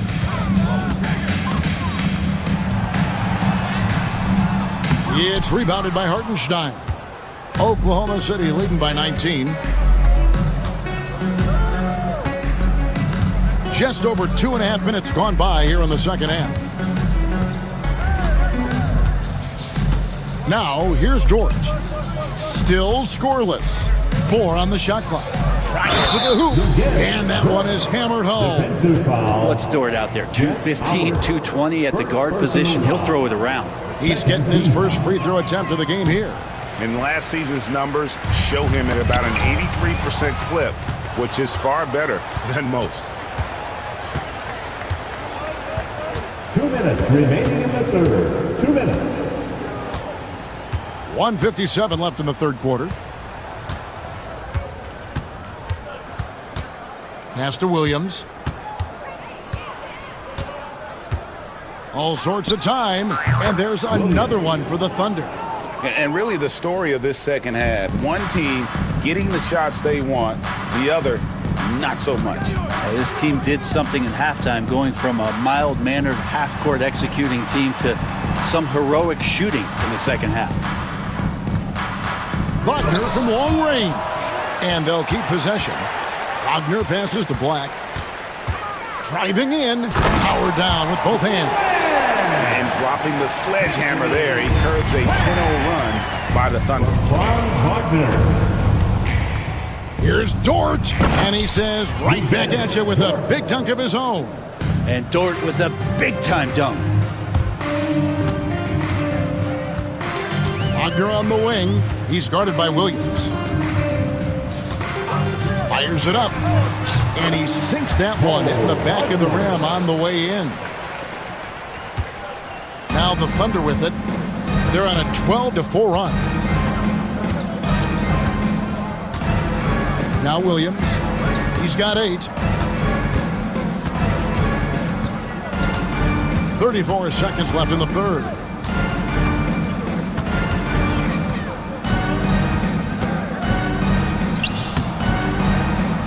It's hauled in by the Magic. Wagner's got 4 rebounds in this game. Pass to Caldwell Pope.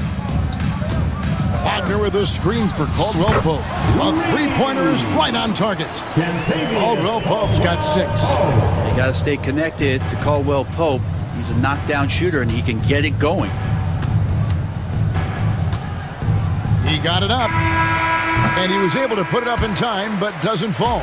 And so it's Oklahoma City with an 18-point. And we reach the fourth quarter in a game that may be already out of hand.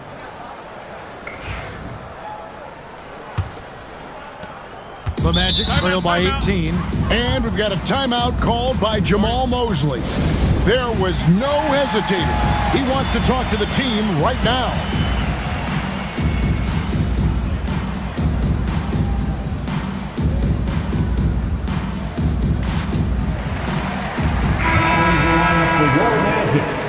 Number 5, Paolo Banchero. Here's Black. We've got Banchero. Black is out there with Caldwell Pope.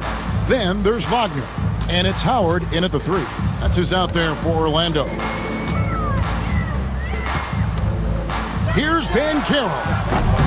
That 3 off the mark. Boy, he's got a great stroke. That one almost dropped. Here's Gilgeous-Alexander.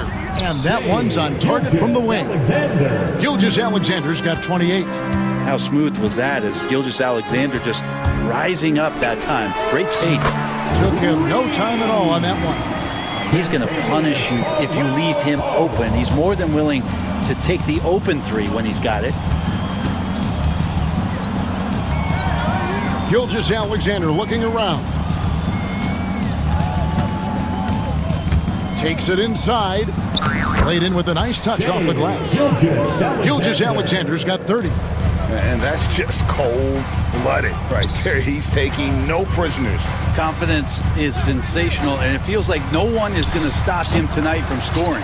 That one goes. Count it. And just a smooth customer off that pick and roll. KCP making a quick assessment and decides to take it for himself. Love seeing a point guard who can explode to the rim like that. Oh, great attitude and even a better finish. Well, just seeking out weaknesses in the defense and then exploiting it. And it's Banchero missing. Now that's just enough defensive pressure on him to throw off that shot. I bet he gets a good look at it next time and hits it. Here's Gilgeous-Alexander. 5 to shoot with the drive and the dunk by Gilgeous-Alexander. And that's his MO. Sometimes he can score more points by himself than the rest of the team. Pass to Caldwell Pope.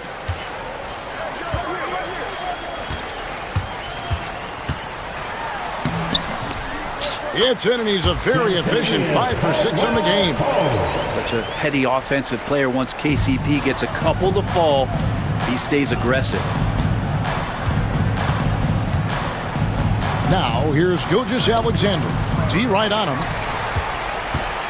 The Magic trail by 19, and that's a foul called on Shea Gilgeous-Alexander. That is his first foul of the game. A different look for Oklahoma City. Jalen Williams is checked in for Williams. Dort comes in for Aaron Wiggins. And it's Alex Caruso in for Wallace. And Jamal Mosley has called timeout. Wants to make sure everybody's coordinated and intent.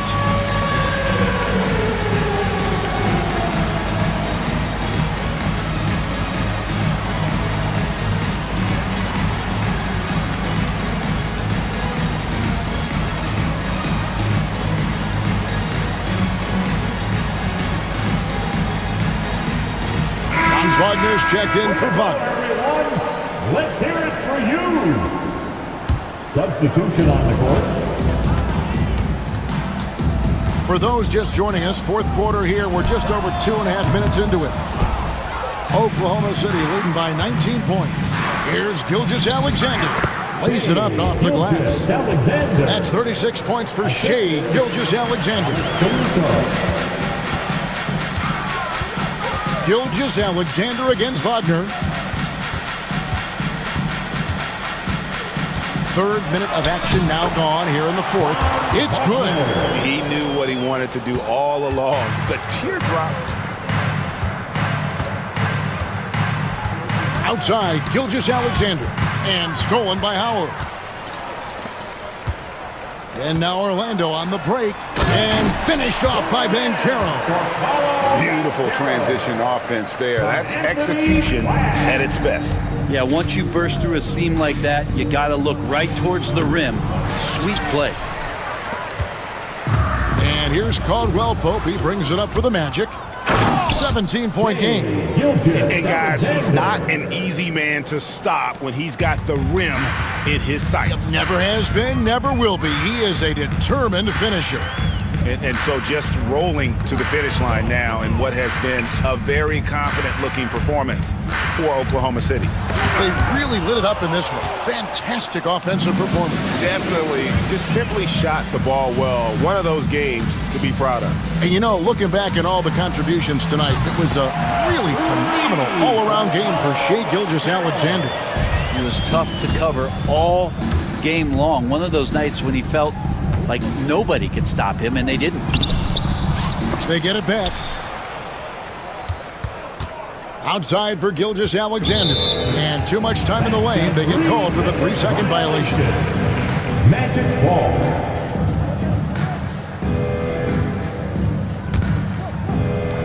Orlando's gotten off 4 3-pointers in the final quarter, and 2 of them have fallen.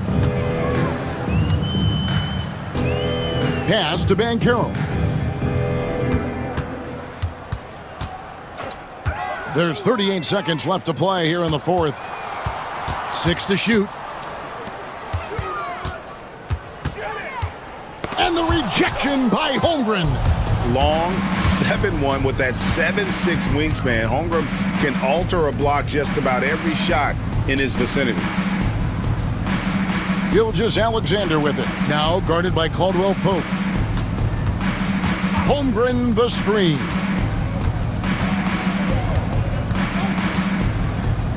From deep, Gilgeous-Alexander. Stolen by Caldwell Pope.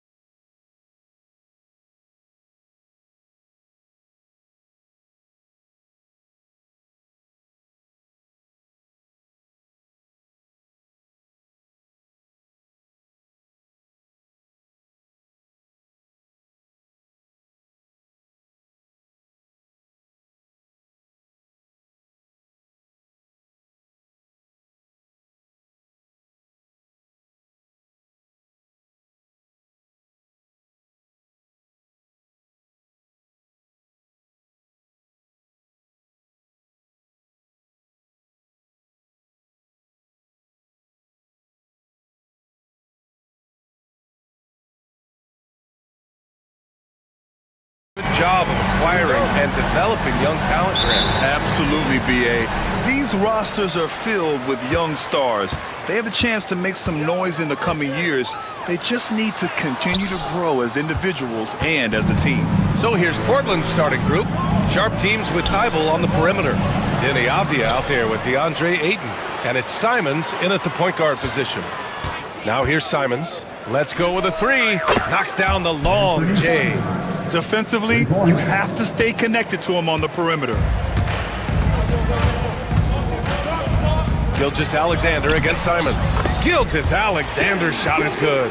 Well, that's SGA in a nutshell right there. Quickness, length, guile, finishing on the interior. Simons passes to Ayton, and stolen by Holmgren. Oh, got a piece of it. And that's out of bounds. Oklahoma City will keep it.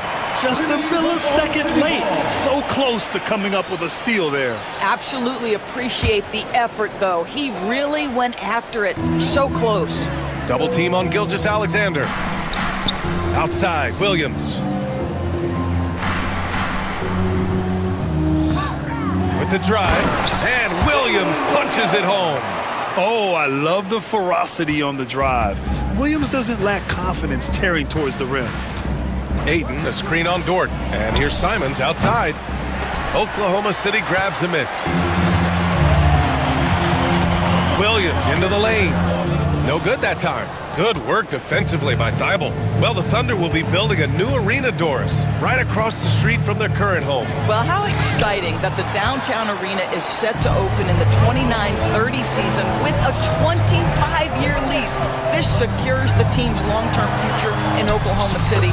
And honestly, BA, this fan base is so passionate, they deserve it. Well, this is about knowing where to be in these situations, and Gilgeous-Alexander doing a beautiful job getting to the right spot. And the foul on the shot. So he'll take two from the free throw line. These are his first free throws of the game. And that one falls for Simons.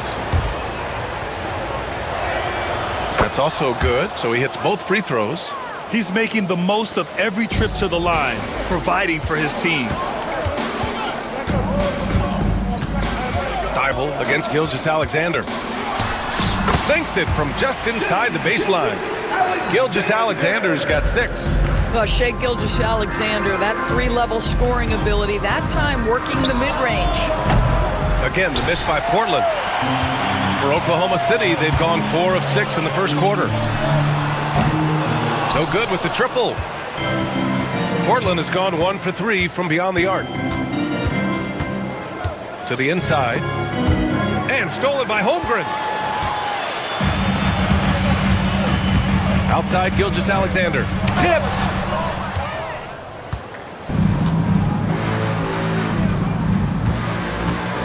Avdia, screen on Dort. Simons passes to Avdia. Dort with a steal. Gilgeous-Alexander with the ball. Thibault picks him up. The three from Holmgren. Sharp grabs the miss. Blazers trail by 3. 2 minutes remaining in the first. And the foul on Alex Caruso. Oklahoma City foul. That's his first foul of the game. Caruso. First personal foul. Second team foul. Ayton, a screen on Dort. Simons passes to Sharp. Back to Simons. To the paint. Here's Ayton. And he's in the books. Now 1 for 2. Well, the big man flashing his touch. DeAndre Ayton makes it look easy. Oklahoma City has gone 0 for 2 from outside. Gilgeous-Alexander looking it over. Portland with a rebound. Well, he's a quality mid-range shooter, but he can't get that one to go. And Doris, no doubt about it. Shai Gilgeous-Alexander is an absolute monster on offense. Very quietly, one of the most dangerous offensive players in the game is Shai Gilgeous-Alexander. He's got size, he's got speed, he's got handle, he can score from 3 levels. This guy is a legit force. It's clear there's a lot of pride on the line in this one. Absolutely. When someone makes a shot, the first thought is, I want my own back. Now here's Ayton. Pass to Sharp. Oh, he powers right through the defender for the dunk. Draws the foul, too. And he'll go to the line. It's going to be on Alex Caruso. Portland shooting their third free throw attempt of the game. And here's Gilgeous-Alexander. He'll bring it up for OKC. Trailing by 2. And slam dunk by Gilgeous-Alexander. This guy is such an explosive athlete. Shai Gilgeous-Alexander goes straight to the cup. Simons passes to Avdia. Dort with a steal. Gilgeous-Alexander against Simons. Pass to Dort. Back to Gilgeous-Alexander. Holmgren with a screen on Avdia. Gilgeous-Alexander passes to Holmgren. And the big finish by Holmgren. And you know, as a roller, Holmgren shows great hands, and he makes nice adjustments moving downhill. The drive by Simons. That's good from Aiden on the assist by Simons. Well, there's an unpredictability to his offensive game. He is always keeping the defense off balance. Screen by Holmgren. Here's Gilgeous-Alexander. Oh, he got it up in time, but it wouldn't fall for him. What a performance for Shai Gilgeous.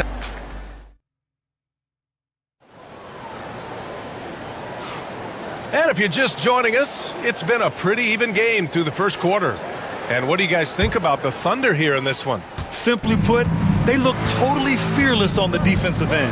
Well, very disruptive in that first period. They never allowed the offense to get comfortable. So the Trail Blazers 5 right now. Sharp teams with Thibault on the perimeter. DeAndre Ayton is out there with Denny Avdia. And it's Simons in at the 1. Now here's Williams. Gilgeous-Alexander punches it home. Are you serious? That is some power from the point guard. Oh, I love backcourt players with some ups. We know versatility is huge in this game. Just a tremendous job finishing that play. Wow. Here's Thibault, and he drives in. Avdia outside.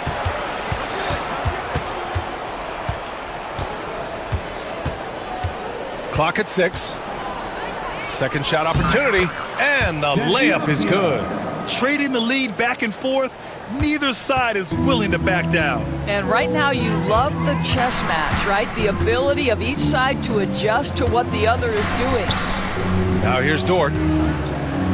Here's Holmgren. There's Holmgren on the slam. And before he even leaves the floor, Holmgren has the ball at rim level. Sharp goes in. Hey, how's that for an answer? Right back with the dunk. The value of good ball movement isn't lost on this squad. Here's Gilgeous-Alexander, and it's blocked by Thibault.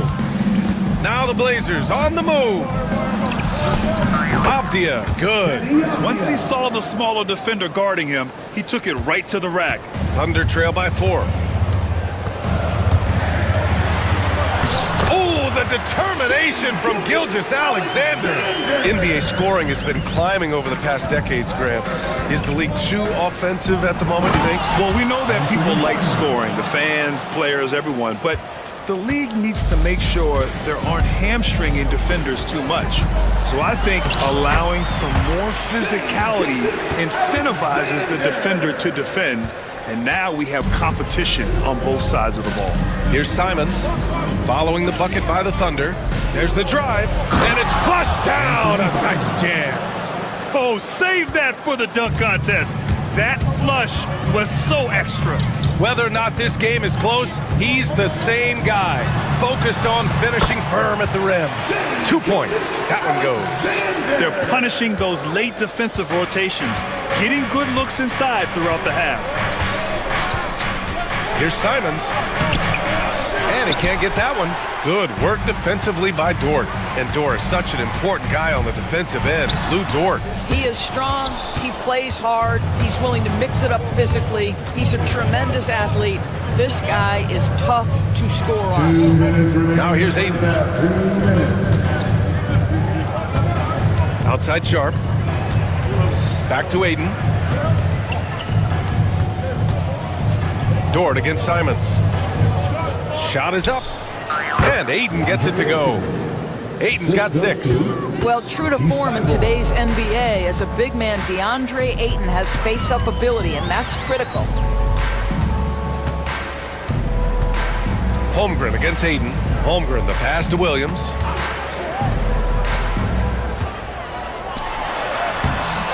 Portland grabs the miss. It's Sharp on the wing. Dort defending. And it's Holmgren with a rebound. And it didn't fall, but still a great look. You know, it can be frustrating when you make the right play and fail to reap the rewards. You just have to stay with it here. Now here's Simons. He's got 14. 56 seconds left in the first half. Sharp passes to Simons. Over Dort. And it's Simons missing. If they play this right, they can go 2 for 1. Yeah, they really have to work the clock right now. That one falls. What an effective, efficient offensive possession. They'd love to get that shot every trip down the floor. Here's Simons. Oh! And that one is hammered home. B.A., I'm not sure he should be flaunting around the rim like that with this game so close. Oh, it's risky, but it sure did look good. A nice shot by Gilgeous-Alexander. Yeah, teams will try to get physical with SGA, but make sure you understand that wiry frame is big-time strong. Oh, and that one, no question, powered it down. Getting up and then throwing it down. Oh, that was a big hammer right there. Taking it inside, SGA. Well, exposing a weakness in the defense, that's just way too easy, guys. There's Simons with a 3. It's not going to go for him. Anthony Simons has been leading the charge for Portland. Time for a quick break, then back to the action.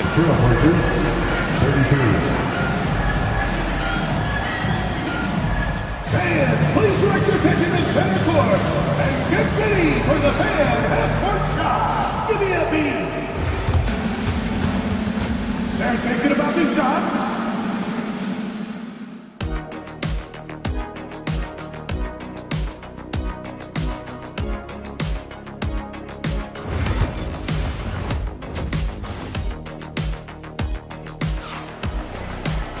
We've got second half action for you, and if the next couple of quarters are similar to the first, this one could go down to the last possession. You know, Shai Gilgeous-Alexander has been exceptional here, guys. You just love his patience offensively in the first half. Waited until he got the looks he wanted. You know, as a coach, you can preach good shot selection, but it's up to the players to execute, and this guy has done just that. Aaron Wiggins out there with Williams. Then it's Cason Wallace. Then it's Alex Caruso. And it's Hartenstein in at the pivot spot, manning the middle. That's the group from Mark Daigneault starting the second half. And he is stronger than he looks, trust me. I mean, Williams has the bulk to win those tough battles inside. And it's in there. Sharp's got 9 points. Oklahoma City trailing. Williams in the post. He's covered by Grant. Grant against Williams. Pass to Hartenstein.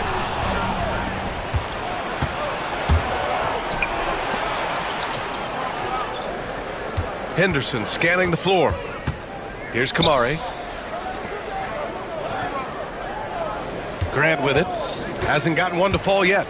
And the foul on Alex Caruso. That's his third foul so far. Personal foul. First team foul.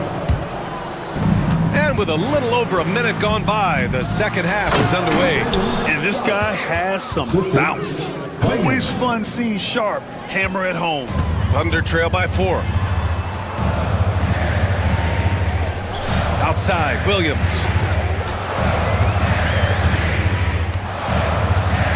Hartenstein a screen. For 3. Williams, that's good. Williams has got 5 points in the quarter. A shot that Williams continues to work on. You love seeing these type of results. Pass to Graham. Henderson outside. Here he goes. And there's the slam dunk to finish it off. And you have to love it. The floor general taking things into his own hands. Just the aggression they're looking for, man. Boy, and not just the aggression, the ability to get to the rim, but how about the finish with intention? Oh. Now here's Sharp. 11 points in the game, and he jams it home with authority. Showing off some playmaking abilities with the pick and roll. I know Coach likes seeing this from Sharp. Here's Williams, and Williams punches it home. His hang time on the rim puts a sweet cherry on top, BA. It's a close game, and those displays of explosiveness can jumpstart a team. Hartenstein a screen. Blocked. Wow, great size and better positioning made that block possible from Klingon.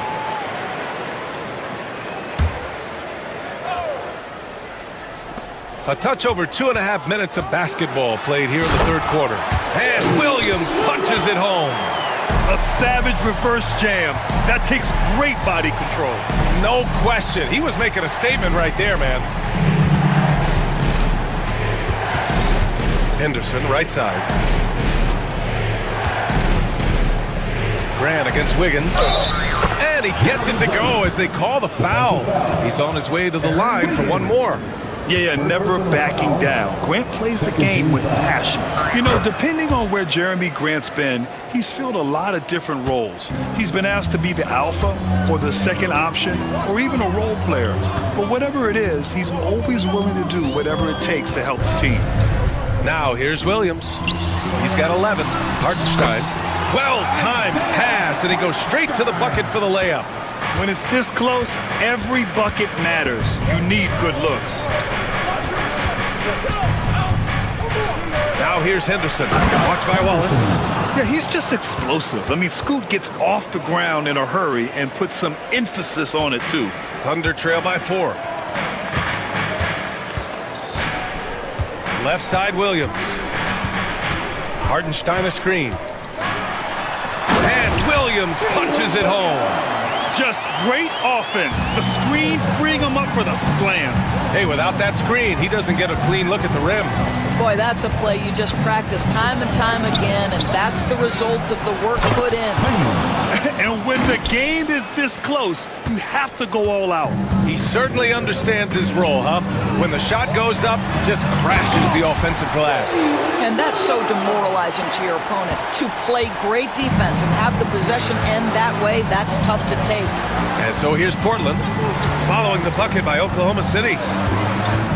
Pass to Klingon, launches it. The rebound by Wiggins. The Thunder have gotten 7 of their 9 shots to fall. Quality shooting in the second half. Here's Wallace, and Mark Daignault has called a timeout, and we might see some changes. Coach potentially looking to adjust.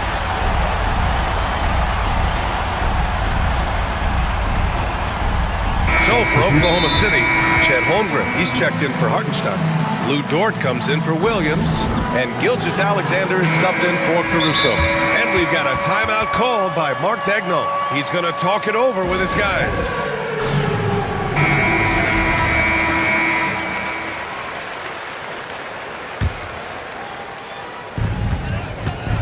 Holmgren with a screen on Thibault.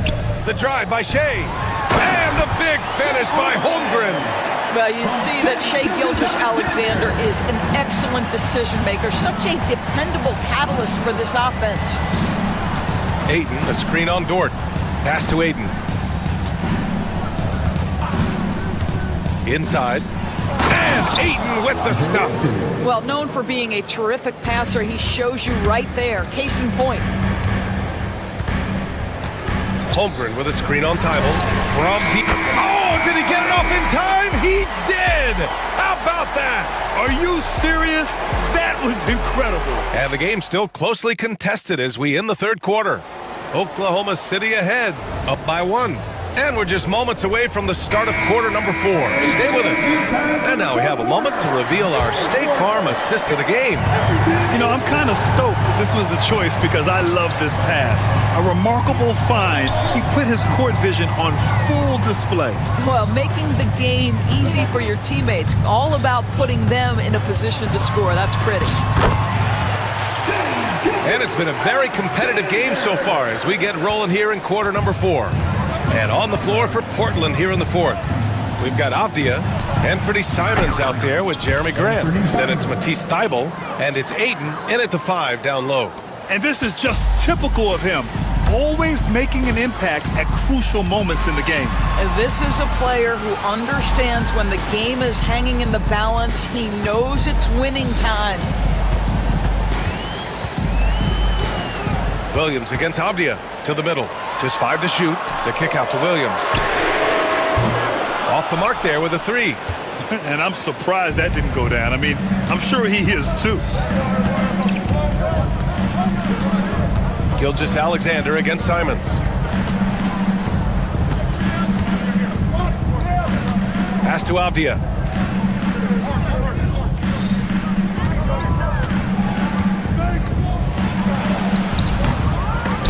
Dort grabs the miss. Oklahoma City has gone 3 of 6 from deep so far. And Gilgeous Alexander missing. Boy, if you're going up against this guy in this close a range, you've got to defend with everything you've got. A tremendous job defensively. And he got the whistle on the way up, so he'll be headed to the line for a pair. You get a sense there of how challenging it is to guard DeAndre Ayton. Gets good position, makes the defense react. Portland making a switch here. Sharps checked in. And we've made our way through just over a minute and a half of this fourth quarter. Gilgeous Alexander against Thibault. Got a piece of it. Here we go, one-on-one. Here's Ayton.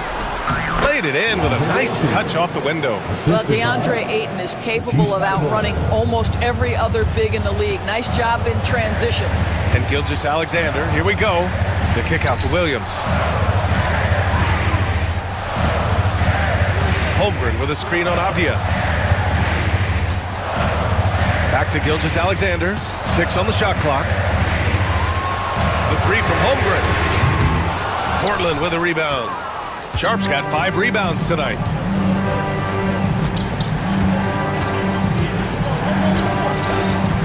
Pass to Ayton. Now Avdia. He's guarded by Caruso. Back to Ayton. Sharp passes to Avdia. It's Sharp on the wing. Here's Simons. That one rolls around and rims out. And here's Gilgeous Alexander. He'll bring it up for the Oklahoma City Thunder. 4-point game. Caruso outside. That one's good. And so Gilgeous Alexander with the assist. Gilgeous Alexander's got 3 assists now in this one. It's Avdia on the wing. Drains the triple. And the Trailblazers lead by 4. And I think this hometown crowd is in shock as the visiting squad fires right back with a 3 of their own. And that one's good. Gilgeous Alexander. There is no moment too big, no pressure too heavy for Mr. Shea Gilgeous Alexander. The delivery is on time. And it's Simons penetrating. And it's thrown down hard with both hands. And you have to love it. The floor general taking things into his own hands. Just the aggression they're looking for, man. Boy, and not just the aggression, the ability to get to the rim, but how about the finish with intention? Portland grabs the miss. Ayton's got 6 rebounds in the game. We've got 1:13 left in the fourth quarter here. There's Simons. That one's good. On the assist by Ayton. And it's a 6-point Portland lead. Well, DeAndre Ayton is a team-first guy, and boy, does he set up the open man. Outside, Williams. Back to Gilgeous Alexander.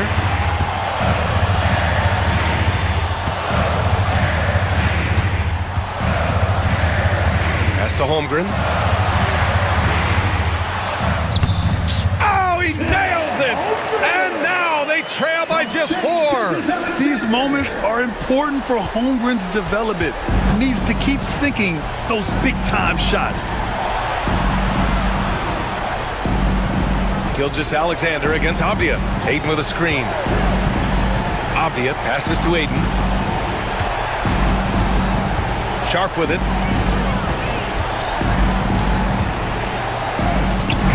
That shot off the mark. Good work defensively by Gilgeous Alexander. First clean look they have. I mean, they've got to take it. And they've got to be efficient with the clock. Quick score, quick foul. The 3 from Holmgren. No good there.